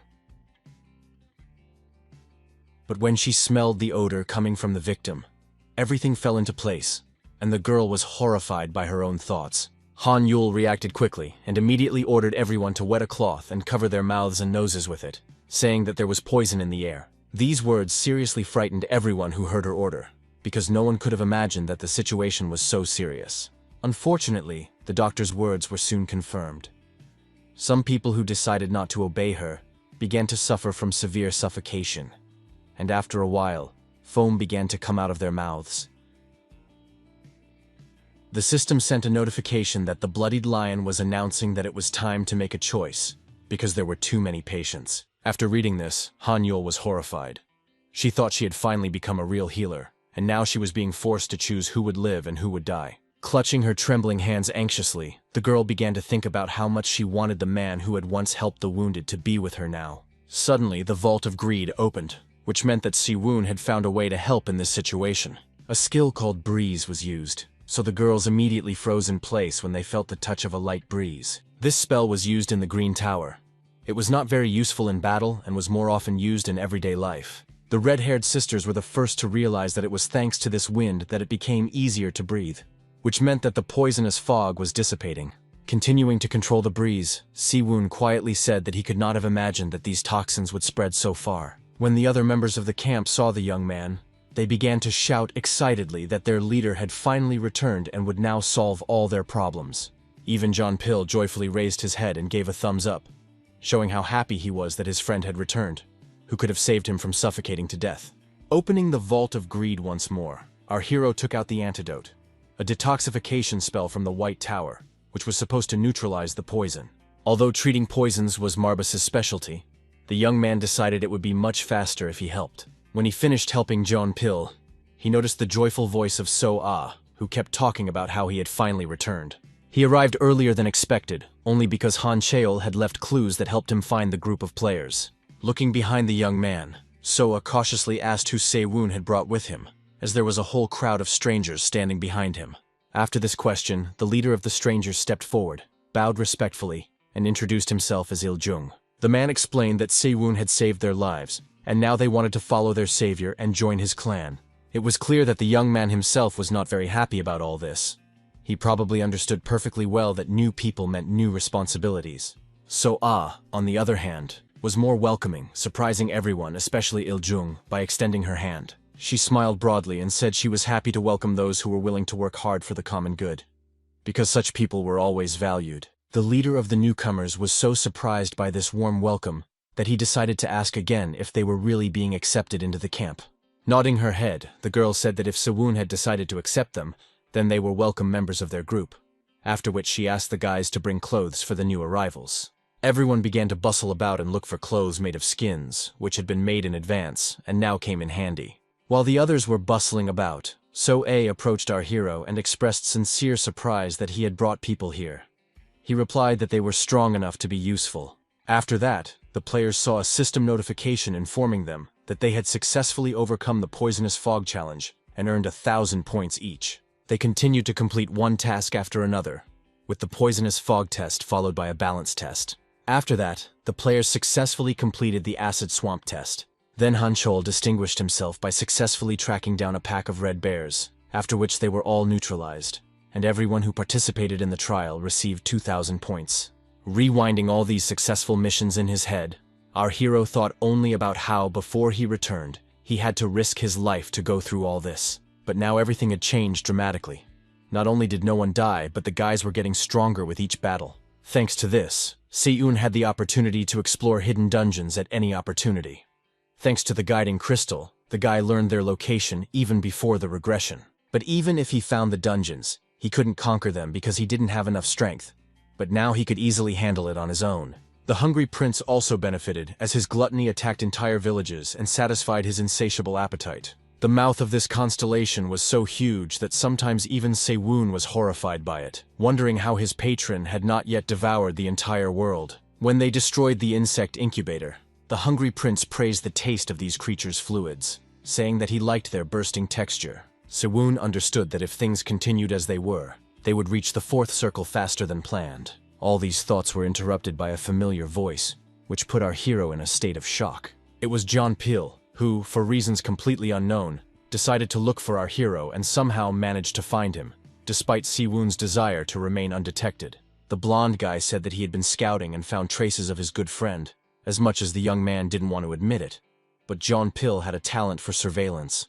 Now the guys were companions, and when the blonde asked if Siwoon had any other plans, he replied that it was time to return to the others. When the system decided to display the rankings again, Jong Pil said that his friend was simply amazing for having accumulated such a huge number of points. The guy said nothing, but thought to himself that it would be strange not to take first place, using all the treasures he had found in Mammon's vault. However, there were some truly exceptional players in the tower, some of whom had become completely different from the very beginning, or had received the power of a powerful constellation from the start. Therefore, it was too early to relax, because there could always be someone stronger than you. Distracted from these thoughts, the hero said that they needed to return as soon as possible, after which John Pil offered him a ride on his white wolf. He was now better at controlling the animal, so they had to get to the others as soon as possible. Time passed quite quickly, so the guys managed to pass another test of the Forest of Screams. So A praised the players and said that they needed to take a break to reorganize, and they also needed to check on those who might be injured. She also couldn't help but note the efforts of Il-jung, who had performed very well in this trial. The man said that it was all thanks to the attentiveness of the others. Standing aside, Siwoon noticed that the expressions on people's faces had improved significantly, and he assumed that this was due to their increased skills and self-confidence. At one point, his peace was disturbed by someone who approached too quietly, and despite his imposing size, behaved extremely quietly. It was Han Chul who, with an awkward and slightly irritated expression on his face, said that he would like to ask our hero for a sparring match. Behind him stood So-ah. And closing his eyes, Siwoon thought that teaching someone with such potential would be a pleasure, but now was not the time. The brown-eyed Hulk didn't like this answer so much that he asked indignantly why. The answer was simple. Our hero assumed that they had almost reached their destination. Soon, the system confirmed this thought and reported that the players had indeed reached their destination. This meant that the second chapter of training had been completed, and the players received their well-deserved points. And because the journey had been completed much faster than expected, the system awarded everyone extra points. The players were surprised and delighted that the journey had not been as difficult as they had expected. Only Seo-woon was concerned that, apparently, there would be no more system notifications about ranks, which meant that they were not the first to visit these places. There must be people somewhere who went straight to their destination and didn't collect any ballast along the way. The system notification informed them that additional bonuses awaited them, and that they would be able to strengthen their positions. A short time passed, and the system announced the start of the third chapter, called Collision. None of the players understood what this meant. Everyone started asking Soe what to do in this situation, but the girl had no idea what to do. She wanted to think everything through calmly, but she was not given the chance to do so. Her eyes widened when a piercing screech sounded, which did not bode well. It was made by some strange birds that looked extremely frightening, their eyes prophesying death, and their sharp beaks and claws only confirming this assumption. But they weren't the only threat. Strange monsters resembling gnomes from children's fairy tales were moving towards our guys, only they were far from kind. But the surprises did not end there. Huge wolves with eyes glowing with hellish flames began to emerge from the forest thicket. When poor Jeon Pil saw all these creatures, he screamed in fear. Of course, he didn't want to face such monsters, but fate was cruel. So cruel that it allowed the creatures to surround our heroes on all sides, leaving them no chance to escape, so that they were like hunted animals. It was at this moment that the one who could save them in this seemingly hopeless situation arrived. Seoan looked as if he already knew exactly what to do, and how to deal with the numerous monsters that had set a trap for them. His hands glowed when the guy finally summoned his magical energy, which instantly responded to his call, this time using ice magic. The energy was so strong that it literally overflowed from within the boy, his eyes burning with a strange fire, indicating that he had immersed himself in the depths of his magic. Stretching out his hand, he directed a frosty wave at his enemies. It was an attacking ice magic from the Blue Tower, which struck his enemies with cold and ice shards. Under the influence of the Black Tower technique, this power was enhanced, and its impact became more destructive. Seunu felt as if the ice spikes were an extension of his own body. So easily and naturally did he control them, and anyone could see how strongly the magic obeyed him. It was safe to say that they were facing a powerful mage who controlled his energy. However, this did not deter the enemies much. The monsters rushed forward at such a speed that it was clear they were not afraid of humans and were confident in their strength. This continued until the first bird was hit. As soon as the ice magic touched its body, it let out a piercing scream. The one who was truly happy was the hungry prince, who was already anticipating a new, refreshing meal. Seeing how his enemies were suffering, Seo Wung decided that they had dealt with them very quickly, and that they could advance even further during that time. Therefore, he decided not to stop and to continue fighting the creatures, who for some reason had decided that humans were weak beings who could not defend themselves. It became really cold around him, of course, because the magic of ice was raging around him, which did not warm him at all. Soon, most of the enemies were finished off. They simply froze so much that their bodies could be destroyed with a single movement, which completely shattered them like a figurine. So A watched the guy's every move closely, and at some point she even got scared because she realized that there was a terrifyingly strong person next to her. But while the monster beasts were finished, the invasion of the little gnomes was not over yet. It seemed that there were even more of them than there had been initially. Chongpil was the first to encounter them, but he didn't panic and came up with a good plan. He decided that in order to deal with the monsters, he first needed to gather them together.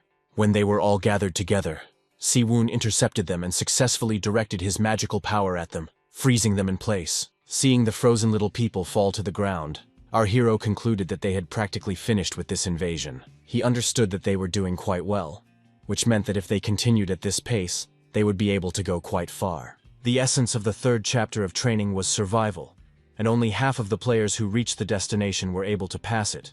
In other words, confrontation between the squads was inevitable. It could be especially problematic near the starting point, which could well turn into a battlefield where many different squads would clash. Therefore, the guys needed to strengthen their positions in advance and get closer to the center. The system announced a new level, and when a bird flew across the sky, it notified them that the hungry prince was already drooling, having spotted his next delicacy. The bird was surprisingly large and behaved rather strangely, as if it was trying to spy on what people were doing. The eagle's eyes sparkled and stared so intently at what was happening that one might think the bird was really trying to understand the intentions of others. It was indeed spying and passing on information to whoever had sent it. Someone who was watching the boys through the eyes of their feathered friend. Accompanying this strange spy was a constellation called the goat playing a cacophony, which nodded in agreement and expressed its anger.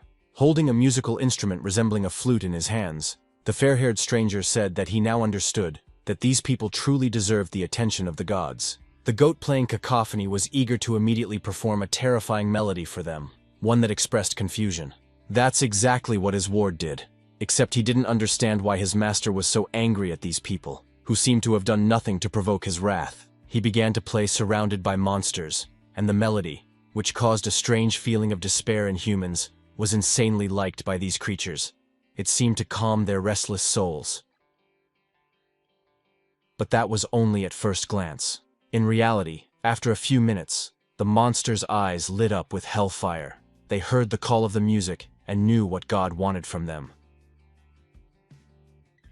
Meanwhile, our heroes had been fighting their way through monsters for 2 whole days and were about halfway to their goal. They had to fight so often that it seemed pointless to hide their weapons. So A had become so skilled with her sword that she finally began to enjoy the battle, and the crowned spider listened with delight to the sound of blades cutting through the air. Not only she, but others had also improved their skills, and Siwoon couldn't help but notice, especially since the time had almost come. Opening the Vault of Greed, the young man took out a pair of kobold ears, which belonged to monsters with developed hearing and sense of smell that lived in the mines. This allowed him to hear the sounds of approaching enemies, and judging by the footsteps, there were quite a few of them. This was confirmed by John Pill, who, apparently, was on reconnaissance again, and upon seeing the monsters, returned to where he came from in tears and hysterics. His fear was not unfounded, as he was being pursued by a whole horde of creatures that were so huge that fear overwhelmed any other emotions. Realizing the complexity of the situation, Siwoon wondered what was going on, because objectively, there were too many monsters, and it seemed as if someone had summoned them on purpose. He was not far from the truth, which became clear when our hero heard the faint sounds of a flute. They were barely audible, but it was impossible not to recognize them. Only one question spun around in his head. Where did Pan's flute come from, and who decided to use it against them? But all these thoughts did not help poor Chongpil, who could not hold back his cry as he fled from his enemies on his dead monster. Activating his magical power, our hero finally decided to help his loyal comrade, who had almost lost his voice. His icy arrows quickly struck the creatures that were relentlessly approaching the blonde man, and now they could no longer harm him. Turning around, Jeonpil screamed even louder, because only now did he see the number of enemies who had almost caught him, and he realized that if it weren't for Se-woon, he would have been dead long ago. Our hero gritted his teeth in anger as the situation was taking a turn that he did not like at all. He didn't even want to think about getting into a fight with this scoundrel for the second time. The first time was more than enough for him. He was referring to Pan, the goat, who played a cacophony. Before his rebirth, he was the first heavenly being to take an interest in him, while Se-woon was trying to survive. He had to obey all the deity's orders, literally groveling before him, and in return he received absolutely nothing. For Pan, Se-woon was just entertainment, which he turned away from as soon as he lost interest. It was unfair, but it taught our hero a good lesson. Now the young man couldn't understand why this cruel deity had taken an interest in him at this particular moment, and in such a way, especially since they had never had any contact in this life. Even a system notification informing him that the bowed enemy had blocked all messages from lower-ranked constellations did not distract the young man from these thoughts. After reading the message, the young man finally began to guess what was going on. Even though it was not at all obvious, Mammon had probably hurt Pan's pride by blocking notifications from people like him. So now the deity had decided to take revenge in this way. The anger inside the guy grew at an incredible speed, which helped him summon magical power faster than usual. Pan's servants quickly regretted responding to his call, because experiencing the power of Seon's anger firsthand was, to put it mildly, not very pleasant. But even the death of most of the monsters did not calm the guy down. He understood that in order to protect himself and others, he needed to find the source of the problem and deal with it. However, he was unsure whether he could leave the others alone, as he had doubts about whether they would be able to cope. As if hearing these thoughts, Han Chul decided to demonstrate his power by using a skill called Fierce Beginning of Battle. He looked intently at Se-woon and promised to defend him in his absence. His words were so confident that there was no doubt about their truthfulness. At one point, our hero even got scared because it seemed to him that his thoughts had been read, and the question that was spinning in his head had been answered. But he was even more surprised when Soe joined the conversation and said that not only was Han Chul strong and ready to defend the camp. After these words, the girl, without hesitation, activated a skill called Second Tarantula Claw. There was such a powerful fire burning in her eyes that it seemed insane to oppose her. She was a force of nature, a force that could not be ignored, revealing the part of herself that was capable of burning everything to the ground. The girl calmed down and said that Se-woon could set off on his journey and do what he had planned. Just then, Jeonpil appeared, pointing to his faithful but not quite alive companion and saying that Se-woon could sit on him. To be honest, our hero wasn't too keen on this idea, but he understood that it was the only way to get to his destination as quickly as possible. The blonde man began to talk about how he was a good driver in his past life, so he could be trusted to transport him. The only thing Jeonpil asked was that his passenger warn him if he planned to use magic. So, putting aside unnecessary conversation, our heroes set off, hoping that this journey would bear fruit.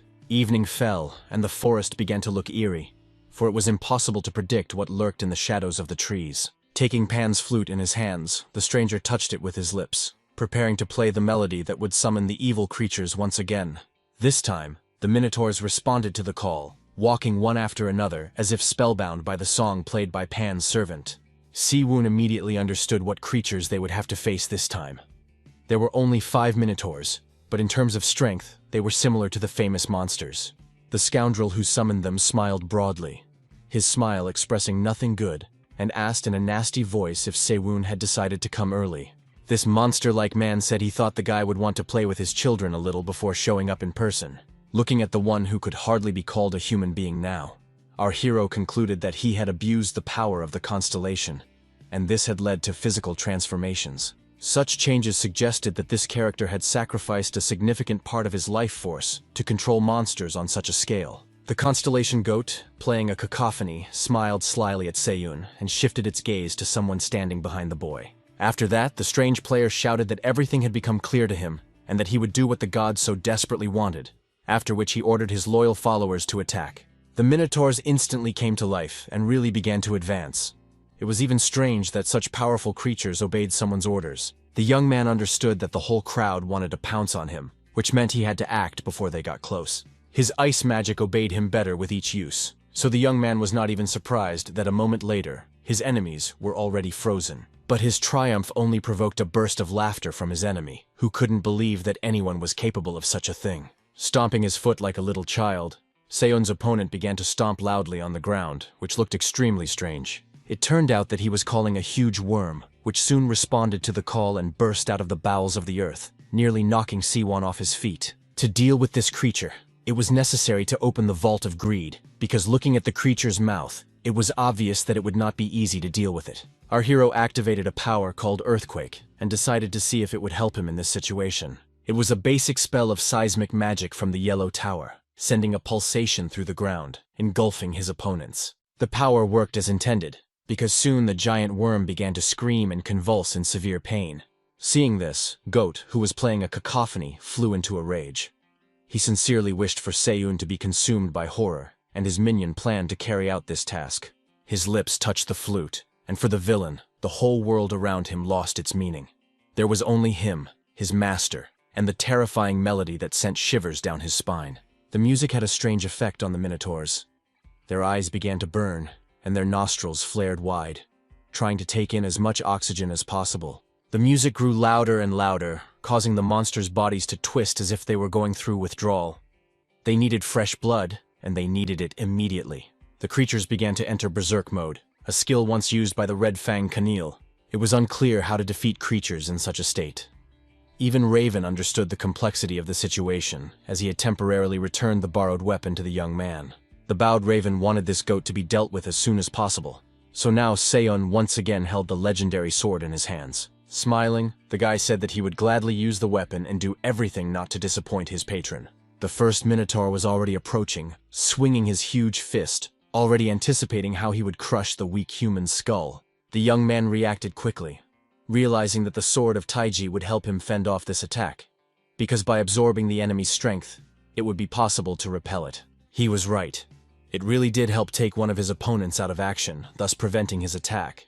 And when our hero repelled his force, he made the Minotaur attack his fellow tribesmen, so that one monster's fist slammed into the other's face with full force. The Minotaurs clearly did not expect such a turn of events, so they did not know how to act, and seemed as confused as possible. This gave Seon a wonderful opportunity to maneuver, and he easily attacked, choosing the most convenient position. One clear and powerful blow made the monsters scream in pain.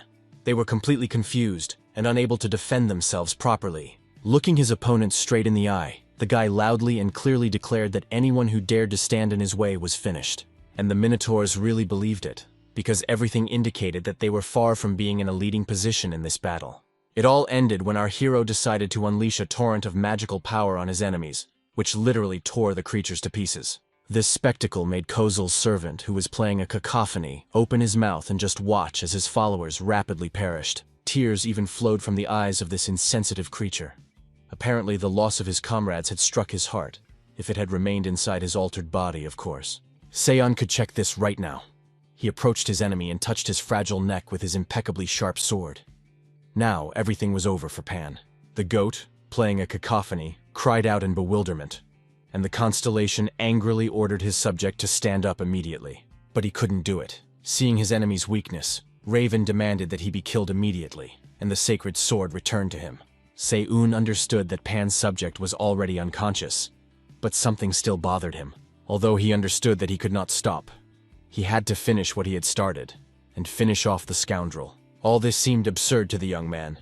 He even felt sorry to see that the deity had fallen so low as to decide to pick on a human being for the sake of revenge. The constellation was struck by the young man's audacity, and did not understand if he was really addressing it. Sewon was not afraid to tell the deity that he had more pride than courage, because he still could not bring himself to go against the Demon King. The goat was shocked that a human dared to provoke him, but Sewon just smiled defiantly. His patron nodded approvingly. The bowing Raven was glad to have found such a brave young man, so he advised him to go ahead if he dared. These words angered Kozul even more. His face flushed red and he looked as if he was about to explode. Our hero believed that despite his lack of real power, Kozul bossed people around, relying on his father's protection, and he considered the constellation too petty. These words made the deity burn with rage. He was so angry that he wanted to burn the insufferable youngster to ashes. So he decided to treat his servant in the most cruel way possible, and modify his body even more, thereby causing the poor guy unimaginable suffering. Now, instead of legs, The boy had hooves, and his body was covered with wool. He had once wanted to be like his master, but now he regretted it, because he was experiencing hellish torment. The system reported that the goat, playing a cacophony, was attempting to descend, as evidenced by lightning bolts that appeared out of nowhere. Seowon knew that during the descent, the constellation took control of its follower's body, and could influence the events taking place in the tower. This was the only way to intervene in what was happening, as deities were generally forbidden from directly interfering in the affairs of the tower. The descent had many drawbacks. First, breaking the law lowered the constellation's rank, and second, it attracted the attention of the system. However, there was also a third, most important reason why constellations tried not to resort to such actions. If some daredevil managed to defeat them in this form, they would receive a penalty from which they might not recover. Suddenly, the system announced that the goat, playing cacophony, had failed in his attempt to descend, thus losing part of his rank. Now the power that had been used for this process began to fade, and the poor minion's body was inexorably destroyed in the most disgusting way. The last thing that came out of the monster's mouth was that Siwoon could not even count on forgiveness or mercy, but the guy wasn't going to ask for it. After looking closely at his opponent, he only asked who had forced him to descend in the middle of the day. Activating his gluttony power, Siwoon did not hesitate, and decided to please his patron with a hearty and delicious meal. The goat, who was still conscious, began to ask what his enemy was going to do, threatening that if he touched him, his father would not let it go. But Siwoon didn't care about any of this. He just did what he thought was necessary and ignored the empty words of his dying enemy. The hungry prince was very happy to have such a brave protege who provided him with such high-quality snacks. Opening his mouth wide, he began to devour Kozel. And when Kozel realized what was happening, he began to scream desperately, but no one could help him now. Even on the verge of death, the goat wondered how an ordinary guy could possess the powers of two demon gods at once. The system reported that the constellation had lost its rank, and as a result of falling below the required rank, it had lost its privileges in the system. The hungry prince said that despite the strange taste of his dinner, it was very nutritious, so overall he was satisfied. Our hero was not sure that the prince would be able to absorb the rank of this constellation, but now he understood that the risk was justified. The bowing raven was extremely surprised that someone was able to fight the constellation during training and defeat it. It seemed that this was the first player who had managed to do so. However, one thing alarmed the young man. He noticed that for some reason, the absorption of characteristics had not worked. Thinking about it, he noticed that Pan's flute, which had been in the hands of the goat's minion playing a cacophony, was lying in the clearing. It was a rank B spiritual instrument that had inherited the barely perceptible power of a sacred relic and was imbued with the essence of Pan. The item gave unique abilities, such as controlling monsters, instilling fear in enemies, and throwing them into a state of confusion. Taking the flute in his hands, the guy decided that it was all very interesting, because the rank of the item was the same as that of Durandal's sword. But there was one condition. Everything depended on the skill of the performer. Deciding that this flute would definitely come in handy one day, our hero began to familiarize himself with the system message, which said that he had successfully absorbed Pan's rank. The words about rank greatly alarmed the young man. He could not have imagined that such a thing was possible. It seemed to him that a higher rank could only be achieved through his own efforts. Soon, other messages arrived stating that the absorption had raised his nutrient level, and that Seun had now received the mark of a satyr. It was a divine mark possessed only by those chosen by the gods, a kind of symbol of power that now adorned the young man's hand. The mark was not simple. It allowed one to transcend human capabilities, which was exactly what Siwoon had been striving for. Siwoon had never even dared to hope that he could obtain something like this, and he was once again amazed at how powerful gluttony was. So if the guy could continue to devour other gods in the same way, there was hope that he would reach unprecedented heights. This mark also brought the guy closer to the divine essence, but its rank was unknown, and its abilities were still sealed. The system also notified him that the absorption of the rank was in progress, so he had to wait for some time. The absorption speed should increase after the power of gluttony increased the amount of nutrients, or special conditions had to be met.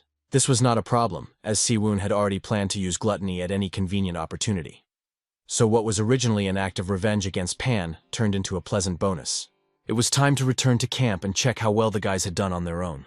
They hadn't succeeded yet, but they were trying their best. The battle was in full swing, and the people were doing well. No one was retreating, and everyone was trying to be useful. Although the mood among them was not very good, the guys were scared. It seemed to them that they were again fighting a wave of monsters, as during the first stage of training. Only now everything was different, and the players themselves noticed it. It was hard not to notice the fact that they had become much stronger than before. The only thing that hadn't changed was the sound of bone claws pounding on the ground. The resurrected monster was still working for the good of the people. It scattered monsters in different directions and roared fiercely. Such an imposing opponent could not help but cause the gnomes to flee in terror. Baekhyun worked on this skeleton all the time, filling it with mana so that nothing could knock it down, and he succeeded. The creature functioned well. Han-il, the healer, kept up with him, developing her magical power and learning to use a blood shield. Despite all this, the monsters continued to advance, their eyes burning with hatred, and their sharp teeth and fangs clearly hinting at what would happen to those they touched. The gnomes also pulled themselves together and continued their attack, their fear seemingly evaporating as quickly as it had appeared. Honestly, it all looked as if the characters from nightmares had finally made it into reality. Despite the situation, the people did not give in to panic. Han-yul closed her eyes to focus on her newfound ability. Now, thanks to Marbas, she could not only stop bleeding, but also cause it, which was very useful in this situation. The girl was very grateful to the constellation, but it didn't know how to react to this, so it coughed and turned away, growling that it didn't need any thanks. Meanwhile, the attentive Jeon-pil began to hear some strange sounds, so unfamiliar that they hurt his ears. He immediately turned toward the sounds and wondered what or who was making them, because he had never heard anything like it before. Surprisingly, it was Siwoon who decided to play music and, at the same time, try out a new instrument to see how useful it could be in battle. It turned out that these sounds were capable of turning the monsters against each other, because one of the wolves rushed at his former ally. The gnomes reacted differently to these sounds, covering their little ears and screaming loudly, as if the music was causing them physical pain. So-A was surprised, because it seemed to her that the monsters had suddenly become confused, and she could not have imagined that music could have such an effect on them. But despite her confusion, she smiled, because she knew that it was all Seo-eun's doing, and he would definitely do everything right. She was sure that the guy had come up with another brilliant plan that would help them get rid of the monsters. If we go back a couple of moments, we can see that our hero was rushing somewhere on a creature that looked like an ostrich. He used it to quickly get to where the members of the squad were, as he was very curious to see how they were doing. He hoped that everyone was alive and that no one was hurt so badly that they couldn't be helped. When he approached the scene of the carnage, he was surprised to see that the guys were actually doing very well and using all their skills. Siwoon was afraid that his comrades would have problems in battle, because there were quite a lot of monsters, and the guys were still inexperienced, but it seemed that they were quite capable of coping on their own. Still, he didn't think his help would hurt, so he decided to intervene and at the same time see if his flute could help in the battle. So he took out his mythical B-rank instrument and decided it was worth trying to reveal his musical talent. Opening the Vault of Greed, our hero took out the melody of the Stormy Sea, the battle anthem of the Nag tribe, which the snake-like people used to suppress the will of their enemies. When the first note sounded, the guy felt as if he had plunged into the raging sea, but there were no waves, only gentle lapping nearby. He enjoyed playing the instrument so much that he felt as if he were entering a kind of trance. This grandiose anthem filled the allies with courage, while those who were considered enemies were filled with animal fear. So, as soon as people heard the music, they began to behave more confidently and boldly, actively throwing themselves into battle. The enemies, on the other hand, screamed and did not know where to go. The sounds made them feel so bad that they wanted to deprive themselves of their hearing. This had a strong effect on the monsters. They were so disoriented that they began to attack each other. The gnomes, on the other hand, could not move. It seemed that the music had completely paralyzed them. The humans seized the moment and began attacking anyone who posed a threat to them. Despite the fact that the music confused them, the creatures did not stop fighting and seemed to attack even more fiercely. When Han Chul fought off one of the wolves, the system informed him that he had completed a sudden task called Retribution of the Spirit of Nature.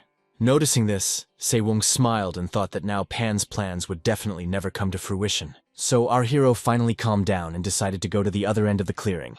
There he noticed So-A, who had already noticed someone approaching her. The girl looked questioningly at the leader of the squad, but then she smiled broadly, as if she had only just realized who was standing in front of her. So-A ran up to him and happily announced that she was sure it was Sewun, who had helped them defeat the monsters by playing a strange melody on his flute.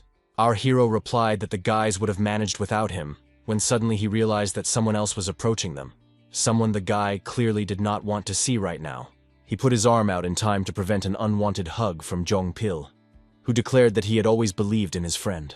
Se-woon disliked the blonde guy a little, all because before his regression, he had behaved like a real rat, so they couldn't find common ground. But now everything was different. Jong-pil even returned our hero's white wolf, which indicated that he had truly changed. The guy also returned another pet to him, one that had served him well on his journey. It turns out that the blonde even managed to give him a name. The Walking Dead was called Baek Ran, and at least one person was happy about his return. However, Jong-pil was a little scared when he saw the pet, because its color had changed significantly. It hadn't been so red before. The monster's color had changed because Si-woon had used the powers of the repository to return to the squad as quickly as possible. He had used the mane of a red hare, which allowed the beast to run incredibly fast. Such a scary, bloody color seriously frightened Jong-pil, and the only thing he heard was an apology for overworking the animal a little. But then the guy was surprisingly happy, because he had always liked the color red. Even his car was red, and now his pet was that color too.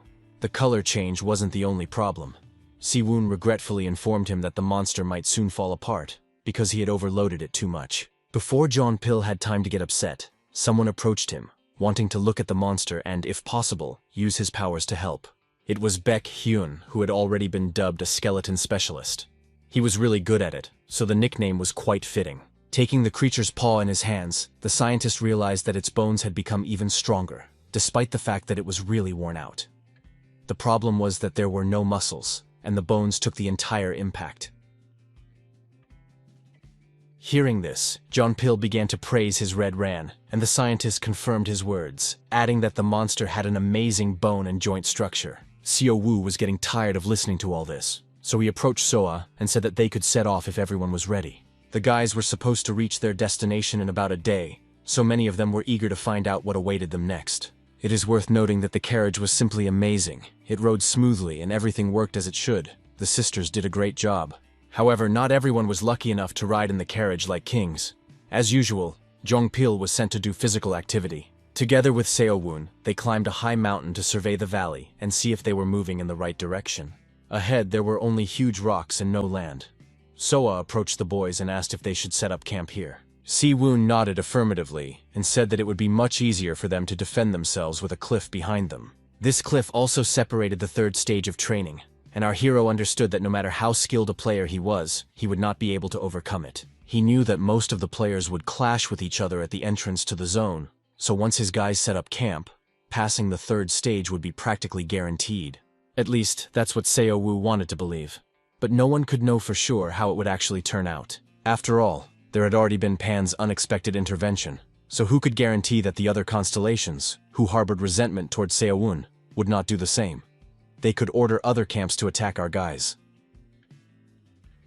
So A was unaware of the leader's thoughts, so she was extremely happy. She turned to the red-haired sisters and asked them to start setting up camp. The girls had nothing to do, and they were literally itching to start some kind of work that would show what they were capable of. One of the sisters noticed Si-woon and called him over, asking him to help with the firewood, because he had done such a great job last time. When he reluctantly agreed, the girls were overjoyed, as they really enjoyed the company of the squad leader.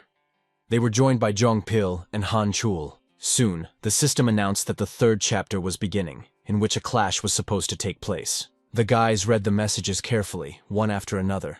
But what surprised them most was that during the clash, it was possible to earn all the achievements of the defeated player. The goal of this mission was simple. First, they had to survive, and then they could think about everything else. Our hero knew that right now, there must be a sea of blood behind the forest, because the clashes between players had already begun, and he still remembered how fierce they could be. Many did not understand why players attacked each other. In their fear, they lost their composure and became easy targets.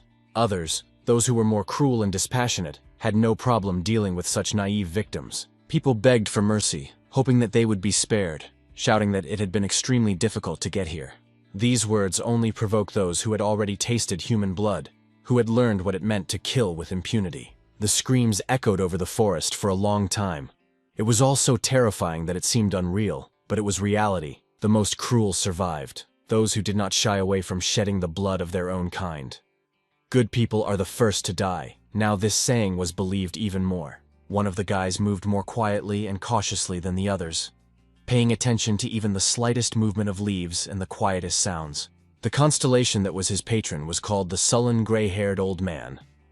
It exclaimed that the time had come to do what had been planned, and the guy asked if he would really receive the promised power.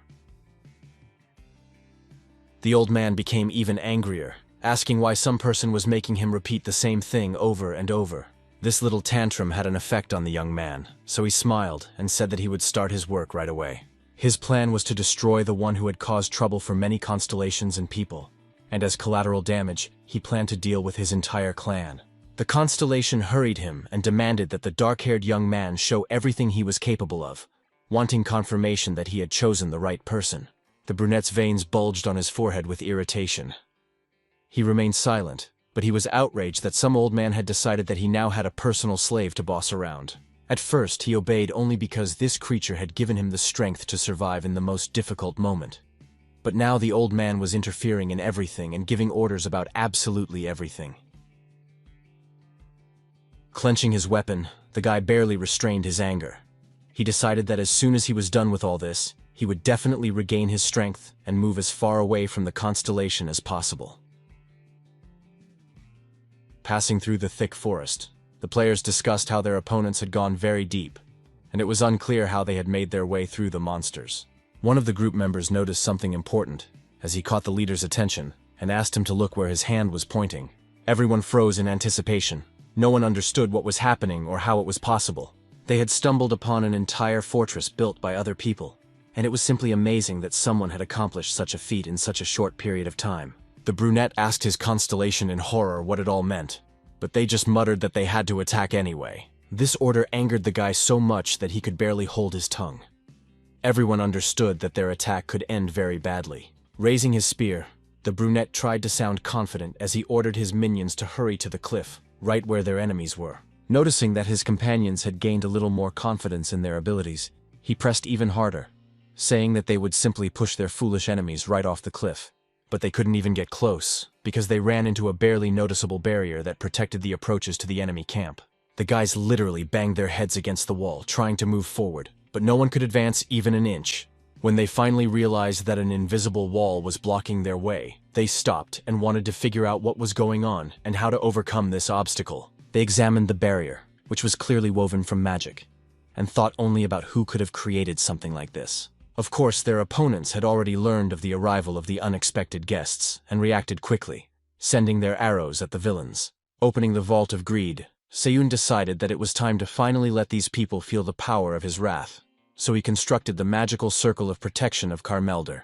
It was an improvisation by one of the Black Tower's administrators, and this magic circle blocked a variety of attacks, even if it didn't last very long. Even the girls were surprised that their leader was capable of such a thing, and they watched with open mouths as the barrier appeared before their eyes. When the young ladies asked how he did it, the guy handed them 2 small balls and said that he had rummaged around in the goblin village and found something useful. He managed to use the mana stones in Carmelder's protective magic circle. Usually this spell didn't last long, but he made it last at least 5 minutes. So A was amazed by the guy's power, and said that he was amazing at absolutely everything he did.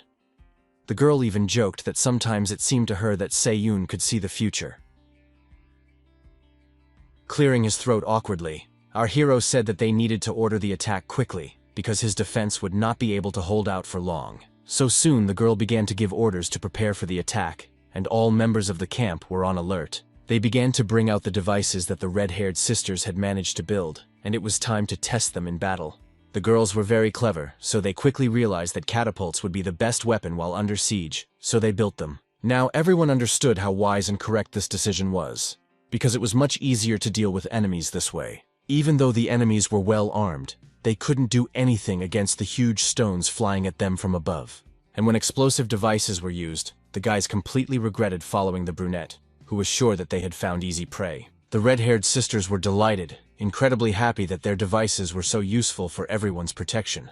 Despite the girl's success and the danger that had not come any closer, Han Chol understood that a direct confrontation with these scoundrels was most likely inevitable. So he moved closer to the cliff, gripped his spear more firmly, and decided that he would do everything he could to hit the target. These thoughts helped him focus his anger on his weapon and throw it as accurately as possible. When the deadly weapon struck one of the enemies, the second one couldn't even look at his comrade. So horrific was the sight. Seeing Han Chol's success, our hero decided that this guy was like a catapult himself.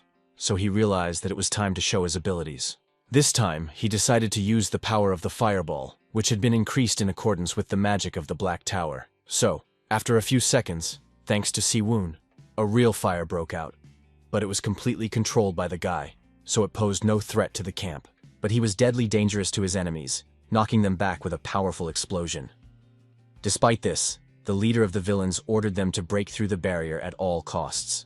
When our hero noticed that reinforcements had arrived for their enemies, he cursed quietly, because things were not going well. Se-un couldn't imagine that so many constellations had it in for Mammon, and for a moment he even became curious to know the reasons for such an attitude. But now was not the time for funny stories from the past, so the guy opened the Vault of Greed and extracted another ability from it. It was the Grad Empire's shooting technique, which every soldier serving this kingdom had been taught before, and it instilled true fear in enemies. The guy clearly understood that thanks to this technique, he would be able to achieve a great deal, which couldn't help but make him happy. So, grabbing his bow and quiver of arrows, our hero stood at the very edge of the fortress and aimed at the place where his enemies were gathering, whose patrons wanted to take revenge on Mammon. His weapon was filled with power and lit up with red fire. It seemed as if the deity himself had taken up the bow to defend his honor and protect those who were loyal to him. Se-un released the bowstring and shot the arrow, which left a red trail of fire behind it. The boy knew that it would fly to where he was aiming. However, his opponent managed to jump out of the way just in time. It was pure luck, not the victim's amazing agility. Seeing that Siwoon had missed, the enemies began to rejoice and cheer, realizing that they had probably overestimated their opponent. However, they did not take one thing into account. The arrows were not ordinary, and Siwoon had no intention of hitting people with them. It was important to him that they hit the ground. When the men noticed that the ground began to crack where the arrows had landed, they realized that things were worse than they could have imagined. This was indeed the case, and soon there was an explosion that confirmed the truth of all these assumptions. The system reported that Kim Tae-hyun and James Dean had been eliminated, and a lot of points had been earned for them. The news couldn't help but please our hero, because he felt that everything was going according to his carefully crafted plan. The only thing he regretted was that the power of gluttony could not be used on ordinary players. He remembered that he had only managed to devour Pan's subject after he had descended. But what was there to think about? It was time to fight other players, so he had to focus on that. Soon, the system reported that the number of players had dropped by a quarter. But the hungry ogres, on the contrary, decided to come out of their hiding places and appear on the battlefield. Smiling, Siwoon thought that finally, prey had appeared that would seem much tastier to the hungry prince than ordinary players. Turning to Soe, our hero asked her to take care of the camp. The girl nodded affirmatively, but still asked if he really didn't think it would be extremely dangerous to go alone. The young man did not think so. In his opinion, it was much easier alone, because then he did not have to worry about anyone and could always escape if something went wrong. However, despite all these words, Han Chul expressed his desire to go with Seo-woon. Looking at the young man, whose eyes burned with strength and self-confidence, our hero decided that he could take him with him, because he was not the kind of person who would need to be babysat. So soon the two of them set off, and at such a speed that no one could stop them. Riding on dead monsters, the guys discussed how strong the hungry ogre was as an opponent. According to Siwoon, the creature was stronger than Han Chul, so he would have to work hard if he wanted to fight it. In response, the brown-eyed daredevil just smiled and said mysteriously that he couldn't wait for the moment when he could test his strength. Our hero couldn't help but notice that his companion was literally itching to get involved in some kind of battle. They were traveling at tremendous speed, and throughout the journey, Han Chul kept asking how they were going to find the monster. Siwoon did not give him a specific answer, only saying mysteriously that the guy would see the creature even when he did not want to. In fact, these words made the brown-eyed man tense up, and for a moment, his whole body froze in anticipation, and he asked what Siwoon meant. Soon, he got the answer to his question. After a while, they saw a huge monster holding a man in its paws, clearly intending to eat him. The monster's eyes were blood red and burned with true madness, and blood dripped from its sharp fangs. There was more than one ogre, which made their situation even more complicated, as it was a little scary to deal with several monsters at once. The guys watched what the ogres were doing and came to the conclusion that the creatures had already devoured a couple of players who had been unlucky enough to wander into this area. The ogres appeared throughout the area, and it seemed that these two had been thrown here at the same time. For some reason, this fact did not scare our heroes very much, and certainly did not stop them. Despite Hanchol's slight confusion, they confidently strode forward. Sewong thought they were very lucky, because each of them would get one opponent, so everything was fine. Stepping forward confidently, Hanchul prepared himself for the battle ahead, ready to test his strength. Our hero trained daily with his comrade, so he could say with confidence that there was no reason to worry about him. So, without thinking twice, Sewon rushed into the attack. He could fully focus on his opponent and finish him off with one blow, because he believed that Hanchul could handle the ogre himself. The monsters noticed that more people were approaching them, and were very happy, because they realized that their meal would continue.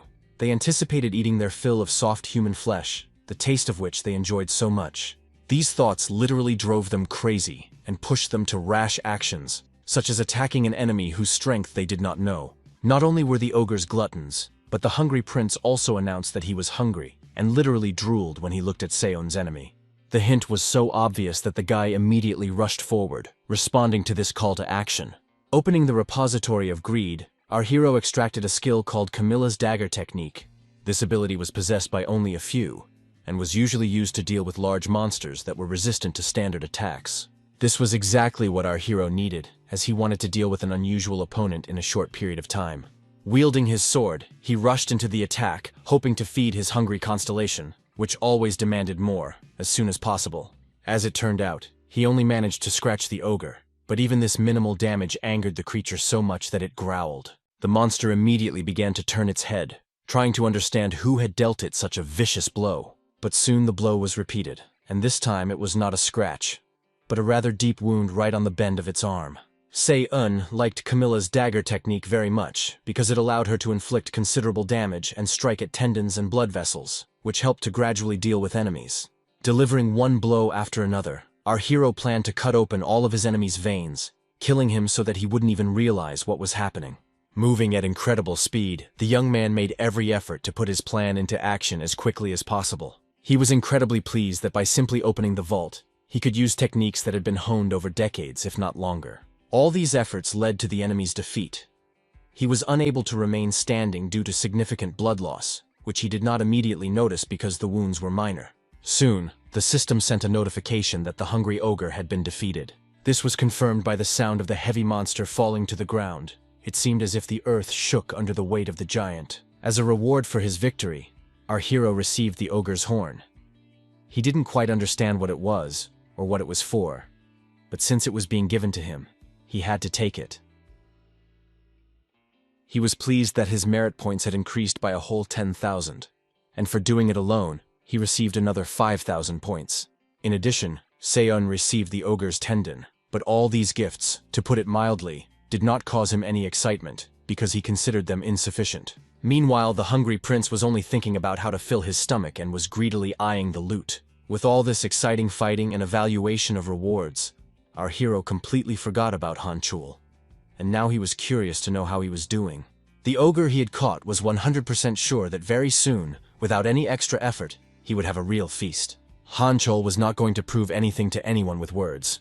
He was the kind of person who showed his strength through actions, and now his behavior was the same. Despite the huge difference in size between him and his opponent, he acted as if they were equal. Watching this huge ogre fight, one could say with certainty that he was incredibly strong. But Hanchul knew perfectly well that he was stronger, and was going to prove it first and foremost to himself. So he grabbed his enemy by the arm and did everything he could to neutralize him as quickly as possible, because his advantage was in a quick and sudden attack. It was incredibly difficult for him to perform such tricks, and at times he literally screamed from the strain.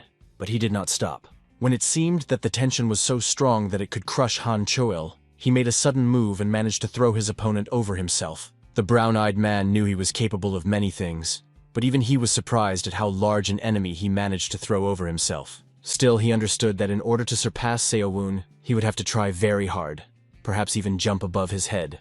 The battle with the giant was not over yet, so Han Choen had to focus all his attention on him. Otherwise, he might not survive this slaughter, because his opponent was determined to destroy the guy and devour his body to satisfy his appetite. Han Chio concentrated on his strength and was going to use all the abilities he had acquired during several stages of training. He clenched his fists tightly to get in the right frame of mind and look into the depths of his power. Pulling himself together, he activated the Tai Chi technique to deal with the monster standing before him once and for all. The creature was not going to give up either, fighting as if it felt that its life was truly at stake. The young man's power was growing, and it was hard not to notice. So with every passing second, the ogre realized more and more that his well-being was in serious danger. Finally, the brown-eyed guy's fist touched the monster's body, and the ogre felt firsthand the power of a man supported by a deity. Throwing the monster up once again, Han Chul demonstrated his strength and unyielding will, so that now no one doubted him. Carefully watching the guy, Sewun determined that he had combined the Taiji he had taught him with the skill Agaris had given him. His ability to modify and combine techniques was very pleasing and commanded respect, as it went beyond the ordinary. Han Chael was already surprisingly strong even before his regression, and now he had become even stronger. There was just one thing though.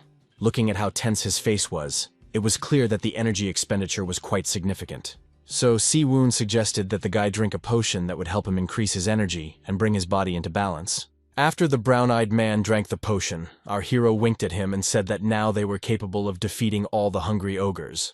Meanwhile, the office was filled with an atmosphere of anxiety. Looking at the huge stack of papers, the employees felt irritated. They anxiously entered data into the computer, and their excitement could be heard in the sounds they made. It was especially unpleasant when someone couldn't stand the tension and freaked out, nervously banging their cup on the table. The training manager, Tuning, was indignant that this time everything was too hectic, because a whole bunch of promising characters had turned up at once. There were too many survivors, and now they had to keep track of each of them and record their every move. Sipping his already cold coffee, Tuning claimed that they were simply being exploited, and he was only reassured by the thought that half of these guys would drop out after the third chapter was over. Just as he thought that long-awaited peace had descended upon him, he was suddenly interrupted by a phone call. The caller's concerned voice asked if the boss had seen what was happening. It seemed that the walls were about to collapse, so Tuning immediately asked what had happened. When the man was told that people had started hunting hungry ogres, his feelings were difficult to describe as shock. It was something much stronger than that. He couldn't believe that such a thing was even possible. He was told that it was all because of Seo-un and Han Choil, who led the hunt. The employee believed that at this rate the training could take a very long time. Fear began to take hold of Tuning's body. He laughed nervously and asked if the employee had even read the manual, because irreparable damage could occur if more than 90% of the ogres were killed. The creature that everyone feared without exception would appear, and it could cause irreparable harm. Finally, Sewun also noticed something was wrong. Strange sounds caught his attention, and he turned his head to see what was going on. But when he realized what was happening, he wanted to turn back time to prevent it. Standing before our heroes was a secret monster that even Sewun did not know about, the ogre chieftain named Craig Catlak. The creature roared ferociously and demanded to know where his food was. He was so hungry that he was ready to do anything to devour someone. The roar was so terrifying that it made you want to run away and never return to this place. It was clear that even the hungry ogres were afraid of their bosses, because when they looked at them, they begged for mercy. Han Choli became very curious about what his friend was going to do, because everything indicated that, in addition to big problems, there were also small ones, since the little ogres were also going to attack. Gripping his sword tighter in his hand, our hero could only think about how strange everything was, as he had never encountered anything like this before. Without showing his fears, the young man smiled boldly and said that they would certainly overcome all difficulties and, as always, emerge victorious from the situation. He told Han Chol to take on the two smaller ogres, while he would deal with the larger ones. The brown-eyed guy had no reason to argue, so he quickly moved toward his new opponents. Sewun also kept up with his comrade, quickly slipping past the monsters and delivering quick and very accurate blows that were sure to cause blood loss. The young man moved quickly and confidently, his entire demeanor screaming that he knew exactly what he was doing and why. The monsters did not immediately understand their enemy's plan, so they rejoiced that they had finally found someone who would make a wonderful meal for them. The only problem was catching him, but the ogres decided that sooner or later they would get him. Meanwhile, a plan began to form in Han Chol's mind. He picked up a stone from the ground, knowing exactly how to use it. His gaze also began to show confidence in his own abilities, and he boldly addressed the creatures, telling them not to be distracted from the battle. The blade of the sword glinted brightly in the sun as Sewun drew it from its sheath and prepared to use it. The young man wanted to deal with the enemies as quickly as possible and understand why the system had failed and released such strange monsters. He struck another blow, and the boss couldn't ignore him, because in a little while it would have been fatal for him. The young man's strength was undeniably great, but the situation was complicated by the fact that the ogres wore surprisingly durable armor that was incredibly difficult to penetrate. The two-headed ogre screamed, extremely displeased that his food was not willing to obediently go into his mouth. Activating his power, Siwon used the secrets of the Black Tower, thereby increasing the power of the chain lightning. In addition, he also applied the power of the frost wave, which was also increased in the same way. Cold and heat combined their powers to deliver a crushing blow to Siwon's enemy. At one point, the ogre's fist was frozen, and that was when the lightning struck it in the affected area. The pain was not that severe, but the monster was annoyed that it could not fully control its limb. When the dumb creatures finally realized that magic was being used against them, they began to scream loudly and back away. But Siwon wasn't done experimenting with his own power yet. He wanted to try something else, so he reopened the Vault of Greed. This time, he extracted the Flame of Darkness, a famous spell of black magicians that helped to control a storm of dark flames. So now the guy was learning to control the dark storm inside himself in order to release it and destroy the enemy, not himself, because the power was simply enormous. But Siwon decided that this was not enough for him, so he increased it several times over using the secrets of the Black Tower. Now his two-headed opponent screamed and writhed in pain, the dark flames burning his body, causing incredible pain. The monster did not understand how such pathetic food dared to do such things to him. He had never encountered such problems before. Continuing to burn and writhe in agony, the creature spewed threats and promises to finish off the boy who dared to stand up to him. Smiling, Siwon realized that he was indeed facing a real monster, who even at the moment of his own death was thinking about how to harm another. Reaching into the bag on his shoulder, our hero realized that a creature like this ogre was ripe for experimentation. There he had a weapon that he really wanted to try out in battle, and now it was obvious that there would be no better moment. He pulled out a goblin longsword of rank E. He was extremely curious to see if this weapon could withstand such a load. There were certain risks involved, as it was dangerous to use such a low-rank weapon against such a monster, especially considering that the guy had barely scratched the creature with a dagger made from a fang.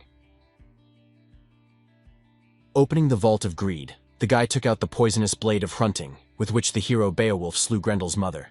Now it was in the hands of Seun, who knew full well that this weapon grew stronger and stronger with every bloody battle. However, the rank of the sword was not as important as its ability to withstand and not fail at the most inopportune moment. Meanwhile, the ogre had begun to recover, the pain becoming more bearable, but the monster was still blinded by rage and now wanted to take revenge on the boy at all costs. He did not expect that a human could inflict a serious wound on him, but it turned out that Siwon was able to do so without much trouble. The boy had managed to draw blood from such a powerful opponent, and he already felt pride blossoming inside him for having succeeded. However, the goblin sword could not withstand this power and was now completely destroyed. Our hero was incredibly upset to see this unique sword, which had never failed him at a crucial moment, destroyed. Seun was distracted from contemplating the monster's destroyed head by a system notification that Hrunting's poisonous aura had been released. The young man knew that with its skin scorched by the flames of darkness, the monster would not be able to escape Hrunting's poison. So soon he saw the long-awaited notifications that the secret boss, who was the leader of the ogres, Krog Katlak, had been defeated. Seun was no longer surprised by notifications that his level had increased and his personal merit ratings had skyrocketed.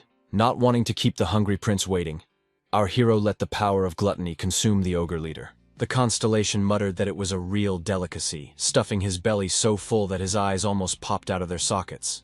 While pondering whether there was anything the prince would not eat, the young man was distracted by extraneous sounds that caught his attention. As it turned out, the tremor that ran through the ground was the result of a huge monster falling heavily to the ground, causing everything around it to literally jump. Hanchul showed an incredible level of strength, managing to complete the task that Seun had given him. It was extremely difficult, but he still managed to defeat two ogres who were determined to eat him alive, bones and all. Our hero couldn't help but appreciate his friend's efforts, but he said that he was still far from Siwon's level. Handing him another energy potion, the guy told Hanchul to drink it quickly because they needed to return to camp.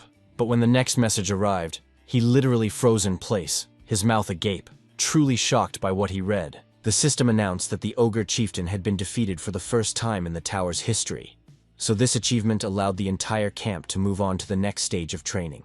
The young man reread it over and over again and couldn't believe that this had really happened to him. Hanchol also read it carefully and couldn't believe his eyes. He understood only one thing. Seun was truly a unique person. After processing the new information in his head, the young man smiled and said that they were amazingly prepared for the next chapter. Carefully watching what was happening on the blue screen, one of the employees asked if this was even possible, since skipping training was prohibited. Tuning also couldn't believe what he was seeing, because this had never happened before. The office workers were bustling about, afraid to even imagine what would happen next. Now that the boy had defeated Craig, he might start hunting down the players. With an awkward smile, the man with glasses said that nothing terrible would happen if he finished off a couple of promising guys. They began to discuss how the guy was indeed a handful, but they had managed to remove the obstacle. The boss decided that even if they let these guys pass to the next chapter, it wouldn't really matter. After all, there was supposed to be a siege in the 4th chapter, and the guys needed to get inside the walls of the wondrous city and move forward. So A stood and looked around, enjoying the scenery. But the news that they had to defeat the Lord and take over the castle frightened her. After looking around carefully, the girl realized that the walls separated the castles, and Seun confirmed her words, adding that each castle had its own abilities. It was not difficult to conclude that the choice of which castle to capture was of great importance, as it could affect literally everything. Seun was pleased that his companion was so quick-witted and understood everything right away, as this made his task easier. The goal of the 4th chapter of training was to besiege the castle, and the 5th was to defend it, so it was necessary to develop a clear plan of action. Therefore, the choice of castle had to be carefully considered, and so far, only one was suitable, at least in Siwon's opinion. He believed that they should go to the Golden Fortress, the most powerful in this chapter, which was said to be the most difficult to besiege. But the main problem was that none of them knew where it was located, as there were only rumors and legends about it. So our hero decided to send Jongpil to explore the area to find out what fortresses were nearby. He ordered Soe to go in the opposite direction and also explore the fortresses. When the girl asked what their leader would be doing at that time, he smiled mysteriously and said that he would search the empty houses. The first target on his list was the Towering Tower, which seemed like an extremely interesting place to him.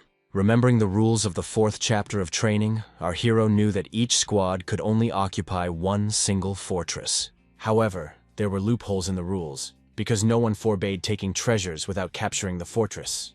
Activating his magical power, our hero used the stealth technique of Kirkle, which once struck terror into the hearts of the continent's nobility. From his past life, the guy remembered the layout of the central fortress quite well, so it wouldn't be too difficult to get past the traps and monsters. He was distracted from these thoughts by the sharp voice of John Pill, who urgently wanted to check if his new communication device was working. Frowning, Siwon asked if he already had information that needed to be reported immediately. It turned out that the blonde man had not learned anything important. He was simply admiring the fact that he now had something similar to a cell phone. To communicate, they used a communication stone that Siwon had created by casting telepathy magic on a mana crystal. It was more like a walkie-talkie than a phone, but that didn't change the essence of the matter. Taking advantage of the opportunity, the young man decided to ask if everything was okay with So-A. According to the girl, everything was fine. They were conducting reconnaissance. This young lady was so hard-working that the guy decided to remind her of the need to rest. He promised to check a couple more places and return to camp. After finishing the conversation, he decided it was time to focus on the treasures. In the shadows, he noticed 2 guards quietly talking to each other. They were relaxed and did not expect an attack. Right behind them was the storeroom that interested our hero, so the guards automatically became his target. The Hungry Prince constellation anticipated a hearty dinner and licked its lips with anticipation. It was time for the changing of the guard, so when one elf came to take his post, the other smiled and asked what was for dinner today. Si-un thought it was very good that the local guards were half-elves, because their senses were on par with humans. It was much easier to pass them than if he had been facing goblins with heightened senses. However, Siwon underestimated these creatures, as one of the guards noticed strange fluctuations in the air and reacted instantly. The halfling immediately asked who was there, because he was sure he hadn't imagined it. But the doors of the vault were still tightly closed, and the usual silence surrounded them. This made the guard doubt his own senses and admit that he had indeed imagined it. Meanwhile, our hero safely reached the place where many weapons were stored, including bows and arrows. This was to be expected, since arrows are the most suitable weapon for defending the tower. But there was one problem. The bows were not of the highest quality, and the best of them barely reached D rank. This discovery disappointed the young man, because he had hoped that if the fortress was C rank, then the treasury would contain items of the same level. Listening to the voices behind the door, our hero heard conversations about everything being fine, which meant that no one had noticed him. Moving closer to the door, the boy could make out words about one of the guards seeing a group of people, but they had gone in the other direction. Se-un was so curious that he moved closer to the crack in the door, wanting not only to hear but also to see the guards. Noticing a stately elf with a powerful bow on his back, our hero assumed that this might be the ruler of the fortress. But what attracted the young man's attention most was not the dwarf's personality, but his weapon, because there was nothing like it in the storeroom. So our hero decided to take the ruler's equipment for himself. It was a very bold move. But who said that Se-un didn't have such ambitions? Meanwhile, Tuning had already relaxed and was sitting calmly in his chair, thinking that they had dealt with all the problems. He sincerely believed that now he could breathe a sigh of relief and simply watch the players develop. But his calmness slipped away as soon as another phone call rang. This sound had already become a trigger for the man, so he jumped up from his seat and felt uneasy. Answering the call, he heard a stern voice urging him to immediately check the next location. The words Tuning heard next made him freeze in his tracks. It turned out that player Jong Se-woon had once again managed to do something incomprehensible. He immediately opened the location cameras on his computer and began viewing the images one by one. Suddenly, one of the towers exploded so suddenly that the man jumped away from the screen. With his mouth agape in shock, Tuning tried to understand what this boy was doing and where he got so many ideas and the strength to carry them out. And it wasn't about a specific fortress, because he was blowing them up one after another, taking all the equipment and valuables from them along the way. It became clear that the boy was simply out of his mind. The man didn't understand why he was doing this, because he wouldn't even be rewarded for such actions. All the chaos he had caused could become a serious problem, because now the players had to fight for the best fortresses. But now the castles were burning and the treasuries had been looted. While the office was frantically ordering Se-un to be stopped, he was trying to get his hearing back after the explosion. He felt his ears starting to burn, so he thought someone was having a very lively conversation about him. The system sent a message that from now on, malicious actions against the fortress would be considered an official siege. But what the young man disliked most was the news that items from the fortress could now only be obtained by winning the siege. Looking at this message, the young man thought that the system had decided to make his life much more difficult and ruin his plans. In fact, it was too late for them to rush in, because our hero had already gotten what he wanted so badly. After all, he had a bow that bore the proud name of the Great Hunter and was an S-rank item. This bow was used by the ruler of the tower and gave abilities such as increased attack range, greater flight speed, and stronger damage. Not only that, but Se-un also got a whole bunch of C-rank weapons that you wouldn't find during training, all carefully stored in a space bag. The young man's joyful thoughts were interrupted by the vibration of the stone used as a means of communication. It was, of course, John Pill calling, his voice so worried that it was eerie. The blonde guy was clearly not calling for no reason. He was shouting that he had found something very important for their common cause. There was both fear and excitement in his voice, and, barely finding the right words, he managed to say that he had found the Shining Fortress. For a moment, the world around our hero froze, and his mind was filled with thoughts of how it had finally happened. The Golden Fortress was not a myth or a figment of the imagination, but a very real structure that had now been found. It was as beautiful as in the legends that had been composed about it. It seemed that it was really built of pure gold. Chong Pil was incredibly proud that he was the one who found it, an amazing A-rank structure. The system said that it was surrounded by shining metal walls that glistened like gold, and the fortress was filled with siege structures and armed troops. All the fortresses our hero had encountered before were C-rank, but this one was A-rank, so the danger level was justifiably higher. Approaching Se-un, So-A asked if they were ready to begin the siege of this structure, and she was also interested in the plan of attack. Opening the treasure chest of greed, our hero decided to find the ability that could help them in this difficult task. To begin with, he chose the monocular vision of the Eagle King, which allowed him to see prey on the ground even from the clouds. Those inside the fortress received less damage and bonuses to all characteristics, and once a day, they could activate the golden glow, which stopped their opponents. Compared to ordinary fortresses, there was an incredible number of monsters there, and they all received buffs from the fortress itself. Therefore, there was only one way out, and that was a full-scale siege, so our hero announced this to all the members of his camp. So-A asked anxiously if they could handle this task, because the gate was guarded by a whole bunch of monsters. which meant there were even more of them outside the walls. That is why Siwon believed that they needed to focus on killing the ruler. If they managed to kill the leader, the monster troops would be neutralized. The young man was 100% sure that as soon as they broke through the walls, Soa and Han Chul would be able to clear the way for him without much difficulty. And while the guys were holding back the enemy troops, he would be able to get to the ruler and defeat him. That was his plan. After listening carefully to the young man, the red-haired sisters asked anxiously how he intended to break through the gates, as they seemed completely impenetrable. Smiling, the hero said that they needn't worry about that, because he already had some ideas. Opening the Vault of Greed, he took out a unique item that literally sparkled with power in his hands. It was a huge golden axe, so large that it was surprising that the guy could even lift it. But Siwon seemed to be holding it perfectly normally, without any effort. Looking intently at the gate, the young man declared with absolute confidence that he could break through it without any help. Soon, another explosion was heard, which led to a fire and massive destruction. The orcs were frightened and angry. They did not understand who could dare to be so bold as to attack their fortress. When the dust from the explosion settled a little, the monsters could see a silhouette moving toward them that resembled a human figure. Seon moved slowly and confidently, carrying the colossal Pangu axe in his hands, which was said to have separated heaven and earth. Now this unique item was in the possession of our hero, appearing and disappearing at his command. Taking such a precious weapon at once seemed wasteful to the young man, but it would help him achieve his goal much faster. True anxiety began to show on the monsters' faces. They were visibly nervous and afraid of the strange guy who was boldly striding toward them.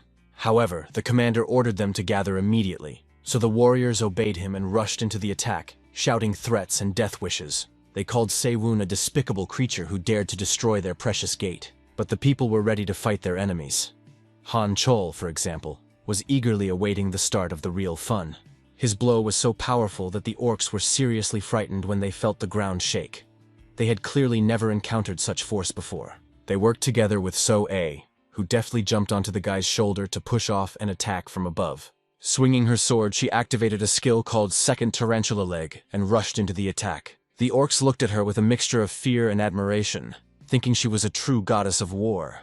These thoughts remained in their heads only until her sword touched their bodies.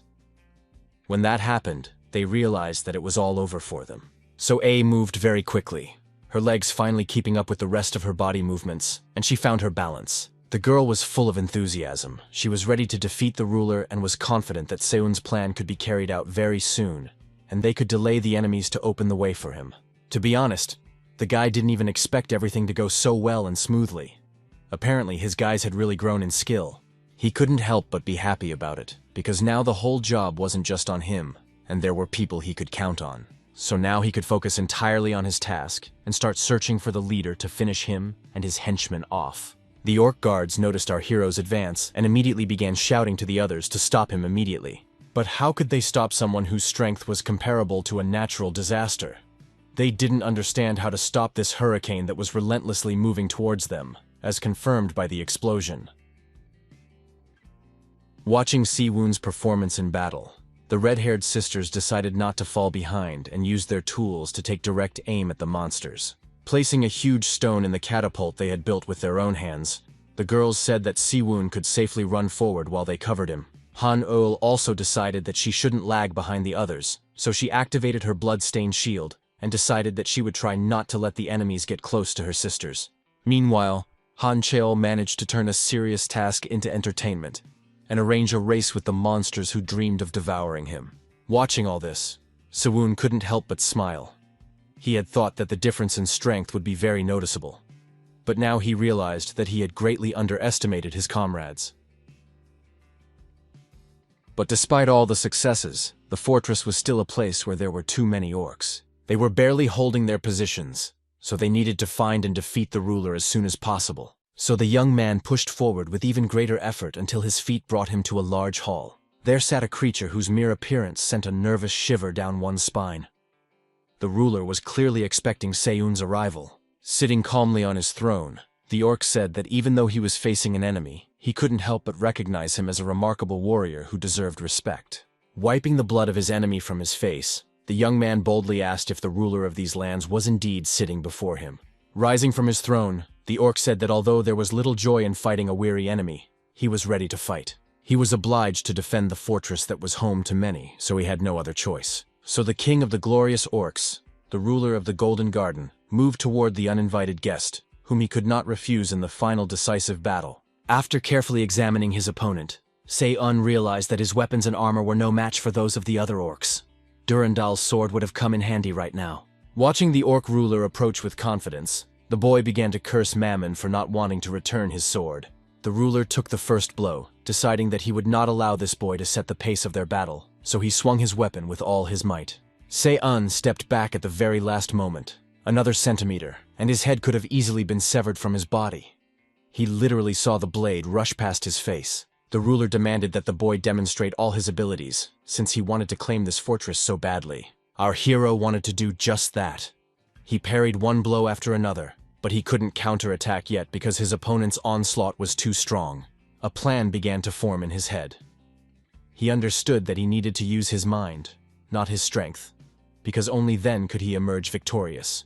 Se-un decided to try a proven method and deliver precise, targeted blows, which over time would lead to significant blood loss. It was strange that the monster did not even try to defend itself. It seemed that it simply did not believe that a human being was capable of causing it any harm, or else it believed so strongly that its armor would withstand the attack. Our hero benefited from being underestimated, as he had time to activate the third form of the Blood Wolf sword technique, which was enhanced by his inner strength. The power flared up as if it were fire, seemingly eager to strike the enemy as quickly as possible. Ultimately, it took the shape of a wolf that could destroy anything with its powerful jaws. The orc thrust his weapon forward to block the monster's jaws, but this only gave him a couple of extra seconds, and did not provide adequate protection. There was no time to hesitate. He had to seize the moment and act decisively, so he drew his sword and began to rush forward. The enemy's weapon crashed into the concrete floor with a bang, causing it to crack. Despite this, the orc continued to insist that the guy's blows were very weak, and that he could block them with his left hand. Si-woon decided to see if the monster would change his rhetoric if he attacked him from above, thus depriving him of the opportunity to parry the attack normally. Although it clearly took some effort, the orc ruler gripped his weapon tightly and did not let go. His eyes glowed with rage as he said that the boy was still unworthy of ruling this fortress. These words made Se-un grip his sword even tighter as they hurt his pride and self-esteem, so the orc had to answer for what he said. He decided that everything he seized would become his, so he opened the Vault of Greed and took out the sacred blade of King Karnvenin. Our hero's sword was filled with light, and it seemed as if the young man was holding a small star that could strike down anyone who stood in his way. This dagger was one of the 3 sacred weapons of King Arthur, on par with Excalibur and Rogominiad, and was also called the White Handle. Seeing the strange glow, the orc tried to understand what it was and what level of magical abilities his opponent possessed, for his aura felt very powerful. Smiling, Se-un said that his opponent could try to guess what was wrong with his dagger. As if to confirm his words, the blade of the sword flashed brightly, hinting to the orc that he would indeed understand everything very soon. Very soon, the orc finally realized that he was facing an extremely dangerous person and needed to block him as soon as possible. But doing so was extremely difficult. The monster understood that only an attack would save him, which meant he had to counterattack as soon as possible. Having made this decision within himself, the monster tried to move, but realized that it was impossible, because his body seemed to have stopped obeying him, and he stood like a statue. Closing its eyes in despair, the creature tried to accept the fact that it could do nothing with its own limbs, which made its situation quite hopeless. But Se-un could move, and very quickly at that, so taking advantage of the situation, he decided it was time to attack again. Stabbing the enemy with his dagger, the young man quietly said that he was truly worthy of being called the king of the orcs and the owner of the Golden Fortress.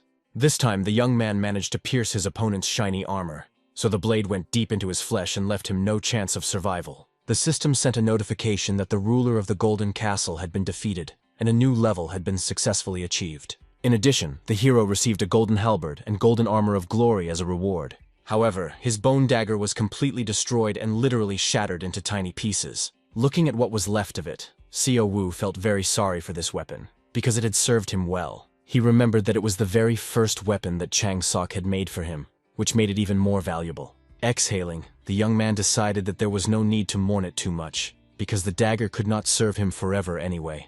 The hungry prince did not want to wait too long, so the young man tried to devour the ruler of the Golden Castle as quickly as possible. Everything was fine, until our hero was surprised by another system notification, which confused him a little. It said that he had brilliantly besieged the last and strongest fortress. Meanwhile, there was commotion in the office again, with employees worrying that if things continued this way, they would have big problems. They all wondered why Seo-eun had captured the Golden Castle so quickly, and could only come up with one answer: because he had skipped the previous stage of training.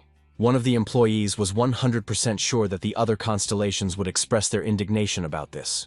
Their boss couldn't find any words more appropriate than the phrase that ordered all the fools to shut their mouths immediately. He asked the man with glasses if he thought any other player could capture the Golden Castle so easily, and the man hesitated and said that it would not be easy.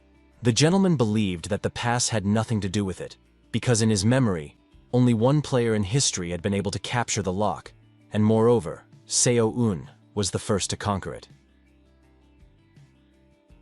After that, he asked the man if he knew which constellations were watching the boy, and the man shook his head. The first to set his sights on Seon was the demon of greed, whose name was Mammon. The second was the demon of gluttony, Beelzebub.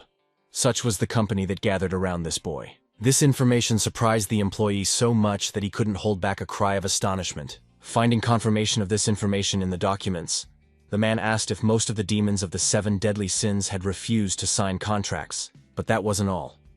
According to the boss, most of the 72 lords of hell were watching over the members of Seun's squad, and such attention was focused on a person from the earth dimension, without magic or other supernatural abilities. Because he had caused such a commotion during the training phase, it was decided to create a special working group. Its members were tasked with thoroughly studying and analyzing Seun himself and his entire squad. Meanwhile, a veritable feast was held in the Golden Tower to thank everyone for their tremendous work in capturing the fortress. All the participants in the battle sat at a common table, enjoyed delicious dishes, and rejoiced that Seun's plan had been successfully implemented, as always. Someone decided to stand out in a special way, so he banged his hand loudly on the table and asked for a little attention. Of course, it was none other than Jungpil, who smiled strangely and playfully asked if everyone knew what he had found in the castle's storerooms. Beaming with happiness, the blonde guy said he had found a wonderful cellar with lots of different drinks, including this bottle of wine.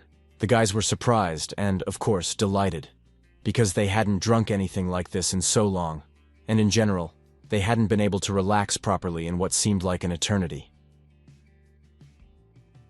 Many of them already had a greedy gleam in their eyes, anticipating a fun night in the company of good alcohol. Seo-eun sat at the head of the table, and even from a distance you could see his disapproving gaze. He clearly believed that now was not the time to relax, but in reality, right now, the guy was thinking that he had been too strict with his subordinates until now, deciding that since they had worked so hard, it was okay to celebrate. Our hero opened Mammon's storage room and took out a huge bottle of a drink called Desert Dew. Chong-pil was so happy when he heard his friend's words that it was impossible to describe. He thought that his idea would not be approved, so now the place that had once been a battlefield became a haven of joy and peace, temporary but long-awaited. A lot of time had passed, and the celebration was still going on.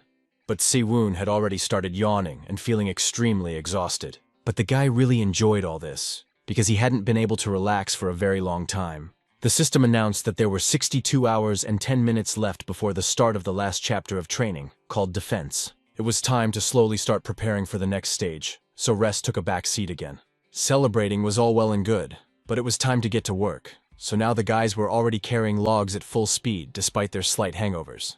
Watching how smoothly the members of the squad worked together, Se-woon realized that they had all become so accustomed to training that they acted almost in unison.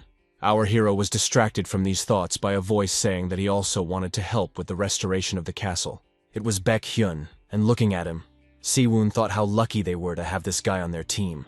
The scholar's desire to help was very sweet, but our hero thought that instead, he'd better work on the Manticore's frame. This young man had no idea that he was actually a key character in completing the final chapter of his training. Si-woon understood perfectly well that if they managed to create the Manticore, he would be able to determine what it was before its rebirth. The guy decided to look at his status window. Among his unique skills, he had the power of greed and gluttony, and all his other skills were also listed below. Overall, his stats were at a very high level, so the guy was more than satisfied. Of course, he was already at level 17. And all his stats were around 100. Sometimes he himself wondered how this was possible. All this was thanks to the power of gluttony.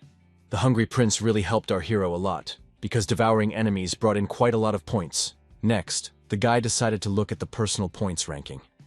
As always, he was in first place, but when he saw who was in second, he was quite surprised. There was the name Riel Refren, the girl who was first in training before his rebirth. Smiling, our hero thought that a difference of 300,000 points would be difficult to overcome even after capturing the castle. So he looked forward to seeing Riel choke when she checked the rankings. Seoun couldn't fully immerse himself in his thoughts, as someone's call brought him back to reality. It was John Pill again, who had finished his reconnaissance and came to the leader to report on the situation. The blonde said that the other troops had begun to approach, and some had already begun to besiege the castles. But there was something else that clearly worried the blonde man, and it was hard not to notice, because his face reflected a certain level of anxiety. According to him, one unit was moving towards their castle, and they were already very close. So there was reason to start worrying. Se-un clearly did not like this news, so he agreed with the blonde man that things were not looking good. The golden gates suddenly opened slightly, and a decent gap formed in the sturdy doors. Then it was kicked hard from the inside, causing it to open wide enough to pass through. Se-un came out of the fortress, accompanied by So-a. They were both extremely tense, as evidenced by their postures and expressions. The man who approached the gate smiled broadly and asked if he was really standing in front of the leader of the detachment. Extending his hand, the blonde stranger introduced himself as Charles McGregor and said that he was also a leader. He was impressed that someone had already managed to capture the castle. Our hero's hands clenched with incredible anger, all because this man's name was all too familiar to him. The smiling blonde was the very embodiment of duplicity. In his past life, Seoun's team had been destroyed, and he had no choice but to join another. At first, this Charles was very friendly and pretended to be happy about the new team member, but it didn't last long. After a while, the guy's life turned into a living hell. He did all the dirty work and became a slave, and during the siege, he was put on the front line as some kind of human shield. So Siwoon ran away as soon as his training was over, but he still had to lay low for a while. And now this man was standing in front of him again, extending his hand. It was understandable why the hero was not particularly happy to see this face, and did not extend his hand in response. He coldly asked why Charles and his team had come. Awkwardly withdrawing his hand, the blonde scoundrel noted that it was incredibly difficult to trust each other in this damn training. It turned out that Charles had come with a proposal, assuming that Seoun's team was exhausted from the siege of this castle. So he was ready to join forces with them and support them in this difficult moment. They were even willing to take on all the dirty work. So A didn't know these people and had no idea what atrocities they were capable of. But she still didn't like this Charles, and didn't even deign to look at him. Surprising her companion, she spoke up and said that they needed to consult with each other before making such an important decision. Charles McGregor was overly polite and kind, smiled and said that he sincerely hoped for a positive answer. The passage into the fortress became much narrower, but the door did not close completely, as if giving the blonde man hope. So A looked at Seon with interest and asked how he planned to proceed. They could be attacked by other troops, so she didn't think the offer was so bad. Without a moment's hesitation, our hero confidently replied that they would refuse Charles, because he would only become part of their team over his dead body. The girl was extremely surprised by such excessive categoricalness, but Siwoon calmly asked her to check Charles's merit points. She did as the leader asked and found the man in 10th place, which was not bad at all. Staring into space, the guy asked if she had seen the weapons used by Charles and his henchmen. Finally, the puzzle came together in So-a's mind, and thanks to Siwoon, she realized that Charles's team had the blood of other players on their hands, not monsters. They had earned their points by killing people. The guy told her that these nice guys talked a lot about how players should help each other, but in reality, from the 3rd stage on, they racked up points by killing people. Swallowing hard, So-a squeezed out the words that she understood everything. It was clear that she was truly shocked by this story. Now she completely agreed with her leader, and also believed that there was no need to take unnecessary risks. When they left the fortress and approached Charles, the girl said with confidence that she would have to decline his offer. Without removing his mask of a smiling, good-natured man, the blonde asked again if he understood correctly, and if she was really refusing him. So-a was like a stone wall. She was not swayed by his words, and repeated that she could not trust people she had just met, and also advised him to find and capture his castle. It was noticeable that for a moment Charles's mask slipped and his face contorted with anger. but he quickly regained his composure and said that he was very disappointed. After that, he abruptly drew his sword from its sheath and announced that they were not going to look for any other castle, because they planned to capture this one. Now he revealed his true colors when he said that he thought it would be easier to attack the exhausted players than to besiege another castle. Finally, So-A realized that no one had ever planned to unite with them in the first place, and that Charles had planned from the very beginning to take advantage of their weakness and take all their achievements for himself. Ordering his men to attack, the scoundrel shouted that today they would have a real feast in the Golden Castle, where they would sit like kings. Everything happened so quickly that Siwon jumped forward to protect Soa, who was still in shock. After that, the guy shouted loudly, trying to call Han Cho-ryul, whose help would be very useful now. The brown-eyed guy immediately responded to the call, and a second later jumped off the fortress walls right where the battle was beginning to rage. He was angry that someone wanted to take credit for their achievements, so he didn't mind the battle starting. When he landed, he used his signature move, which caused the ground beneath his opponent's feet to shake. No one expected to feel such power, so, of course, the guys got scared and began to doubt that they had made the right choice when they came here. Charles tried to calm everyone down, saying that it was clearly a one-time move and would not happen again, so there was no need to panic. He said that their enemies had just shaken the ground a little, but these words made Seo-un laugh, because he had seen quite large cracks appear in the soil. Opening the repository of greed, the guy decided to summon lava, because it would fit perfectly through the holes in the ground. The power responded to his call with ease, and a second later, he felt a slight heat as the lava gradually rose to the surface. The boiling fiery liquid flowed like a raging river, filling all the cracks and unevenness in the ground. It was a combo move with Kong Han Chul that helped bring real heat to the battlefield. For some, it was just heat, but for their opponents, it was a personal branch of hell. They screamed and writhed in pain, burning in this liquid fire. Their bodies smoldered and began to give off a sickening smell of burnt flesh. Such was the fate of those who deceitfully killed their own kind. Charles McGregor wasn't worried about his squad at all. Only one question was spinning in his head. At what point did everything go wrong? Exchanging glances with Seo-un, Han Chol asked if his help had been enough. Seo-un nodded and said that he had done a perfect job. Charles's eyes widened in surprise, which turned into a guess that seemed simply impossible. Looking closely at our hero, the scoundrel couldn't believe that this was the same Siwon standing in front of him.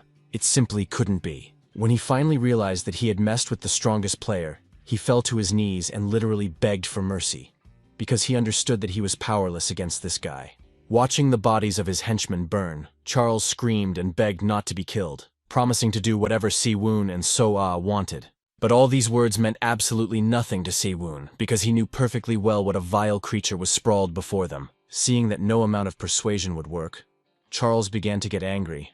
His rage reflected on his face, showing that the mask of the nice boy had finally slipped. So-A understood this too, looking at the blonde man with an expression on her face as if she were about to make a very important decision.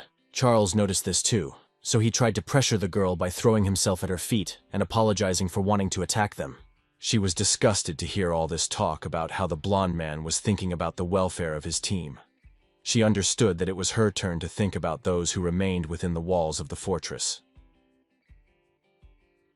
Looking into So-A's beautiful eyes, which seemed very kind to him, Charles thought that changing his goal was the right decision. The girl immediately struck him as extremely soft-hearted, but he had no idea how deeply mistaken he was. Literally a second later, this very soft-hearted girl swung her sword and cut off his head with one stroke. So-A understood that if they let this scoundrel go, he would always be a threat to their team, and to all other decent people, and she couldn't allow that, so she decided to act. Yes, it hurt her to see a man fall by her hand, but she understood that this was the only way to protect others. Now there was human blood on her sword.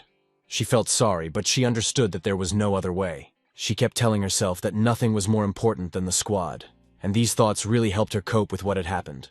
Looking at the innocent girl, whose hands were now covered in blood, Siwon thought that he had never expected anything like this from her. He couldn't imagine that So-A would be capable of cutting off the head of a player who begged for mercy without hesitation. But it was clear that it wasn't easy for her. Lowering her head, she looked at her feet, her voice trembling as she asked if she had really done the right thing. Catching her gaze, the guy said that of course she had made the right decision, adding that he would have done the same in her place. There were 60 hours left before the start of the 5th chapter of training, so our hero suggested that the girl go inside and start repairing the gate. After a while, Seo-un wanted to take a look at the true repository of greed. As always, there was a strange and somewhat heavy aura there, which made him reluctant to stay there for long. He managed to get some mineral tree resin, which was as strong as earth ore, perfect for repairing the gate. So now the golden gate was like new. And seeing this, the red-haired sisters began to admire Seo-un and ask him how he had managed to achieve this. The young man briefly told the sisters that he had his own proven methods, when suddenly another participant interrupted their conversation. It was old man Chang Seok, who announced with a beaming smile that he had finished improving the equipment. The gray wolf cloak had been perfectly cleaned of dirt and everything else, and its rank had also increased significantly. The red wolf armor was now sparkling and had also been upgraded to a higher level. Our hero was very happy that he now had such wonderful equipment, and the old man had clearly improved his skills and abilities. Chang Seok also said that he had heard rumors that his bone knife had broken. After hearing this, an image of the battle with the orc ruler popped into the young man's head. Our hero apologized for his carelessness, but the old man just smiled and said that he was glad that the weapon he had made had come to a worthy end. After chatting for a bit, the master finally left, saying he wanted to get back to working on the golden armor that Seo-un had ordered.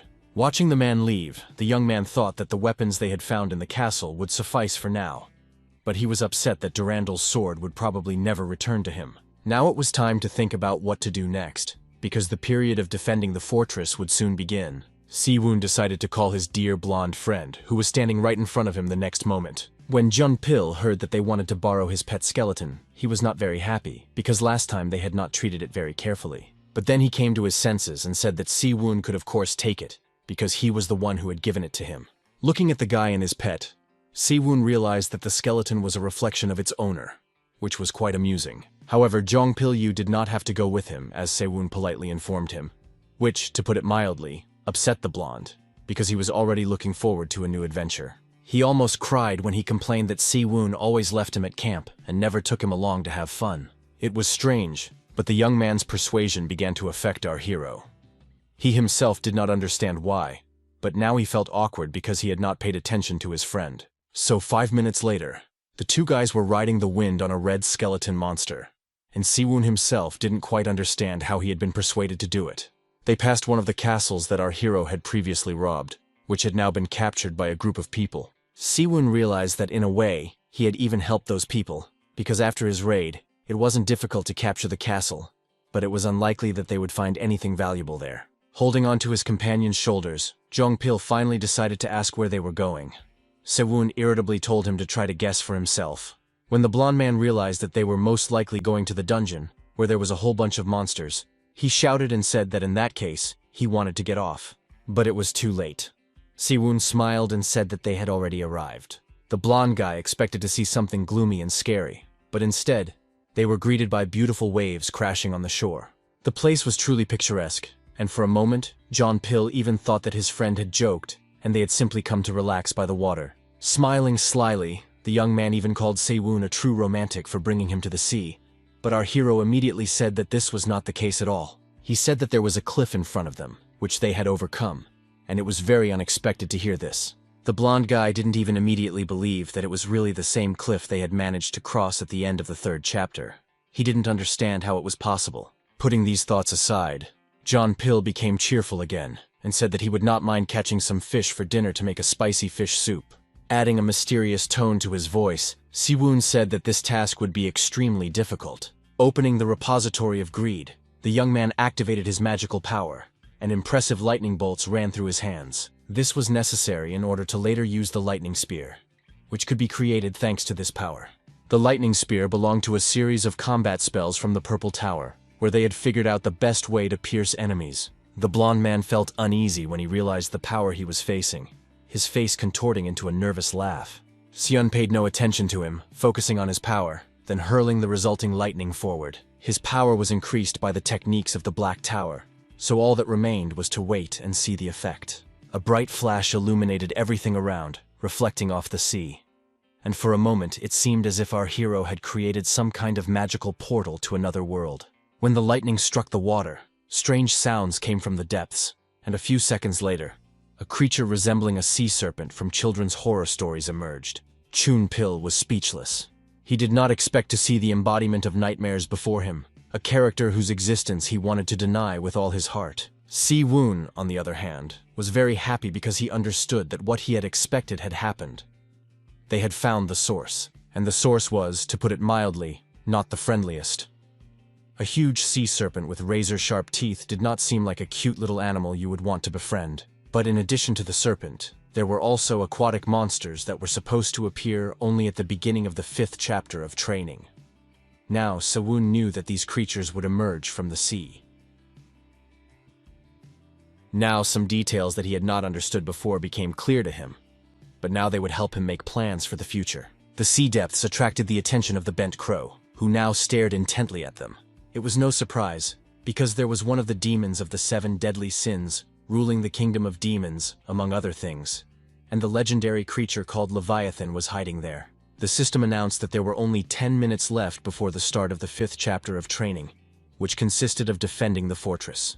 The guys were carefully checking their ammunition and catapults, and they were more than sure that everything was ready. Everything indicated that they had prepared brilliantly for the defense and were sure to achieve victory over those who wanted to compete with them. The archers had already taken up advantageous positions on the walls of the tower and were ready at any moment to shoot their arrows at anyone who came within a meter of the fortress. One of the positions was occupied by the person who made this entire defense possible. Se-un stood at the firing point with the confidence of a seasoned warrior and looked into the distance, trying to predict when the first attempts to break through their territory would be made. Looking at the guy, So-a asked with some uncertainty in her voice if they would be able to pass all the tests without any problems this time. She was scared, so her uncertainty was forgivable. But our hero was not afraid of anything, so he said clearly that they would handle everything. Meanwhile, someone's feet were already running towards the fortress to bring important news. The rider was, of course, our dear Jean-Pil, because only he could handle such an important task as reconnaissance. But his face was clearly not twisted with joy. No wonder, because he was rushing to warn everyone that terrifying monsters had emerged from the sea, and they would have to fight them. The creatures had strange webbed limbs that ended in deadly sharp claws. A multitude of monsters resembling sea creatures had now crawled to the surface and were preparing to feast on humans, who seemed very appetizing to them. They were literally breathing down the neck of poor Jean-Pil, who was scared to death by the sudden appearance of his enemies. He didn't wait for the gate to open, as it was too dangerous. So as soon as he reached the fortress, he immediately began to climb up. When he finally managed to climb up, he breathlessly informed his boss of his arrival, and said that he had done what he was supposed to do. Se-un gratefully accepted the spear from the blonde man, which was what he had been sent for, and said that he had done an excellent job.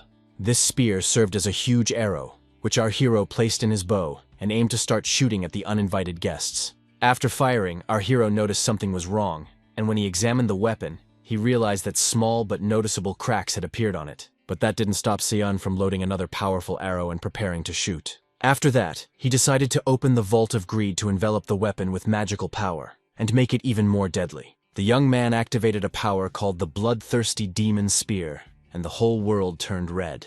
According to legend, this weapon had previously belonged to the hero Keltar, and had to be kept exclusively in water because it constantly emitted flames. Now Se-un was convinced that the legends were true, and that the fire that emanated from this weapon was indeed incredibly dangerous. This fire literally turned the surrounding space into a veritable branch of hell on Earth. So-a opened her mouth in surprise, and even the indifferent Han Shul could not hide his shock at what he saw. The guy simply did not understand how an ordinary person could possess such power. But Jean-Pil was more interested in where his dear friend had put the spear that he had literally suffered for. Oh, when they realized that the small glint in the distance was the spear, they were even more surprised. The weapon had turned into a fast and deadly thing that spared no one and was ready to destroy everything in its path. Soon there was an explosion, so massive that the earth shook and the living envied the dead. The force was so powerful that it seemed that those who found themselves at the epicenter had no chance of surviving such an event. And so it was. The monsters burned alive and screamed as loud as they could, writhing in pain and falling dead.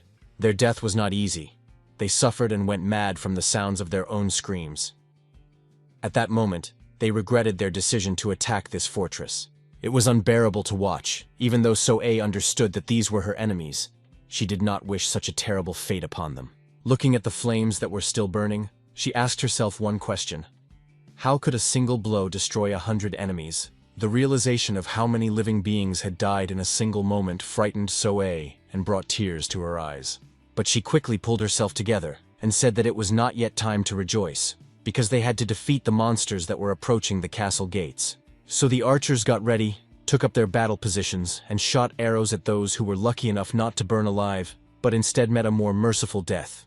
The catapults also sprang into action and turned into veritable killing machines, which coped with their task very successfully. Again there were screams. Again there was agony and death.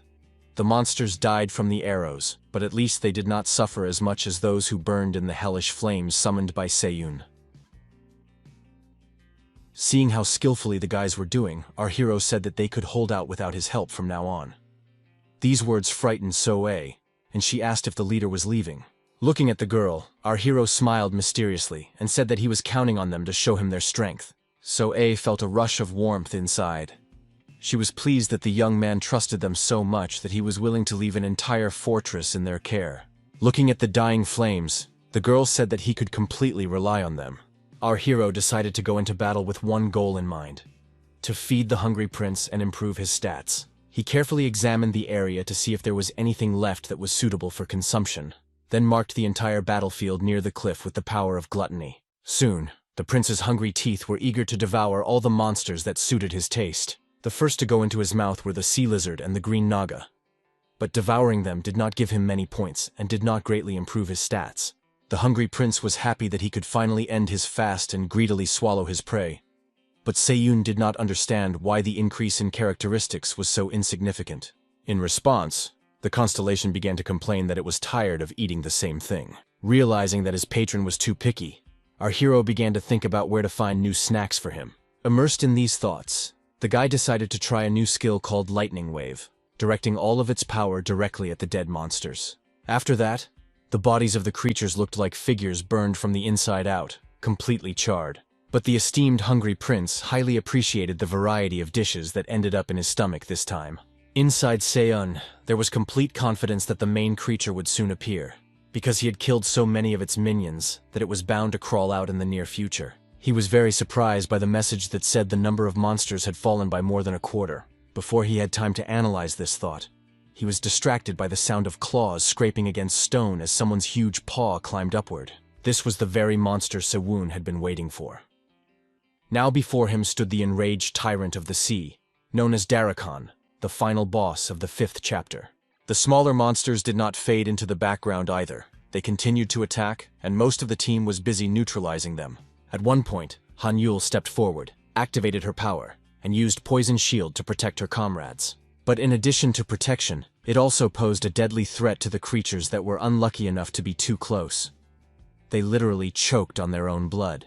One creature, which resembled a fish, managed to escape and crept up on the girl, who did not expect an attack from behind. Fortunately, So-A was nearby and managed to react in time, stabbing the fish with her sword, and thus saving the healer from a gruesome death. When Han Yul realized what had happened, she smiled frantically and thanked the girl for saving her, because if it weren't for her, everything would have ended very badly. For So-A, it was nothing, and she told the healer not to worry and to leave the rest of the enemies to her. The blue-haired girl's eyes burned with gratitude, and she said once again that if it weren't for her help, she would hardly have seen the next day. As they talked, So-A felt something huge and powerful approaching her from behind, its energy detectable even from a distance. The poor girl didn't even have time to squeak before a huge claw grabbed her and pulled her closer. Real fear lit up in the girl's eyes. She couldn't even imagine that she would have to face something so powerful. Soon she saw the snake's eyes, which glowed with an otherworldly red light, clearly indicating that it wanted to shed blood.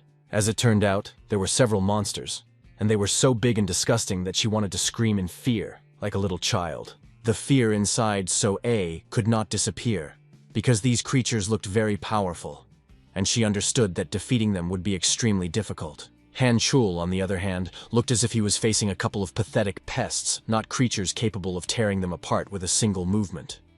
The young man was confident that he could handle them, but even if he overestimated his abilities, the young man understood that he had to try to defeat them, because there was simply no other way out. His confident attitude calmed So-A a little, who was almost in a panic, and now she even found the strength to smile. Then she shouted that it was time to attack and rushed into battle, deciding that her own fear was her greatest enemy. She made the first strike and discovered that her sword was unable to pierce the armor covering the creatures' bodies.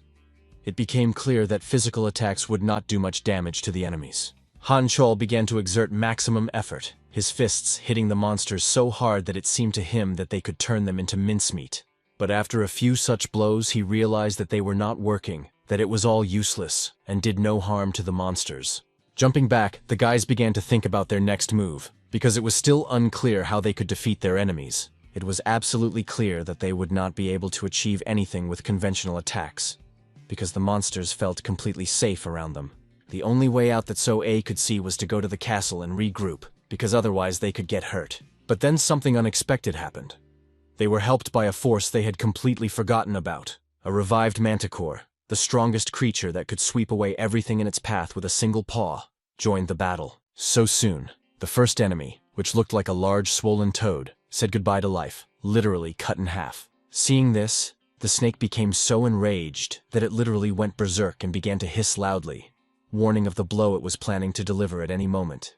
With a flick of its tail, the manticore showed that it was not to be trifled with, for it was more powerful than anyone who stood before it, and it proved it in practice, wrapping its tail around its opponent and causing it to bleed to death.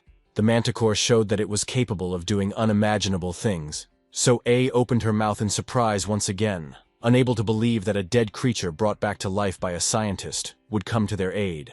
Smiling, Baekhyun thanked his friends for holding out so long and not dying. He said that he and the manticore had been slightly delayed because he had been working on fully activating the poison in its venom. Everyone was satisfied with the scientist's work, especially his constellation, the horse that tramples death. So Baekhyun had a pretty good excuse for not coming earlier. The guy had been working hard to perfect the manticore. Now that it was completely ready for battle, Baekhyun was happy that he could finally contribute to the victory. Looking at the beast that possessed such incredible power, Jongpil was even a little upset, because the manticore seemed cooler to him than his precious pet. No one answered him, because everyone was busy reading the system message, which, to put it mildly, had shocked the players. It said that the number of monsters had fallen by more than a quarter, and in their place came an enraged sea tyrant called Darakan. Adjusting his glasses, Baekhyun assumed that they would have to face not just another monster, but a boss, and Se-woon had most likely gone to battle him. The young man did not want to stay on the sidelines, so he suggested that everyone else go with him and his manticore to help their leader. So A was frightened and surprised by this proposal, reminding them that if no one guarded the Golden Castle, it would fall. But her fears were in vain, because there were guys who promised to defend the fortress with all their might, and the archers assured her that they would be able to deal with all the problems. Such a passionate desire to help the common cause was highly appreciated by the girl, and she could not refuse them their initiative. Only now did she allow herself to finally stop and look at her companions, who had become much stronger than they had been before. Since the beginning of their journey, they had grown stronger in both body and spirit, which made them the wonderful warriors they had become. Looking at the clear sky, which reminded her of peaceful times, she said that she hoped for the guys and believed in them. Meanwhile, a creature emerged from the sea, whose paws alone were capable of crushing anyone who stood in its way. Its powerful clawed limbs were so strong that the mere thought of them sent shivers down her spine. Soon, the head of this monster appeared, growling loudly and staring at everything with eyes burning with hatred. This frightened the people so much that they were confused and did not know which way to run, because it seemed that the creature could reach them even from underground. Looking at all this chaos, Seo-un came to only one conclusion. His opponent was absurdly huge. From his past life experience, he remembered that most of the castle had been destroyed before they even had a chance to engage in battle. So this time he had to deal with the monster before it reached him. The main question was how to do it and stay alive, preferably with all his limbs intact. If there was only one monster, Mammon's treasures would be more than enough. But looking at the brood of other creatures climbing the cliff, it was clear that there would be many problems. Looking at all these creatures, our hero thought only of how to find a way to destroy them all at once, and such a way was found. It consisted of burning everything around. However, it was not Se-un who controlled the flames. This time, someone else did it. It was the work of a girl whose ears revealed her direct kinship with the elves. It was her magic that lit this fire. Looking into her bright blue eyes, Si-woon was struck by a flash of recognition. He couldn't believe that she was really standing in front of him. Riel Refren, an elf often called the darling of nature, was capable of controlling the powerful spirits of the four elements. But her world had already been destroyed, so this girl had nothing to lose. To revive her destroyed homeland, she had to climb the tower with the last seed of the world tree in her hands. Looking at her, The boy understood that there could be no mistake. She was indeed the strongest elf. But he had no idea why she had come here, or why she had entered into battle with the sea monsters.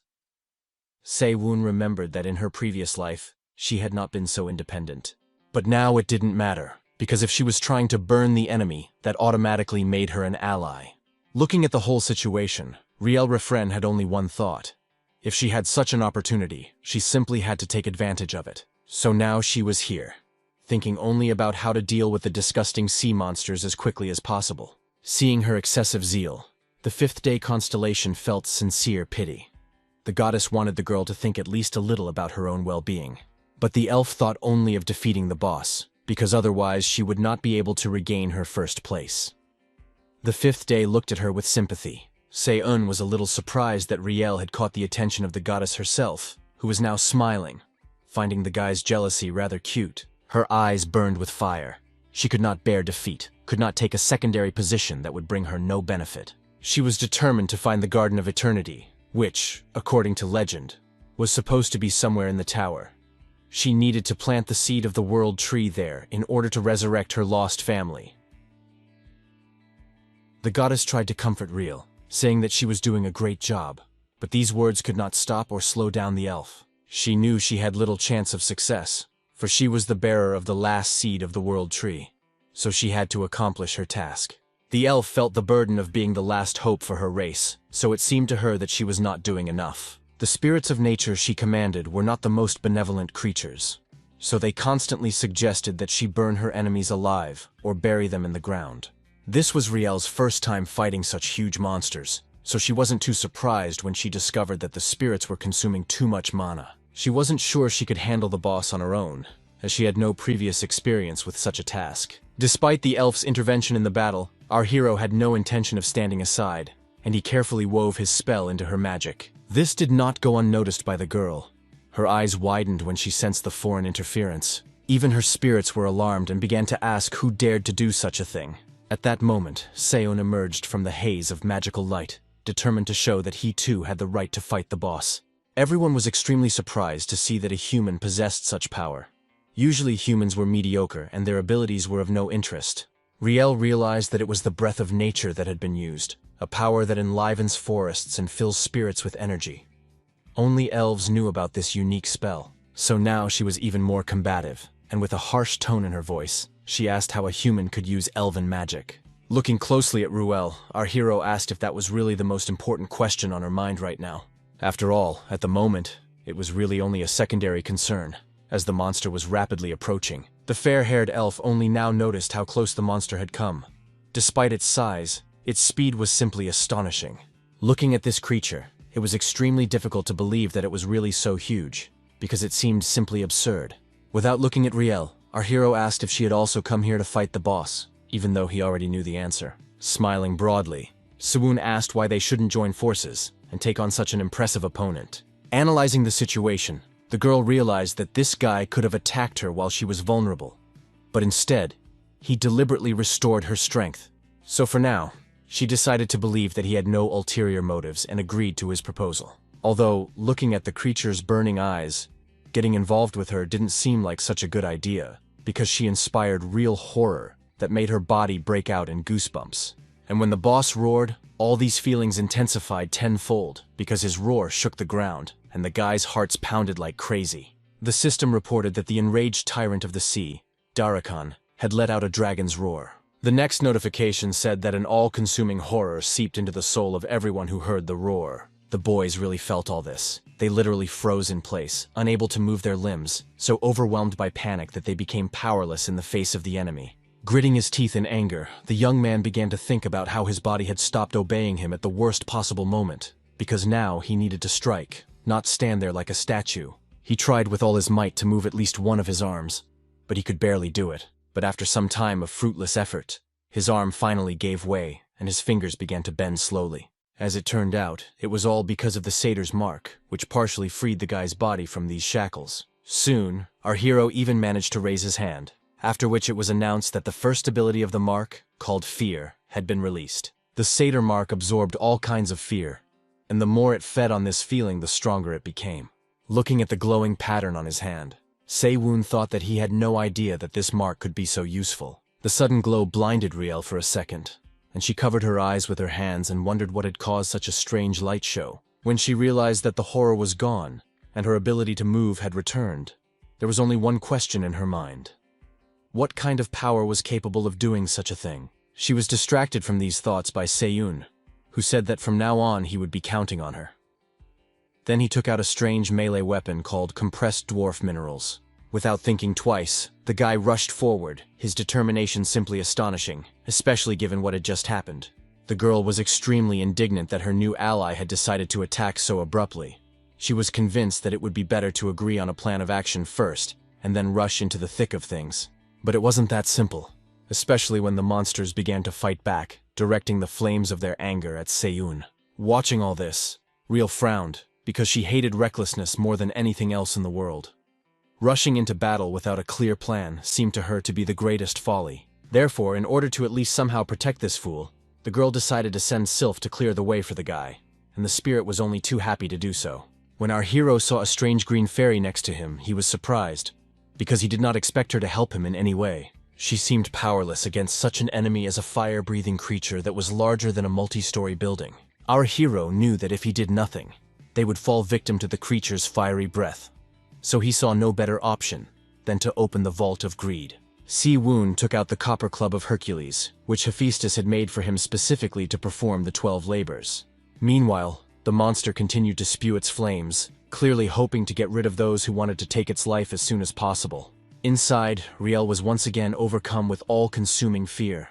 She realized that her ally could burn right before her eyes, and there was nothing she could do about it. An explosion thundered, and everyone was engulfed in heat. It became clear that whoever was at the epicenter of the events would most likely not survive such a nightmare. Closing her eyes, the fair-haired elf could only hope that when she opened them, she would not see the charred corpse of the boy who had been brave but so reckless. All she could do was scream, asking if anyone was alive, because surviving this horror was, to put it mildly, almost impossible. But our hero knew how to surprise, and this time he did it again, surviving where others would have died long ago. Yes, he was barely breathing, because too much smoke had gotten into his lungs, but he was here, alive, standing on his feet and able to continue the fight, and that was all that mattered. Moreover, he even managed to climb on top of the monster, which proved his superiority over this creature, and also made the giant less frightening. Watching the boy calmly descend, the elf couldn't wrap her head around how he could be completely unharmed after everything that had happened. The weapon in Seon's hands began to dissolve as if it were illusory, but the boy was not surprised, for he knew that this weapon would only be enough for one strike. The stunned girl began to ask how he had done it, because from what she had seen, it was obvious that he had managed to block the dragon's breath. It turned out that just before the monster tried to release its breath, the guy hit it right in the nose with his mace, knocking the enemy down instantly. This caused its mouth to close, and everything it was about to exhale exploded inside it. Riel couldn't contain her surprise as she listened to all this. Se-woon knew that he had struck his opponent solely because the recoil had caused him serious damage. But despite this, it was clear that the giant was a formidable opponent. So, looking at the monster, which was slowly coming to its senses, the young man thought only about what other techniques to use to maximize the damage. Everything indicated that the monster also understood that it was not facing the easiest prey that could be simply devoured and calmly survived. Even though the enemy had not yet been defeated, the young man was proud of himself for being able to inflict considerable damage, even if the monster did not consider him an equal. He was distracted from his thoughts by Riel, who came closer and asked in a businesslike tone if Se-woon had any plans for further action. Oh, now Se-woon knew exactly what to do. He said he needed to find the transformed scales. The guy was completely confident that he could handle this task. All the elf had to do was cover for him. Closing her eyes, Riel said with relief that now at least she knew her ally had a brain, because he knew the dragon's weak points. She said that Se-woon could rely on her, then smiled, and her spirits began to wish the young man luck. Activating his magical power, our hero decided that he needed a new weapon that would be capable of striking those who sought to harm him. As a result, he took out a golden halberd, a pole weapon that had previously belonged to the ruler of the Golden Fortress. It was also known for its ability to split helmets and possess tremendous destructive power. In terms of weight, it was incomparable to ordinary spears. so Seo-un understood that this thing might not be easy to handle. This was not very good, especially in a battle with an enemy where every breath had to be controlled, so it was decided to open the Vault of Greed once again. It was at this moment that the creature decided to attack, opening its mouth, growling loudly, and rushing at its opponents, hoping to tear them to pieces. But Siwon was ready for such a turn of events, so his eyes were already scanning the area for the most advantageous place to attack. When he began to strike his first blows, the monster began to dodge and try to catch the one who so desired to harm it. The creature fought back, but our hero steadfastly withstood all these blows. His golden halberd proved to be incredibly durable, clearly the very weapon that could lead to victory. In addition, our hero decided to use a skill called the Grad Empire's Halberd technique. It was a unique technique that allowed him to ignore his enemy's armor. It had been developed during long wars and was still relevant today. All that remained was to figure out how to avoid expending all his strength on these attacks and emerge victorious from this predicament. However, the creature turned out to be stronger than Sion could have imagined. Looking at his hands, our hero was surprised at their condition, because even though he had parried the attack, the recoil was still incredibly powerful. It was clear that if the battle dragged on for too long, they would all be doomed, so the only option left was to try to defeat the enemy with a single blow. But in order for this plan to be realized, it was necessary to draw power from another treasure. So the repository of greed opened again. At that moment, the halberd seemed to shine even brighter, as if someone was filling it with power from within. This was indeed the case, for the lord of the battlefield himself, Halberd Fantian, was pouring his energy and power into it. This weapon had been used by the best warriors of its era, and now this special item served Seiyun. But danger was not standing still either. It was approaching with such astonishing speed that the boy barely had time to shout a warning to Riel. The girl reacted immediately and was ready to act. Looking around, she quickly figured out what was expected of her. Seiyun anxiously asked her to cover him, because his plan was to quickly deal with the enemy and defeat him once and for all. But the elf froze in fear for a moment, because the guy called her by name, only she hadn't mentioned that her name was Riel. Although this bothered the girl greatly, she chose not to think about it for a while, because now was not the right time. She was absolutely right, because at that very moment, their formidable enemy decided to reveal his ability to breathe fire. The fire was so all-consuming that it seemed it would burn the whole world to the ground, everything that Darakon's gaze touched. Our hero thought he would turn into a pile of ashes, when suddenly the spirit of water appeared before him and said that she could stop it all. Thus, Sion witnessed a unique spectacle, as two opposing elements fought each other, and he was very interested to see which one would prevail. His feet couldn't stand still. He was drawn into the battle to prove that he was another element, a force that could not be ignored. Activating his power, the young man swung his weapon and jumped straight at the monster, which unsuccessfully spewed flames right where the spirit had erected a water barrier. This helped the young man reach the enemy as quickly as possible and strike it directly in the head, a turn of events that was unexpected for the monster. The creature was disconcerted by these actions. It did not understand what had happened, so it did not even have time to howl in sharp pain. The next blow did not take long to come, and Darakon's jaw was attacked again in just a couple of seconds. Only after this was done did one thing catch the guy's attention and give him some ideas. He noticed a strange ball under the creature's neck, and everything indicated that this was its weak spot, which, if struck, could destroy the creature once and for all. Increasing his strength according to the principles of the Black Tower, our hero realized that he had to test his theory at all costs. The spirits volunteered to help him, especially the fiery one, who was burning with enthusiasm and a desire to demonstrate his power. Energy surged around the young man like a raging river, and he tried with all his might to harness it and keep it under control so as not to cause chaos. His opponent's eyes burned with hellish fire, and it was clear that this creature was already planning a new bloodthirsty action that would help him get out of this situation. The monster opened its mouth, but this time, instead of fire, icy water burst out in a furious stream. It was so unexpected that our hero didn't even have time to react, and now he was wet from head to toe. Seeing the boy's pitiful condition, one of the spirits panicked and rushed to his aid, saying that he would protect their ally. Thanks to him, the boy was thrown back several meters so that he would not freeze under the icy water and drown. At a safer distance, Siwon began to come to his senses, and the first thing he realized was that he had made a huge mistake in underestimating his opponent. But these thoughts were interrupted as soon as he saw a huge shadow above him, blocking his view of the sky. For a second, our hero thought that other monsters had joined the fight, Looking up, our hero saw a creature resembling a winged lion and was overcome with relief. It was not another enemy, but a reborn manticore. The surprised young man could not utter a word, because at the moment when despair overwhelmed him, fate gave him hope for salvation in the form of a dead beast. Its tail with huge spikes inspired fear in everyone, even those who were allies of this creature. The manticore was moving straight towards the battlefield, and one could only guess what it would do next. When the revived beast descended a little lower, it became apparent that someone was sitting on its back. That someone was Baekhyun, who apologized with a smile for being late. Relief spread through our hero. He realized that the young man had managed to complete his task and revive the manticore, which would now fight on their side. Moreover, the young scientist had revived it not just as a skeleton, but 2 stages higher. It looked as if it were alive, not raised from the grave. He had brought it back to life in the form of a ghoul. The bowing raven was extremely impressed by the revived corpse of the manticore, and the horse, trampling on death, proudly declared that it was his masterpiece. After analyzing the fact that Baekhyun was here, our hero was struck by a single thought that made him freeze in place with concern. He was absolutely right. Jeonpil and Soa had arrived, and these guys were clearly determined to fight new enemies, ready to challenge all the creatures that threatened them. Another fighter came with them, one who knew no fear, was not afraid of pain, and was 100% confident that victory would be theirs. Han Chul appeared, as always, spectacularly, his power scattering enemies across the field, so that no one now dared even look in his direction.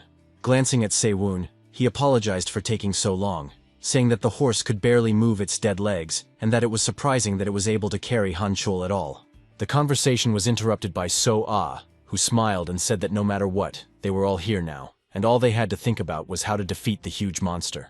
Now the 5 of them stood back to back, covering each other and ready to attack at any moment, just to kill the creature that was so eager to destroy them. The blonde guy confidently declared that they would deal with the small monsters, but Si-woon, who was clearly stronger than all of them put together, would have to take care of the big one himself. Si-woon liked this plan. He had planned to do just that himself, because he didn't want anyone to interfere with his fight against the enemy. But he needed help with the small monsters. Riel watched closely and couldn't understand who all these people were and why they had come here to help them. She was especially surprised that each of them looked like an experienced warrior to be feared, and the girl with brown hair instilled a special fear in her. Looking at the imposing guy, whose eyes burned with strength and fury, the elf couldn't understand why all these people obeyed Seyun. Only now did she realize that these guys called the guy by a name that was quite familiar to her, and she had long wanted to see who bore it. She couldn't believe that this was the very Seyun who had taken first place in the rankings from her, and was the strongest among the players. Without looking at the girl, her ally announced that he was leaving, which did not suit her very well, because hundreds, if not thousands of questions were swarming in her head. But to her great disappointment, she was told laconically that all this could wait and they would talk later. She herself understood that now was not the time for that, so she did not insist. Activating her power, the elf ordered the spirits to go ahead and start the battle. But Darakan also had no intention of standing still and waiting to be attacked, so he let out a dragon's roar. Fear began to paralyze our heroes again, but Seyun had no reason to fear such a fate, for the Mark of Satyr absorbed all kinds of fear, and the wind spirit protected them all from the shockwave, which was incredibly destructive and could smash everything around them to smithereens. Moving quickly, Siwoon said that they needed to keep up the same pace they had set initially, as slowing down now would be extremely dangerous. The system reported that the internal energy was enhancing the second form of the Empire's halberd technique, called the striking blow. The guy's abilities suggested that the monster's days were numbered. He attacked and aimed straight at the face of this beast, which opened its mouth and screamed with all its might. The internal energy strengthened the 5th form of the Empire's halberd technique once again, now increasing the power of the smashing strike. The move worked brilliantly. Darakan's face was thrown back and he howled in pain. His anger seemed so all-consuming that the air around him became electrified. For the first time in all this time, the monster's paws faltered. He scratched the ground and tried to regain his balance in any way he could. Opening the Vault of Greed, our hero decided to finish off the monster. He pulled out the Dragon Slayer's sword, called Ascalon. Looking at this weapon, Seyun's breath caught in his throat. It literally blazed in his hands, emanating such powerful energy that it was difficult to hold.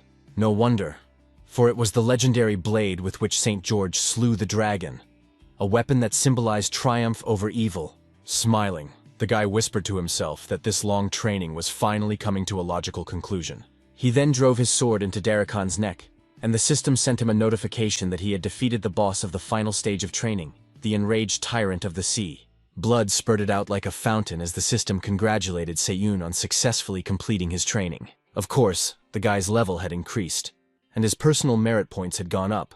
But on top of that, he had acquired what was called Sea Fury. Finally, he could breathe a sigh of relief, because it was all over and the horrors were behind him. The monster was dead, and that meant he could finally catch his breath. Before Seyun had time to recover, Jongpil jumped up to him and said that he had always known that his comrade could handle even the most difficult task. Soa also praised the guy and said that he had done a great job, because they had defeated the one who instilled animal terror in all living things. Only Baekhyun showed concern and asked how Siwon was feeling, since he had put in so much effort. The guy scratched the back of his head and said that everything was fine. He was just a little tired.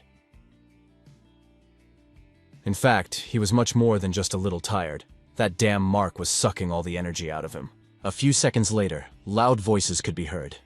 It turned out that Riel was clearing a path for herself so she could finally get to Siwon and talk to him. Chongpil was very upset by this attitude, so he asked who this elf thought she was, talking so boldly to their leader. But Riel was unstoppable, and she angrily asked why Sewon had hidden his true identity from her, which she thought was unfair, to say the least. Smiling condescendingly, our hero said that he didn't need any reasons. He wanted to be number one, and that was all the elf needed to know. These words struck her to the core, and she opened her mouth, not even knowing how to respond to this insolent remark. They were distracted from their heated conversation by a cry announcing that the cliff was collapsing, apparently because the training was over. So A didn't care at all about the unfamiliar elf standing in front of her. She understood that they all needed to escape together, and to do that, they had to hurry. However, Seyun did not react much to all these words. He was extremely detached and slowly walked towards the cliff, as if thinking about something.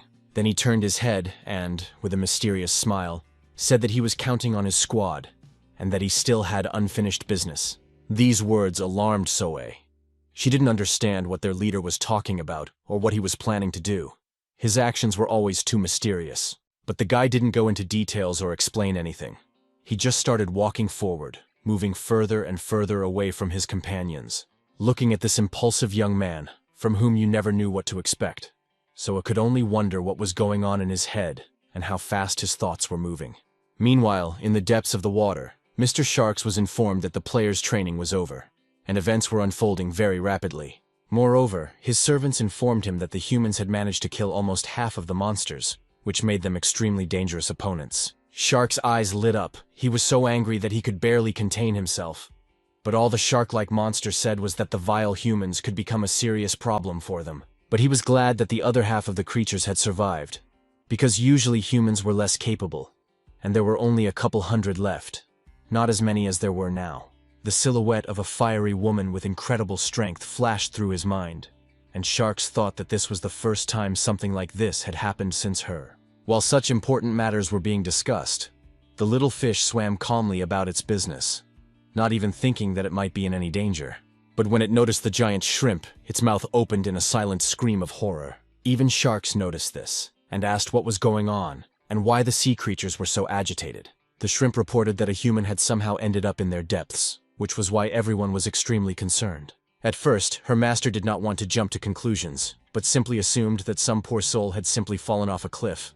But it soon became clear that this was not the case. Soon, Sharks reported that their uninvited guest had gills on his neck and did not look like an unfortunate victim of circumstances. It seemed impossible, but that was exactly how it was.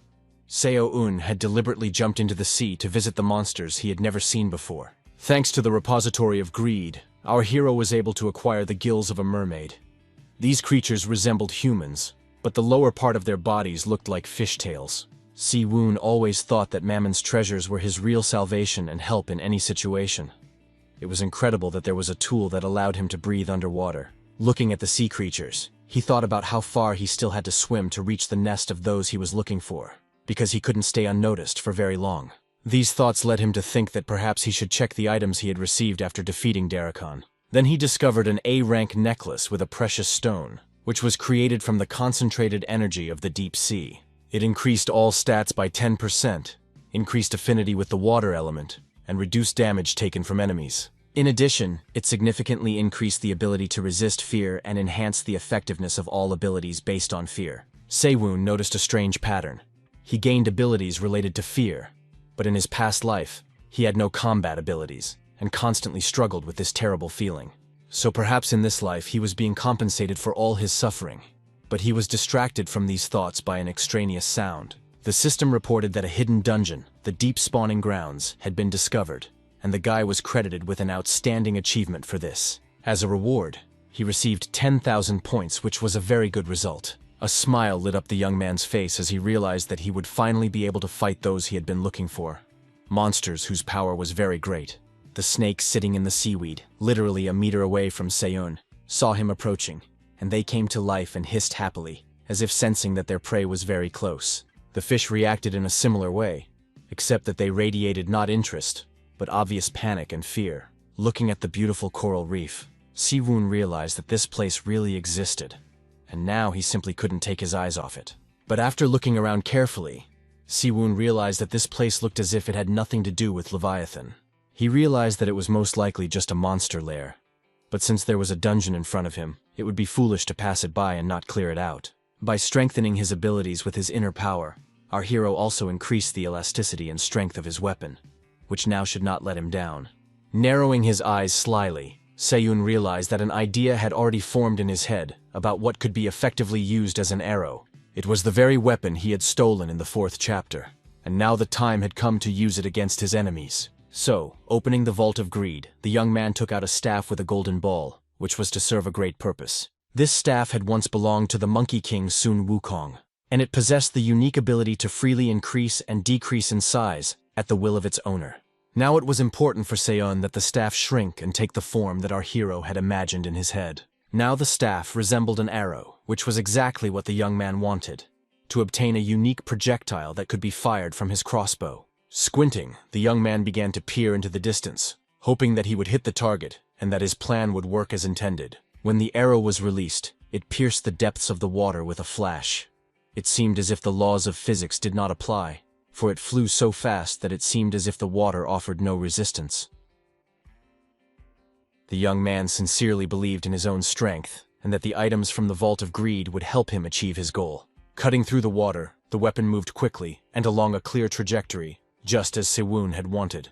When the arrow hit the surface of the underwater rock, there was a pretty strong explosion that caused destruction. The entire coral reef was threatened, now undermined at its very base. Looking at all this, Sewon just smiled and quietly said that now his power could grow even faster. At this time, Sharks and his loyal servants had almost reached the spawning ground, and the commander ordered everyone to prepare for battle. The leader did all this to maintain the balance of the monster population. This was their agreement with the tower in exchange for allowing the fish people to live in this sea. Only this time, there were significantly more survivors, and Sharks decided it was worth trying to use their leader's power to his advantage. Grabbing his weapon, the shark said that this was the only way to protect all the other monsters and prevent their deaths. They reached their destination very quickly, in just a few minutes, and the spawning ground was already visible. These bright reefs could not be confused with anything else. The commander announced to his subordinates that they should prepare for battle, because this human boy clearly had no intention of surrendering without a fight. But they were slowed down a little by strange sounds and noticeable vibrations coming from the water. Shrimp was concerned about what these sounds were, because before, their territory had always been peaceful, but now everything had changed. This became clear after Shark's servants shouted and said that they should look at the ceiling of the spawning ground. The ceiling was in very poor condition, literally falling apart and crashing down, disturbing the peace of the sea creatures. Some monsters were the least fortunate, and fell under this terrible collapse. Heavy stones pinned their bodies down and deprived them of the ability to move. A hint of madness was clearly visible in Shark's eyes. He couldn't understand why the corals of the spawning ground were suddenly behaving so strangely. When they noticed the impressive spear stuck in the coral, they realized that it was the cause of the destruction. This sight shocked the shark so much that the poor creature couldn't even blink from surprise and intense anger. After regaining his composure a little, he ordered his minions to get ready, because they had to leave this place immediately if they wanted to stay alive. Shrimp agreed with this decision, understanding that in such a situation it would be much easier to wipe out the monsters, so they were clearly not in a winning position. But as it turned out, that wasn't the only reason. Shark saw other reasons why they needed to leave this place as soon as possible. Sharks clearly understood that they were not the main target of this strange guy. They needed to protect the queen of this place, who was being hunted at all costs. Everyone rushed to carry out the order, especially after hearing that even if all the warriors died, the queen must remain unharmed. After all, if the ruler died, the treaty would be broken, and that was far worse than ordinary death at the hands of some man. And if the sanctuary disappeared, they could simply say goodbye to life, because nothing good could be expected. Meanwhile, the weapon that had struck the coral reef began to smolder. Yes, smolder, even though it was underwater. Even Si-woon looked at all this, and thought only that this power exceeded all his expectations. He could not have imagined that he could cause such chaos on the seabed. Everything was perfect, except for one thing. In order to clear the dungeon, he had to find and neutralize the boss, which was extremely difficult, especially considering the fact that monsters were now coming out from everywhere, eager to show Si-woon how sharp their teeth were. But our hero was no slouch either. He decided to activate the Eagle King's monocular vision and solve this problem. This vision helped him see a strange crevice in the rock, and the light coming from it caught the young man's attention. It was from this strange hole that the monsters began to crawl out, and with such intensity that it was a little difficult to imagine how to deal with them. Opening the vault of greed, the young man once again took out the mermaid's gills, because it was worth extending his time underwater. Now he had to deal with the numerous creatures and find their queen in order to pass through this dungeon and receive his reward. Se-eun's hands suddenly changed, becoming webbed and resembling frog legs, which meant that the magic had taken effect. Tiny scales began to appear on his face, indicating his affiliation with sea creatures. Now his improved vision showed him even more clearly the portal that had opened right in the crevice of the rock. Without wasting time thinking, the guy started swimming in that direction, moving very quickly and naturally. It seemed that Si-woon felt confident in his role as an amphibian. However, the energy he sensed was extremely strong and frightening, as if it were screaming at him not to approach this place. He didn't stop, though, and noticed strange green bubbles, one of which clearly contained someone. This was the very place of the spawning ground. As he swam closer, our hero wondered if this was where the fifth wave monsters were born, and he immediately wondered who had laid and guarded all these eggs. Suddenly, he heard a voice in his head, a woman's voice, calling him, and the tone was clearly not the most friendly. Fear paralyzed Se-eun's body, and everything inside him screamed to stop. His gaze found the source of the voice. It was a strange woman with her eyes closed, who was inside the bubble. She resembled a human, but she had gills, and her hands were shackled. The voice in Si-woon's head, which most likely belonged to her, was surprised that a human had swum to these depths. When our hero tried to talk to her, she was even more surprised. Her reaction gave the impression that she had not communicated with anyone for a very long time. Pointing his weapon at the strange woman, the guy ordered her to introduce herself. Otherwise, he promised to kill her on the spot without any further ado. The woman sighed wearily but did not open her eyes.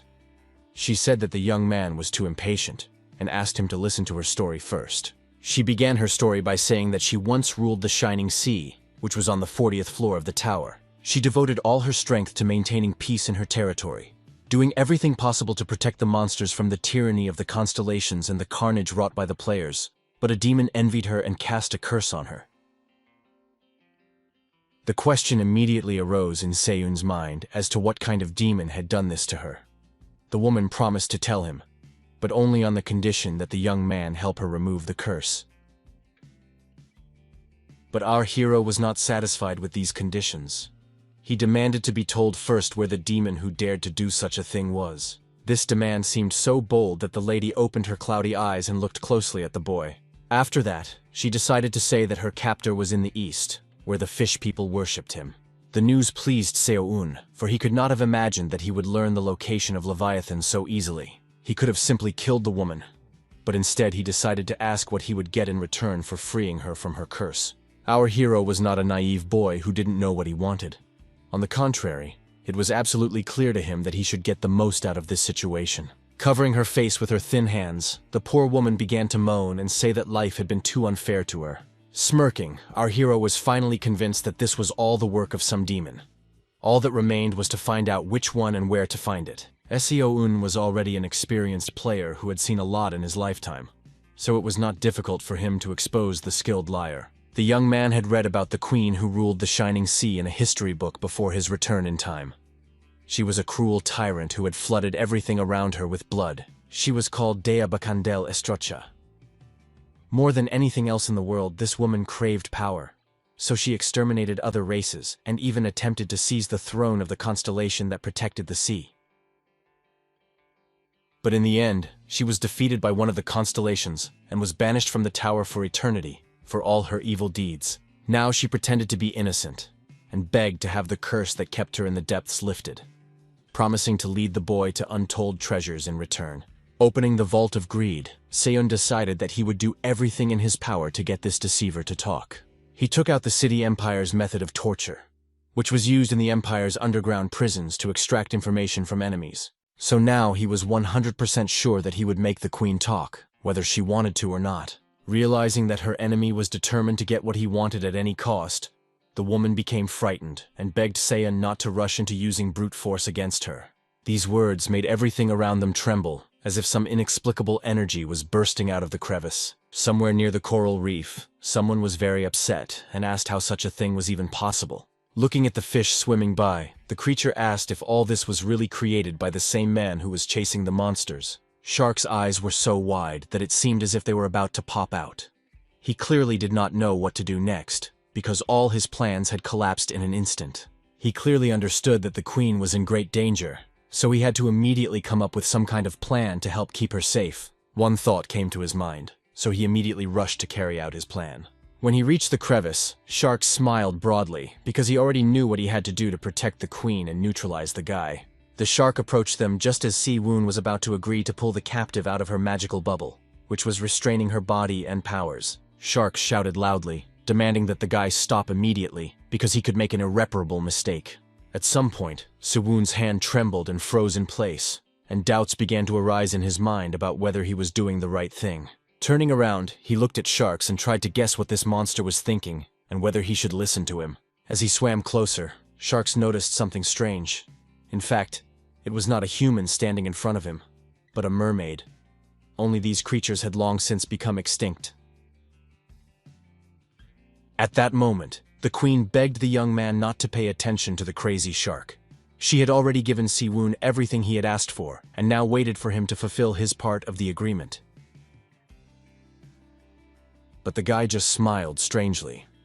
It was obvious that he was only thinking about how to turn the situation to his advantage. Turning to the shark, Si-woon asked if the monster would like to introduce itself first. And as he said these words, he brought the dagger closer and closer to the queen's head. Shark's voice trembled as he said that he was the leader of the fish people. He said as clearly as possible that the guy should first remove the spear from the queen, and only then would they talk. Instead of complying with this request, our hero boldly demanded that they first explain why he should do so. Such wording stumped Sharks. He was an excellent warrior and leader, but despite this, he was not particularly intelligent. Then Seon thought that the fish people must have had their reasons for protecting the queen, even though she had betrayed Leviathan whom they worshipped. Clutching his spear, he thought that if he didn't kill the queen, he wouldn't receive the reward for completing the dungeon. But there was something more important. So, meeting Shark's gaze, the guy said that he would leave the queen alive only on one condition: that they take him to Leviathan immediately. Surprise pierced the shark. The leader of the fish simply could not understand how an ordinary person could know about a creature that many considered to be nothing more than a legend and fiction. Smiling broadly, our hero said that the queen, who had no choice in the matter, had kindly told him about it. Clutching his head, Sharks tried to pull himself together and calm down. He didn't really succeed, but he still asked why the guy suddenly needed this powerful monster. This question made Seon think about how to present the information so that the shark would understand everything right away, and he wouldn't have to waste time on unnecessary explanations. But remembering that this monster worshipped a demon, the guy decided to activate his power and deal with this issue in a different way. He realized that it would be easier to show why he needed Leviathan. So soon a bright flame began to burn in his hands, growing hotter with every passing second. After a couple of minutes, the system reported that our hero had swallowed the egg of the abyss, which had extremely low nutritional value, so it did not provide any characteristics. Seeing before him a man who possessed the power of gluttony, Sharks froze in place, literally speechless, his insides contracting with fear. Satisfied with the expression on his opponent's face, Seon opened the vault of greed, which shocked the enemy even more, from which he might not recover. The smile on the guy's face grew wider and wider, and he asked mockingly if he had demonstrated enough power for the fish to finally understand who they were dealing with. Then it finally dawned on sharks that the two demon gods wanted to meet the constellation they worshipped. Sewun lowered his eyes wearily and said that he was not going to share any more information. In fact, the guy was worried that his patron might be angry about the use of his name without permission. But he hardly reacted. Mammon seemed to have come to terms with his name being used, but Beelzebub was only concerned about his own stomach, repeating over and over that his head was spinning from hunger. Realizing that the constellation was only interested in food, the boy looked closely at the shark, who, incidentally, agreed to his terms. Bowing, Shark swore on Leviathan's honor that he would lead the boy to the sanctuary, although it was difficult to say what had caused such a sudden change in the fish leader's behavior. Seo-un liked that this creature had become more agreeable, but he understood perfectly well that he could not let his guard down, because an enemy could always stab him in the back. The guys didn't waste any time. They set off for Leviathan right away so as not to lose a minute. They swam quite fast, and Shark's attention was drawn to the fact that his companion was doing so without the slightest resistance, as if he had spent his entire life among sea creatures. These observations made the shark wonder who he was dealing with, because this was clearly not some ordinary person who could be easily removed from the path. It was clear that the guy could easily catch up with him. Turning his head, Shark said that they needed to go to the sanctuary, so they had to follow him closely. Looking around, our hero frowned and asked if he really just had to get through the whirlpool, and he would immediately find himself in Leviathan's lair. But the word was simply too difficult to apply to what was in front of Seyun. The whirlpool was so massive that taming it seemed like an impossible task. There was no other choice, so gripping his weapon tightly, the guy decided that he would do his best to pass the test that fate had thrown at him. He was determined and stubborn, as well as strong and courageous. These qualities had saved his life and led him to victory more than once, and there was no doubt that they would do so again. Having reached sufficient speed, the young man thought that this way he should easily pass through the whirlpool without harm to his body. Alarming system messages began to arrive, saying that the power of envy was raging everywhere. This led to a sharp and significant drop in his flying characteristics, which clearly did not please him. He felt exhausted and unfit for the upcoming battle. Thousands of questions raced through his mind, one of which stood out above all others. What is the power of envy, and who possesses it? When the system sent another message saying that his strength and agility had been reduced, the guy realized that this was Leviathan's barrier. The bowed raven watched what was happening with curiosity. It was striking that at that moment he was not thinking about his chosen one, but about whether he would get Durandal if he died. Seyun understood that he had to do something before his stats dropped even lower, so he opened the repository of greed and took out the spear of the underground snake, which was called the Inverted Heavenly Mother. This spear was used by the commander Sun Yuefei himself, and it was said that the terrible snake that this warrior had defeated had taken the form of a spear. It was obvious that with weakened characteristics, one could not rely on brute force, so it was better to trust a powerful magical artifact. So the guy decided that it would be a good idea to try to put his will into this weapon and make it even stronger. With these thoughts in mind, he gripped the ancient weapon and began to swim toward the whirlpool.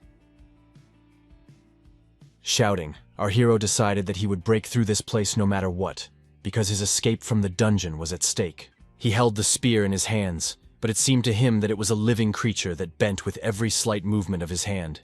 He felt a strange unity with the artifact. Despite this, strength continued to leave the young man's body. It became difficult for him to stay on his feet.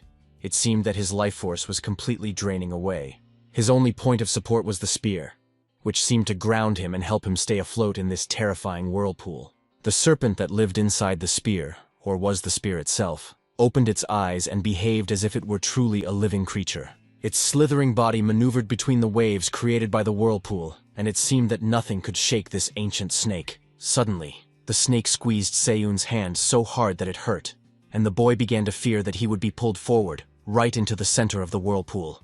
What he feared happened, and our hero screamed, not knowing what the outcome would be. But as it turned out, he had worried for nothing, because this action helped him escape the influence of envy. After that, his former characteristics began to return, so our hero was extremely surprised that the treasure from the vault had just saved him. He had always thought that treasures were just tools that had no mind of their own, but now it became clear that perhaps there was something more to them. In any case, at the moment, Seo-un could not devote much time to these reflections, because he had arrived where he had long wanted to be. The sanctuary of the ancient monster Leviathan was a terrifying place, littered with bones and the remains of creatures that had served as either a meal or a light snack before the main course for the monster. Strange creatures that resembled neither humans nor fish swam there, clearly shocked to see a human, and not just any human, but one with fins and gills. But the strangest thing for them was that this young man had managed to pass through the whirlpool, while even for sharks it was an impossible task. Even Seo-un found it strange, because he believed that their leader should have been the first to get here. But no, he couldn't even overcome the whirlpool. Soon the worried sharks appeared, shouting anxiously, asking if his companion was injured. He asked what Seo-un was thinking when he just rushed into the whirlpool. It was madness that greatly frightened the shark.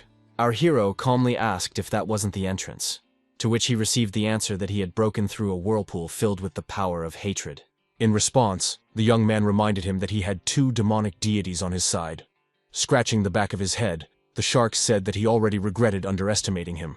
After that, they went to the sanctuary, which turned out to have originally belonged to a black whale, a huge, ferocious monster. Approaching the creature's body, Shark said that after the constellation personally defeated it, it created them, the fish people, and the home in which they lived. As a sign of gratitude, they built this sanctuary from the bones of the black whale. At that moment, Seo-un thought that Leviathan might be kinder than he had thought.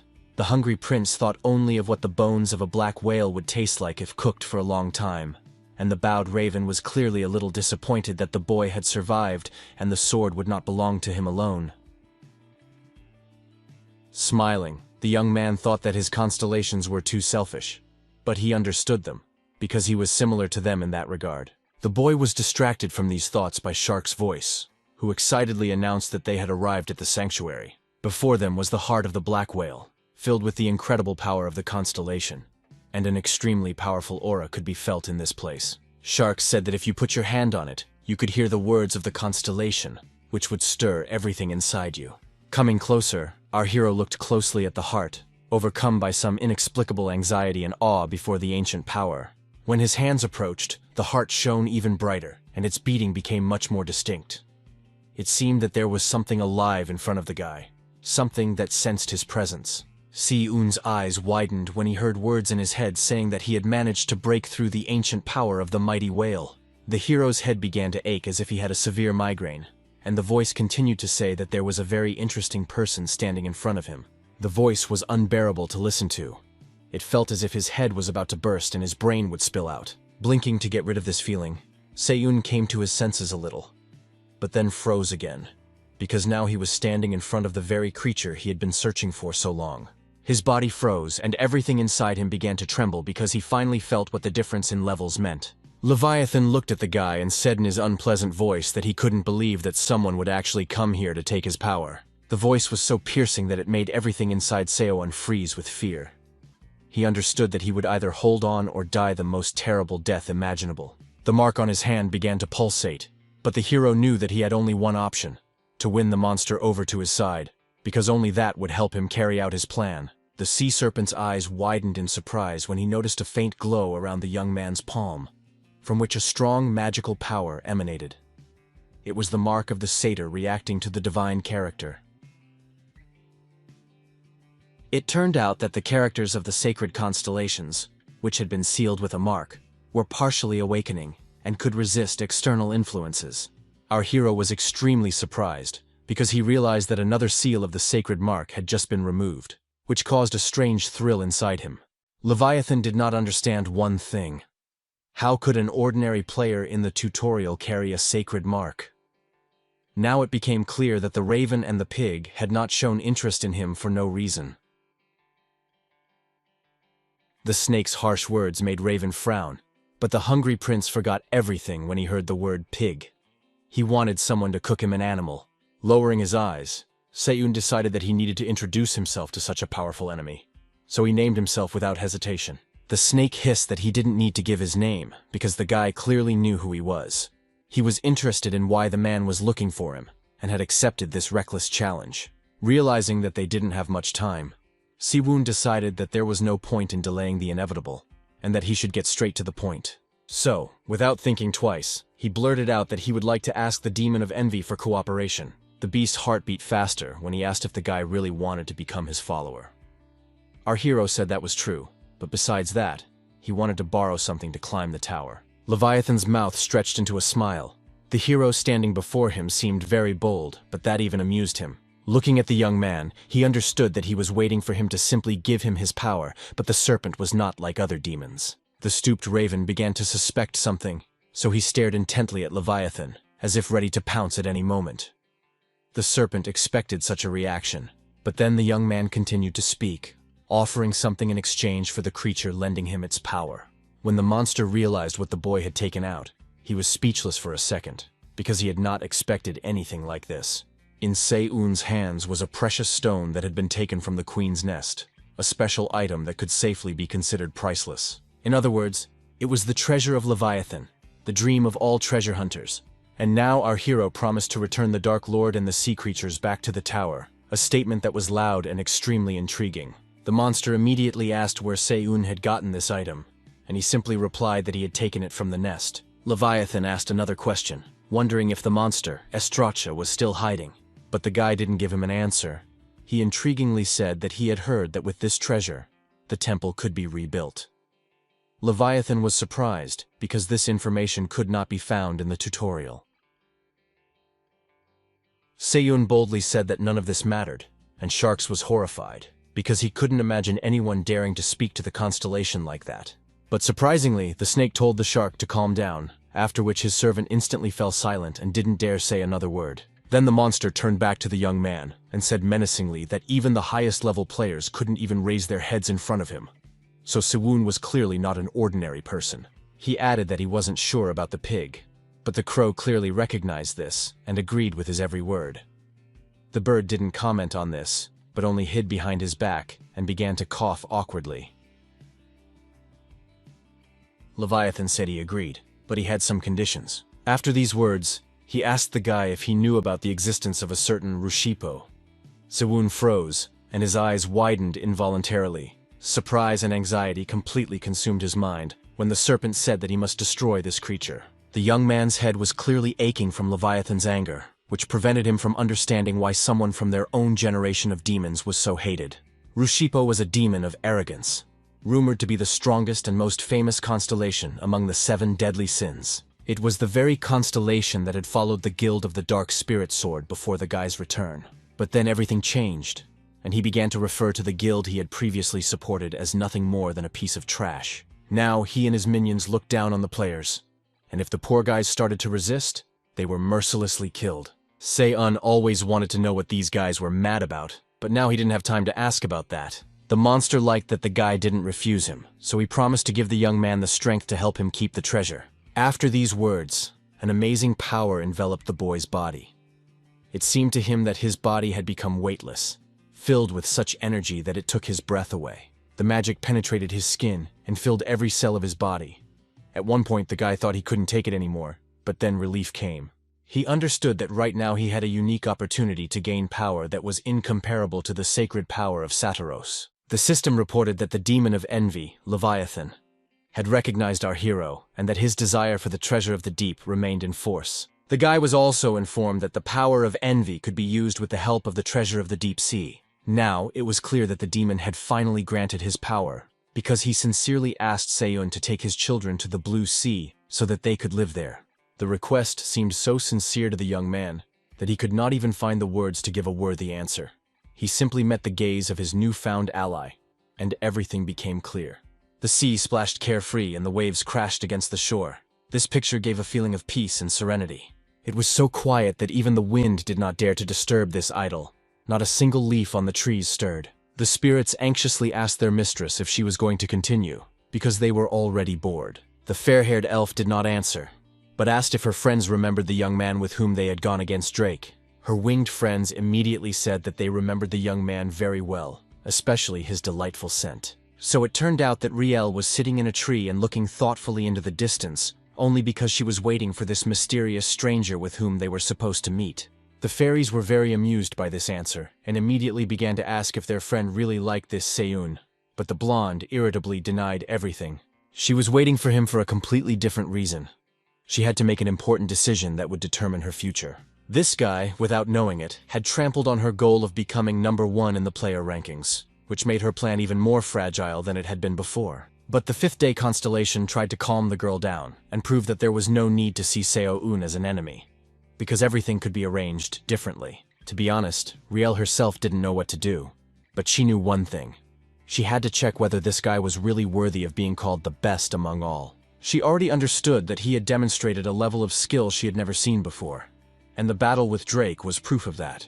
However, it was difficult for her to admit that she was in second place, because her body was the place where the hopes of all her comrades lived. She didn't want to settle for second place, and it was literally killing her and preventing her from moving forward calmly. Some time passed, and Seo-un emerged from the water. Noticing Riel, he was quite surprised that she was still there, waiting for him, even though quite a bit of time had passed. The elf showed with her whole demeanor that she was not going anywhere, and our hero became curious about what exactly this was all about, and what she wanted from him. While he was thinking about it, the girl jumped decisively from the tree, her every movement screaming of the undisguised threat that emanated from her in frenzied waves. She let out a war cry and rushed straight at the guy. It was extremely strange. Si-woon couldn't understand what was going on, because just a couple of hours ago, they had been fighting on the same side. Reacting in time, the brunette managed to deftly jump out of the way and avoid the blow, which struck with full force right where he had been standing just a couple of seconds ago. Catching his breath, our hero demanded an explanation, because he couldn't understand why someone he considered his ally, proven in battle, would suddenly attack him. Riel Refren fixed her stubborn gaze on him and said that he was currently at the top of the rankings, so she wanted to see if he was worthy of it. She understood that she had been used to catch the boss, and perhaps if she had done it on her own, she would have taken first place in the rankings. Smiling, the guy asked if she really thought she could catch him on her own, without any help or support. Riel couldn't answer that question. She liked to be cocky and confidently say that she could do everything herself, but in reality, things were a little different. The silence dragged on, so Seo-un was the first to break it. He decided to prove to the elf that he was worthy of being first, so he agreed to fight. Her eyes flashed menacingly. Then she called Sylphida and realized that she had to act now or never, because it might be too late. Her legs carried the blonde forward with confidence. Perhaps she didn't know for sure if she could fight back, but she was definitely capable of fighting with dignity. A fire burned inside her, the power of her ancestors begging to be released, and Riel decided to give in to this impulse and see what would happen. Seo-un was not going to wait for the enemy's blows to fall on him either. Swinging his sword, he began to analyze his opponent's movements in order to repel her attack. Two powerful forces collided, and the world burst into bright, colorful flames, signaling that the two energies were fighting each other. The little spirits who served the girl were simply delighted and began to shout that the fun had begun. These words greatly stressed Seo-un, because he did not know what to expect from them. The fiery spirit caused a powerful explosion that engulfed everything living nearby in its fiery embrace. Having managed to escape, our hero thought only that his opponent was much stronger than he could have imagined, so he had to choose his battle tactics very carefully. At some point, the fire suddenly changed to water, which flooded everything around and quickly reached the chest of the guy, who did not know how to fight something that could not be hurt: water. The water rose so high that it was difficult to say what would happen next. Only one thing was clear. It would easily drown our hero and leave no trace of him. Just when it seemed that things couldn't get any worse, fate proved otherwise, as huge boulders began flying out of the water and heading straight for Seo-un. It was impossible to escape, because he was trapped in the water. All he could do was stand still and try to deflect the stones that were flying at him at tremendous speed. Riel was determined and decided to use an attack that, in her opinion, the guy simply wouldn't be able to block. Looking at the girl holding a huge boulder above her head, which could be called a whole rock, our hero wondered if he would survive something like this. Waving her staff, the elf ordered him to immediately get rid of the one who stood in her way. She didn't consider herself cruel, but when the cobblestone landed where her enemy had been standing, the girl felt a strange satisfaction that made her tense up. But after a couple of seconds, the cobblestone began to crack, which was very strange and aroused suspicion. Coming closer, Riel realized that her fears were not in vain. A gap had formed in the stone, and what she saw made her open her mouth in shock and surprise. Seo-un emerged from under the stone and said with a broad smile that the trick was too dangerous and she should be more careful. The girl had no way of knowing that our hero had the legendary Durandal, a sword capable of cutting through even rock. Mammon had only recently finished making a duplicate and returned it, and the constellation was extremely disappointed that the weapon had to be returned to its owner. The girl's eyes widened. She understood that this was no ordinary sword, but she had no idea just how extraordinary it was. Looking at his stunned opponent, Seon said that he had not cheated, because the elf herself had used the new weapon, so everything was fair. The guy assumed that she had received it as a reward for completing the tutorial, but he was no match for Durandal. Activating his power, Seon began to watch Riel Refren closely to see the details that had previously been hidden from him. He understood that now he also had the power of Leviathan, so very soon a full-fledged battle would begin in which only the strongest would survive. Everyone who saw Sewon and his weapon understood that it would not be easy to defeat this guy, because he possessed such a powerful artifact. But Riel understood that if she could apply all the power of the spirits she possessed, then perhaps the result she sought would be achieved. She was enveloped in a blessing of abundance, and hope arose within the elf that her power would allow her to overcome the ancient sword, which was the main threat to her plan. All the elements that Riel controlled suddenly merged together and began to rage in a frenzied stream that threatened to engulf everything around it. The girl herself was surprised at how this attack went, because until that moment she had not allowed her power to rage so wildly. But now she felt some kind of wild energy within herself. But still, there was something that made the blonde incredibly nervous, and when she noticed it, her beautiful blue eyes widened. Seo-un was still alive. All her efforts had been in vain, because her opponent had survived the attack she considered the most deadly. Her opponent had not only survived, he was completely unharmed. The girl could not understand what was going on and why nothing had happened to him. Inside, she hoped that the power of the spirits would continue to attack him and that eventually he would fall. But so far, that had not happened. The thing was, her spirits were extremely exhausted. They cried out that their power was not working and that they wanted to sleep badly. The bells were, to put it mildly, alarming. Riel was horrified. She was truly frightened, because she could not understand what had happened to her spirits. Soon, the system reported that it was Seun who had deprived them of their power, aided by the newfound power given to him by Leviathan. The guy was absolutely sure of what he was doing.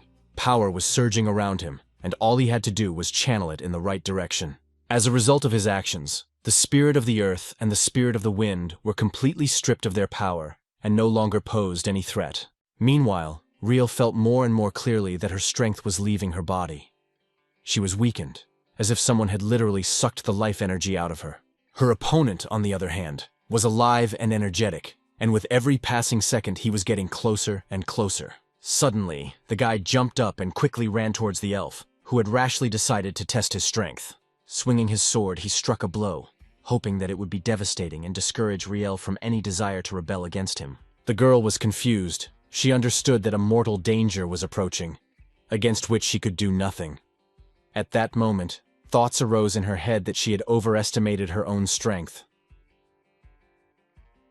Her opponent had no mercy. It seemed he had decided to demonstrate all his skills and abilities to her, perhaps to impress her, or perhaps to take her life. The force threw her back, and Riel hit her back painfully against the rock. She realized that she was in big trouble, because it was obvious that her staff was no match for Durandal's deadly sword. As she thought about this, she discovered that her weapon had literally slipped out of her hands, and now she had nothing to defend herself with. The staff fell to the ground and rang loudly, attracting the attention of its owner, who could not yet find the strength to pick it up. There was another reason why the girl couldn't get to her feet, namely the tip of the blade pressed against her delicate throat. Seon was in no hurry to retrieve his weapon, as he was extremely interested to see what his opponent would do, what she would say and do now. Frowning, he asked menacingly if she thought he had won, and that it was now up to him whether she lived or died. Lowering her eyes to the floor, the elf finally found the strength to admit that she had indeed lost. It was not easy to accept, but it was necessary. She didn't want to, but she still admitted that the person standing in front of her was truly superior to her in strength, and deserved the first place he occupied. When Sewon heard that the girl was sorry that things had turned out this way, he thought only that it would be extremely bad if she lost her self-confidence. But what she said next made him wonder if he had written her off too soon. After all, she declared with absolute confidence and a sly smile that next time she would not allow herself to lose under any circumstances. When she turned around and started to walk away, the young man realized that he had indeed underestimated Riel, thinking that she had given up. No. The elven warrior was ready to engage in a new battle. Our hero remembered that Riel's goal was to plant the tree of life in the tower to save her race from extinction. It was the only way to save her kin, but growing it was not so easy. The tree of peace was a symbol of the origin of all universes and the roots of life, and the energy emanating from it was supposed to make the players stronger. This plant had always been the subject of strife and fierce battles, because everyone wanted to possess such a powerful tree, which also increased strength, but Sewon had not found the tree of peace in his past life. So he decided to call Riel and tell her something, because he felt sorry for this girl who tried to be the best not to please her ego, but to save others. So he asked her a question. Had she really come to the tower to find the legendary Garden of Eternity, about which there were many legends? The blonde opened her mouth in surprise. She couldn't even imagine how Sewon had learned her secret. For a moment, it seemed to her that the guy could get inside her head and read her thoughts. Suddenly, he announced that he could take Riel to her destination, to a place that would help her bring back those she had lost and so desperately wanted to return. It turns out that our hero knew where to find the Garden of Eternity, which the elf had been unable to locate in her past life. He was the only one who possessed this information. With a trembling voice full of hope, the blonde asked if Sewon really knew the exact location of this place. It was true. The garden was one of the hidden areas he had managed to find with the help of a guide. If it weren't for him, the hero would not have been the last survivor either. Although Riel was not a trusting person, she had to believe Sewon because she had no other choice. He was her only lead, and she had to take advantage of it. Sewon did not expect the elf to trust him so easily. As if reading his thoughts, she said that since he had won, she could show him a little more trust. Lowering her eyes to the floor, Riel muttered that she didn't think the guy could deceive her. For some reason, she had developed a strange feeling of trust toward him. Watching the couple grow closer, the fifth day smiled gently. But the raven clearly did not share her tender feelings, as his eyes showed no joy. Riel said that first of all she would try to find the Garden of Eternity herself, and when she realized that she couldn't do it alone, she promised to ask Sewon for help. The first thing she decided to do was to try to enter the tower. Hearing this, her spirits rejoiced, because they understood that fun awaited them again. Our hero didn't really like the elf's idea, because in her past life, she had searched for the Garden of Eternity alone, and ended up disappearing, and no one was able to find her. But she made her choice, and Sewon decided that he would think about her after he reached the intermediate level.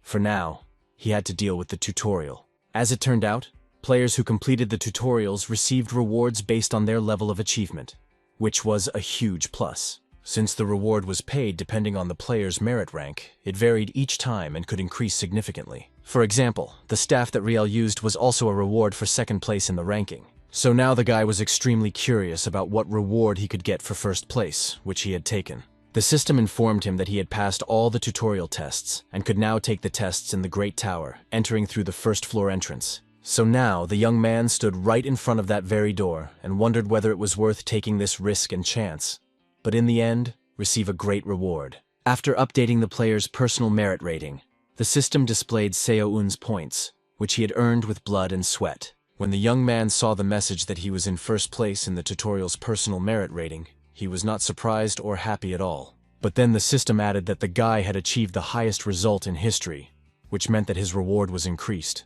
The guy felt a little strange, because he had never seen messages in which the reward was selected. He remembered that in his previous life, at this very moment, he had received a pair of shoes, so now he was a little worried about what he would get. Incidentally, the wait seemed so long to him for the first time, and perhaps that was how it really was. The hero's eyes widened in surprise when the system window suddenly lit up red, which meant that some kind of error had occurred. Soon, a notification arrived stating that Sewon's level was so high that it was not possible to select a reward from the existing options, so he had to call the tutorial manager. These lines caused a strange anxiety within the guy, because he had never heard of the existence of any managers who could help in such cases. The screen in front of him suddenly enlarged and turned blue again. But now it was clear that something new was about to happen.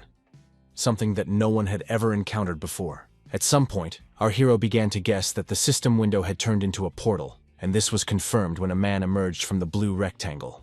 It was a middle-aged man in a strict business suit.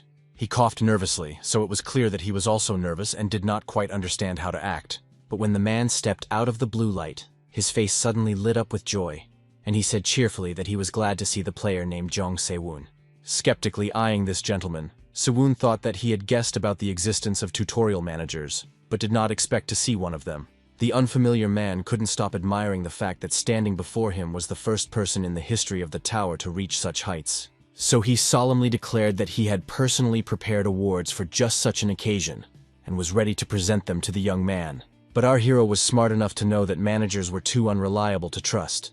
These people were interested in constellations, not ordinary players.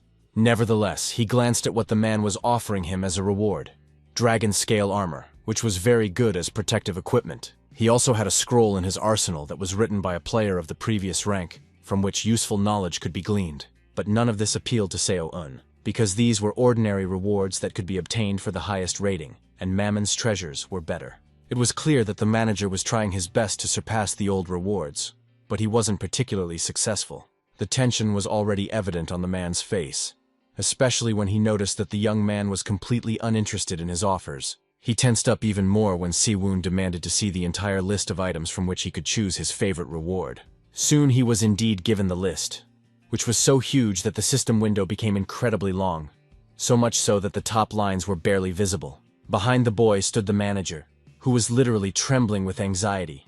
He couldn't understand who was standing in front of him, because a regular player who ranked first in the ratings couldn't possibly have such knowledge.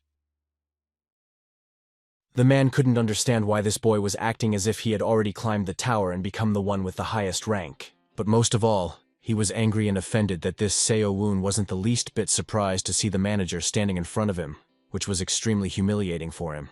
The manager was tired of waiting and began to insist that the boy make a choice. But he calmly said that he had not heard anything about a time limit. Si-woon was extremely selective, so he considered several reward options, each of which had its own name and advantages. He thought that if he used items of this level, it would really be like a reward. But just in case, he wanted to get to the very end of the list and find out what else was there. And he was right to do so, because what he found at the very end was worth speed reading. His attention was drawn to a strange little key, next to which there were no instructions on how to use it or what it was for. The stooped raven immediately recognized the key and opened his eyes wide in surprise, unable to believe that he was seeing it again. And Si-woon understood that this was not an ordinary key. They were dealing with something else, something more valuable and interesting. Without thinking twice, the guy clicked on the image of the key, which meant that the choice of reward had been made, and he had chosen this particular item. When the manager realized what the player had chosen, he couldn't hold back a cry because it seemed to him that this simply couldn't be. His face reflected true horror when he said that the young man should look at other reward options, because this one was too low quality. He tried to prove that the key, which was unclear how and why to use, could be of absolutely no use, so it should be rejected. A satisfied smile flashed across Seo-woon's face.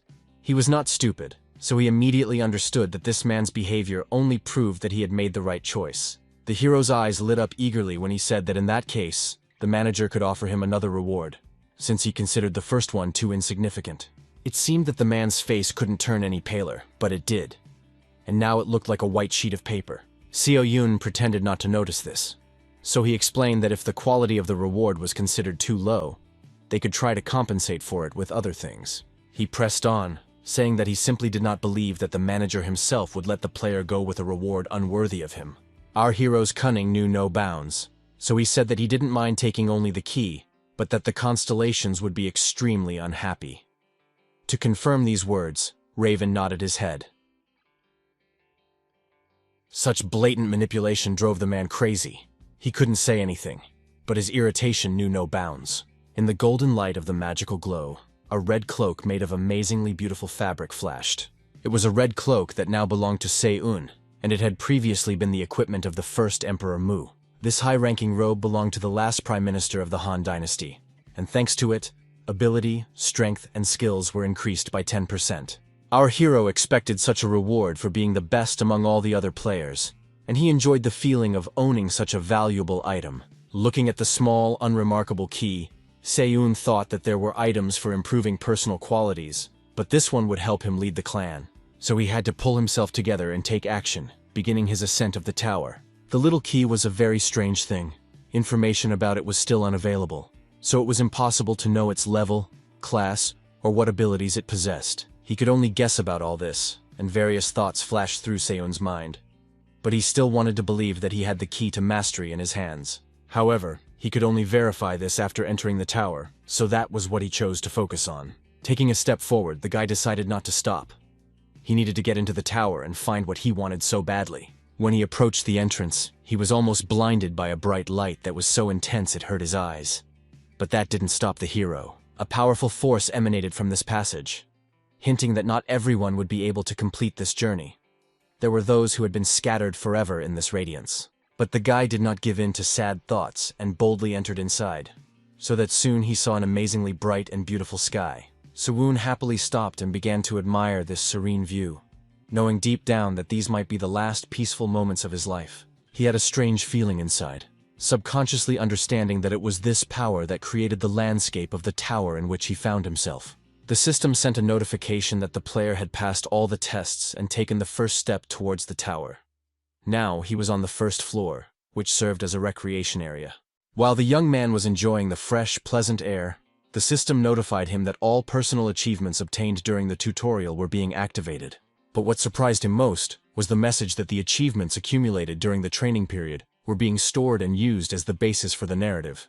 While the guy was trying to understand what it all meant, he was notified that the story was called The Seeker, and he was given the same nickname. Scratching his neck nervously, the hero thought that he was pretty good at searching for things, but he still didn't understand what to do. In honor of his new title, all of Sewun's abilities increased by 10 points, and the potential for what was called terror was unlocked. Suddenly, a strange, unfamiliar voice asked in surprise if Sewun, who had already finished his training, had come here. When the boy asked who was standing in front of him, the man laughed loudly and said that the boy was finally asking the right questions. It was Hedrick, a player who had surpassed his rank by 3 times in the tutorial. He was incredibly strong, and fighting him was a real test of strength. But Sewun wasn't scared at all because he knew that the person in front of him was just someone called Extra. He knew how powerful such characters were and wasn't worried at all. The man came closer and closer and started talking nonsense about how the equipment looked good and that he would accept Sewun into the clan of this body. Looking at this madman, our hero realized that this was the very person who killed at the entrance and brought weak players into the clan. Looking at the clouds floating above, the young man asked what would happen if he didn't want to join the clan, and the answer was loud laughter. After that, Hedrick added that in that case, Seon would have to give him a few items as a sign of goodwill. After these words, he began to draw his sword from its sheath, openly hinting at what would happen if the boy dared to do otherwise. Seonu understood perfectly well what awaited him if he disobeyed, but his enemy did not take into account that he was not dealing with some helpless boy who could be intimidated. So the young man boldly met the brute's gaze and said that now it was his turn to speak, and the other man should listen carefully. However, after this statement, no words followed. Instead, our hero delivered a powerful punch to his opponent, knocking all the air out of the man's chest. This move was so unexpected that Hedrick did not have time to react and defend himself, so he took the full brunt of the blow, and his confidence was now greatly diminished. When the air gradually returned to his lungs, he managed to squeeze out the words that he was facing a real coward. Smirking, Seun suggested that his opponent try to attack him. However, Hedrick was not eager to suffer again. So he clenched his teeth and remained silent, glaring maliciously at the man who had humiliated him so badly. But his wounded pride prevailed, and after a couple of minutes, the man rushed into the attack again, hoping to tear his opponent to pieces. Such attacks no longer surprised Seuna. After all the monsters he had already defeated, Hedrick seemed like a novice on the battlefield. Hedrick did not yet know who he was facing, so he swung his sword confidently, showing with his whole demeanor that he was an experienced warrior to be feared. He convinced himself that the boy was just a good swordsman and nothing more, that he was not some martial arts guru to be feared. After clashing with the young man in battle, he immediately realized that he was wrong, because not every warrior with a good sword in his hands could wield it so beautifully. Seunu even felt a little disappointed that his opponent was even weaker than he had expected, which meant that another boring and mediocre battle awaited him. Out of disappointment, he kicked his enemy hard, knocking him off his feet and sending him flying backward, shouting loudly in surprise. Soon, the serene calm was broken by cries and pleas for Seun not to kill him and to show mercy. And yet our hero decided to pardon this arrogant man, but not because he was too kind, but simply because he needed to find out information about a certain clan, and Hedrick knew everything about them. All the man asked was to tell him the name of the clan, or at least name a famous player who was part of it. Seowun thought for a moment, and tried to remember anything that could simplify the search and narrow down the circle. But then he looked at Hendrik skeptically and said that Kang Han-chul would be bigger than him. These words terrified the man, his face contorted with fear. The name sounded familiar to him, and when the beaten man realized that he was right about who it was, his mouth opened in horror. He didn't want to suffer any more injuries. After all, Seo Woon was talking about Kang Han-chul, who was known by the nickname Explosive Power, a player who was already the subject of legends. His serene nature did not reflect Hendrik's anxious state of mind, who was incredibly scared of the possibility of encountering this monster. Se-woon had never heard anyone call Han-chul by that nickname before, but it really suited him, because he was a real hurricane of power. He immediately realized that the guy himself would hardly call himself that, and only one thought came to mind. It was all the work of Jean Pil, who loved to come up with nicknames for others. This made him wonder if he should look for the clan called Diablo. Yes, this was the strongest clan, famous for its incredibly difficult tutorials, which were far from easy for everyone. Yu So-ah could summon a blood hurricane, killing several monsters at once. And Baek-hyun possessed amazing power that could revive the dead and cause a tsunami of death.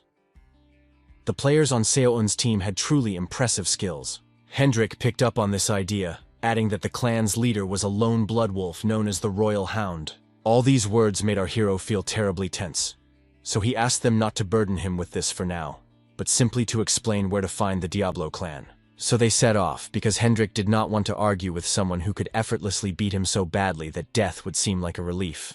After a while, the man smiled and announced that they had reached the place where, according to the stories, the clan they were looking for lived. The clan's base looked very cozy, with multi-story houses built of light-colored stone everywhere, and the area was well kept and pleasant. It seemed that they had not come to a temporary base at all, but to a full-fledged village with its own infrastructure and permanent population. Looking at all this, the young man was almost 100% sure that it was all thanks to the skills of the twin sisters Han Aryu and Han Da-won.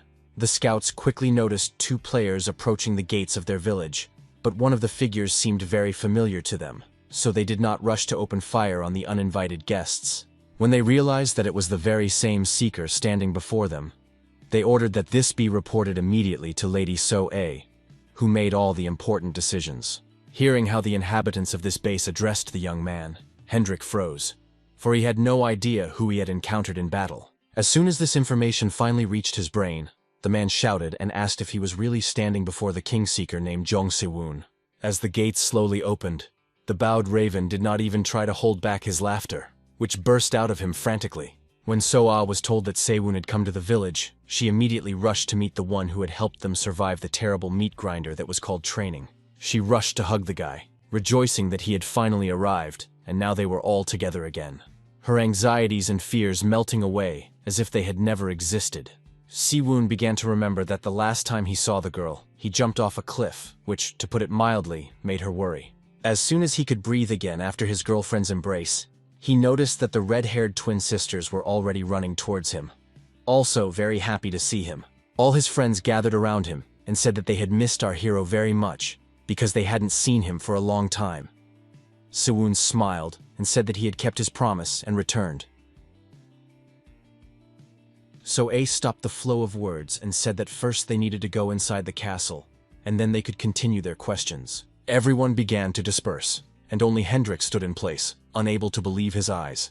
He liked what he saw so much that he was literally speechless. Deciding to thank his companion for bringing him to the right place, Si-woon asked the locals to give him a tour, which made the man incredibly happy. First, they went to see the improvised field kitchen, where the girl who had helped Si-woon cut up animals at the beginning of his training was now an experienced cook. A little further away was the place where the players trained before upcoming battles, where they could fight each other and hone their skills. Looking around with excitement, Hendrik asked how long it took to build such a place, which looked like a real village. Meanwhile, Si-woon told So-ah that they had all done a great job. The girl lowered her eyes and said happily that she had taken care of the clan, because that was what he had asked her to do before leaving. It was clear that the girl really didn't want to let down Mr. Si-woon, who trusted her, so she took the burden of responsibility entirely upon her shoulders. She said without reproach that everyone in the clan had already gotten used to the sudden disappearance of their leader. But the guy was still a little hurt by this statement and felt awkward. Deciding to change the subject, Se-woon asked where Jong Pil had gone. Usually he was always the loudest, but now he wasn't even showing his face. Turning away, the girl sighed wearily and said that perhaps the blonde had gone for a drink, which had become a frequent pastime for him. It turned out that ever since he noticed the bar on the first floor of the tower in the village, he had been going there almost every day, so it came as no surprise to anyone that alcohol had become a serious problem for Jung Pil. Thoughtfully, our hero began to wonder if something like this could be used in a tutorial, but he was distracted from these thoughts by Han Cheo, who approached him very quietly from behind and said that they hadn't seen each other in a long time, which meant they needed to fight immediately. Smiling, the guy thought that it had indeed been a long time since their last battle, which meant they could reminisce and shake off the cobwebs. So, winking at his friend, Siwoon said that he would not mind organizing at least one round with him. A couple of minutes passed, and the guys had already moved to a more suitable place, which was located in the very center of the village. After examining his opponent, our hero quickly realized that Han Chul had become stronger while he was away, exuding an indescribable steadfastness and unyielding will. Glancing at the strange armbands, Siwoon asked his opponent what they were, and he replied that he had received them as a reward from the official rank. He asked if they could be used in combat, to which Siwoon replied that it made no difference to him. The young man understood that, in any case, sparring with such a strong opponent was good training. So soon the guys were already fighting hard, which was quite difficult because each of them had gained strength during this time. Han Chul was like a hurricane, his strength literally begging him to let it out, and the young man had no intention of resisting this urge. Noticing his opponent's speed, our hero was, to put it mildly, surprised, because he remembered what this player was like at the very beginning of his journey, and his progress could not fail to inspire respect. But besides that, Siwoon had a desire to test his own strength. He was extremely curious to see if he could stand up to such an enemy. He wanted to see if he could escape from an opponent who moved at such speed, and the only way to find out was in battle. Looking at how much strength Han Chiel put into his blows, one thing was clear. Being his enemy was incredibly dangerous, so Siwoon was grateful to fate that they were in the same clan. Siwoon understood that for now he could only dodge these attacks, because in order to strike back, he needed to take a more advantageous position. Han Chul, on the other hand, wanted to show the leader all his strength, so he slammed his fist into the ground, causing it to crack in many places. He even felt a little sorry that such a good punch was wasted on hitting the ground, instead of his opponent's body. Our hero was simply delighted that his opponent had so successfully combined the power of Tai Chi, as this made it almost impossible for his opponent to escape. Of course, Han Cho-ryu was pleased with this praise, but he knew perfectly well that this was not the end. He wanted to show the greater extent of his abilities. When the power began to grow and a very powerful aura began to appear around Siwoon, he was even a little scared, because he did not expect to see anything like this. A whole stream of power rushed at him, so unbridled that it seemed impossible to escape it. So the guy stood there and tried to come up with a plan of action as quickly as possible. The only thing he managed to do was cover himself with his hands, creating a kind of shield that would at least help prevent the energy from knocking Siwoon off his feet. Soon, our hero's magical energy activated a real shield, which quickly grew around his body, protecting him. Thanks to all the boy's achievements, the radius of the wide shield from the magic tower was increased, so that now our hero could feel safe for at least a moment. Such actions were a source of pride for Han Choryul, because for the first time in a fight with him, his opponent used magic, which meant that his power had really increased, since such techniques were being used. Siwoon admitted aloud that his opponent was very talented, as he had mastered not only the Tai Chi technique, but also strength. This led the hero to only one solution to the problem. He knew he had to open the repository of greed and extract something suitable for such a case, and the guy found something that could help him.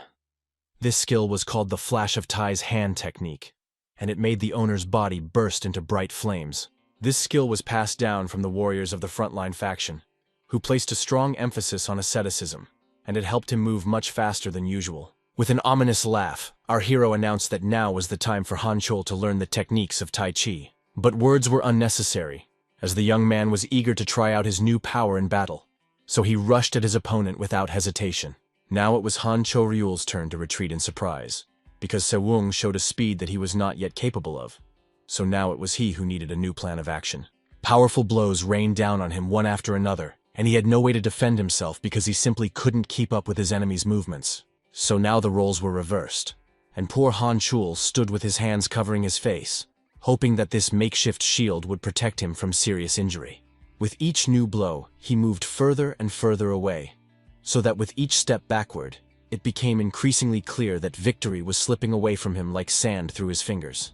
It was difficult, incredibly difficult, so at some point, Han Chul had to stop just to catch his breath. It was at that moment that Sewun approached him, held out his hand, and asked how long he thought the battle would continue. Han Chul realized that this was the perfect moment to surrender. So he took his opponent's hand and asked if he really intended to stay with them for a whole month. Shaking Sewun's hand firmly, the young man said that if so, he would be able to hone his skills and bring them to perfection during that time. Honestly, even if Sewun had not intended to stay, after this battle he would have done so, because he was extremely interested in watching Han Chul's abilities develop. The guy's conversation was interrupted by a shout. Someone was happily calling Sewun, and soon the source of the noise appeared. It was, of course, Jong Pil, who was a little drunk and happy about the leader's arrival. To prevent the blonde man from blurting something out and causing trouble, Han Chul decided to take him under his control and not let him get too close to the leader. Jong Pil clearly did not like this attitude. He began to struggle, but quickly calmed down as soon as he saw that Sewun was clenching his fist tightly and power was surging around him. Activating a power called the Law of the Empire of Torture. The guy said it was time for mental training because his blonde friend had become too relaxed. A sly smile lit up his face as he looked intently at Jeon Pil and said it was time for them to talk about serious matters. The blonde's face was no longer so cheerful and carefree. Now it was clearly tense, and the young man did not know what to say or how to behave. But his constellation, the donkey-headed scoundrel, laughed loudly because it knew that everything would turn out exactly like this, and now it was amused by its ward's reaction. Chong Pil's fun ended with his poor eye swelling up from a huge bruise that he had been happily beaten up with during the so-called brainwashing. When the educational process was over, Sewun allowed himself to rest a little and talk to his friends about what he had gone through and how exactly he had borrowed power from Leviathan. As soon as the story was over, the guys immediately asked if Sewun had already come up with another plan. They were curious if he would go straight to the tower. The guy said that he had no plans to rush to the tower just yet.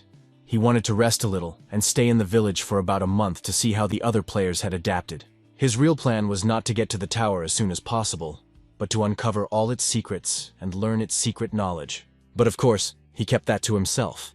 And to change the subject, he asked if the guys had noticed anything strange when they first saw the first floor of the tower. So thought for a moment, and then said that she had clearly heard someone say that players came to them every year, although she hadn't seen anyone else except the newcomers. The guy really liked that his comrade was so smart and perceptive. She noticed even the smallest details, and that impressed him.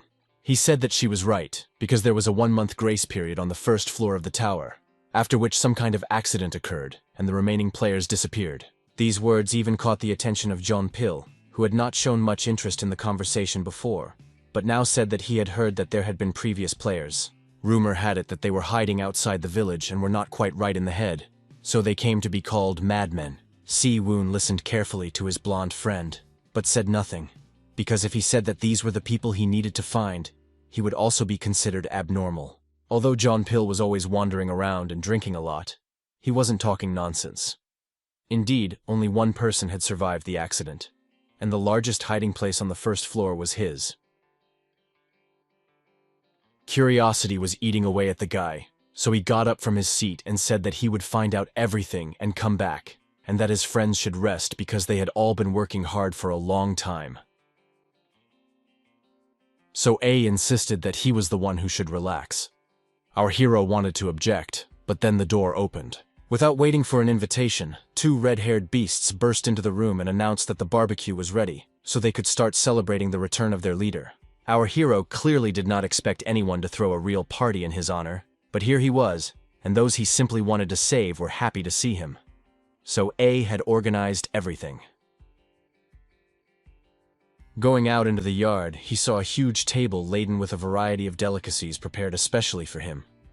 Just looking at it made his mouth water. Seeing this banquet, the hungry prince cried sadly, because he was upset that he would not be able to taste these delicacies. But Seyunu was very pleased, because nothing like this had ever been organized in his honor before.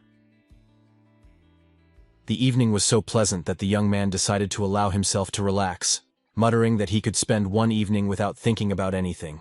Despite the fact that his glass was full of delicious wine, our hero did not lose his sanity and was able to ask questions. He became curious about who was creative enough to come up with the name Diablo for their clan, and he assumed that it was John Pill, who had already come up with strange nicknames for players more than once. But when the blonde man said sheepishly that it wasn't him this time, the young man asked in confusion who else could be doing such things. To his great surprise, Han Chol spoke up, saying with a hint of gloom in his voice that he was the one who had given their clan that name.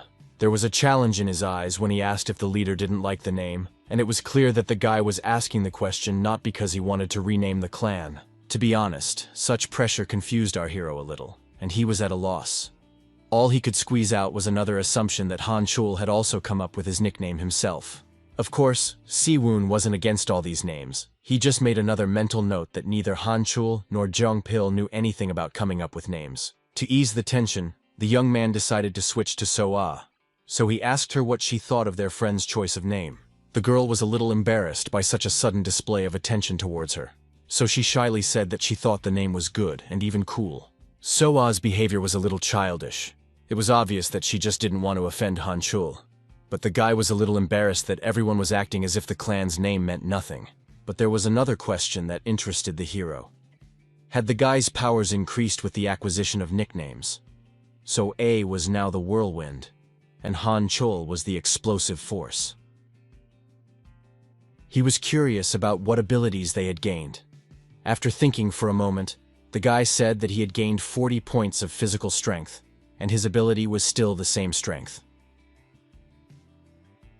The girl reported that her agility had increased by 40%, and her control ability was not far behind, so she was extremely pleased with the results.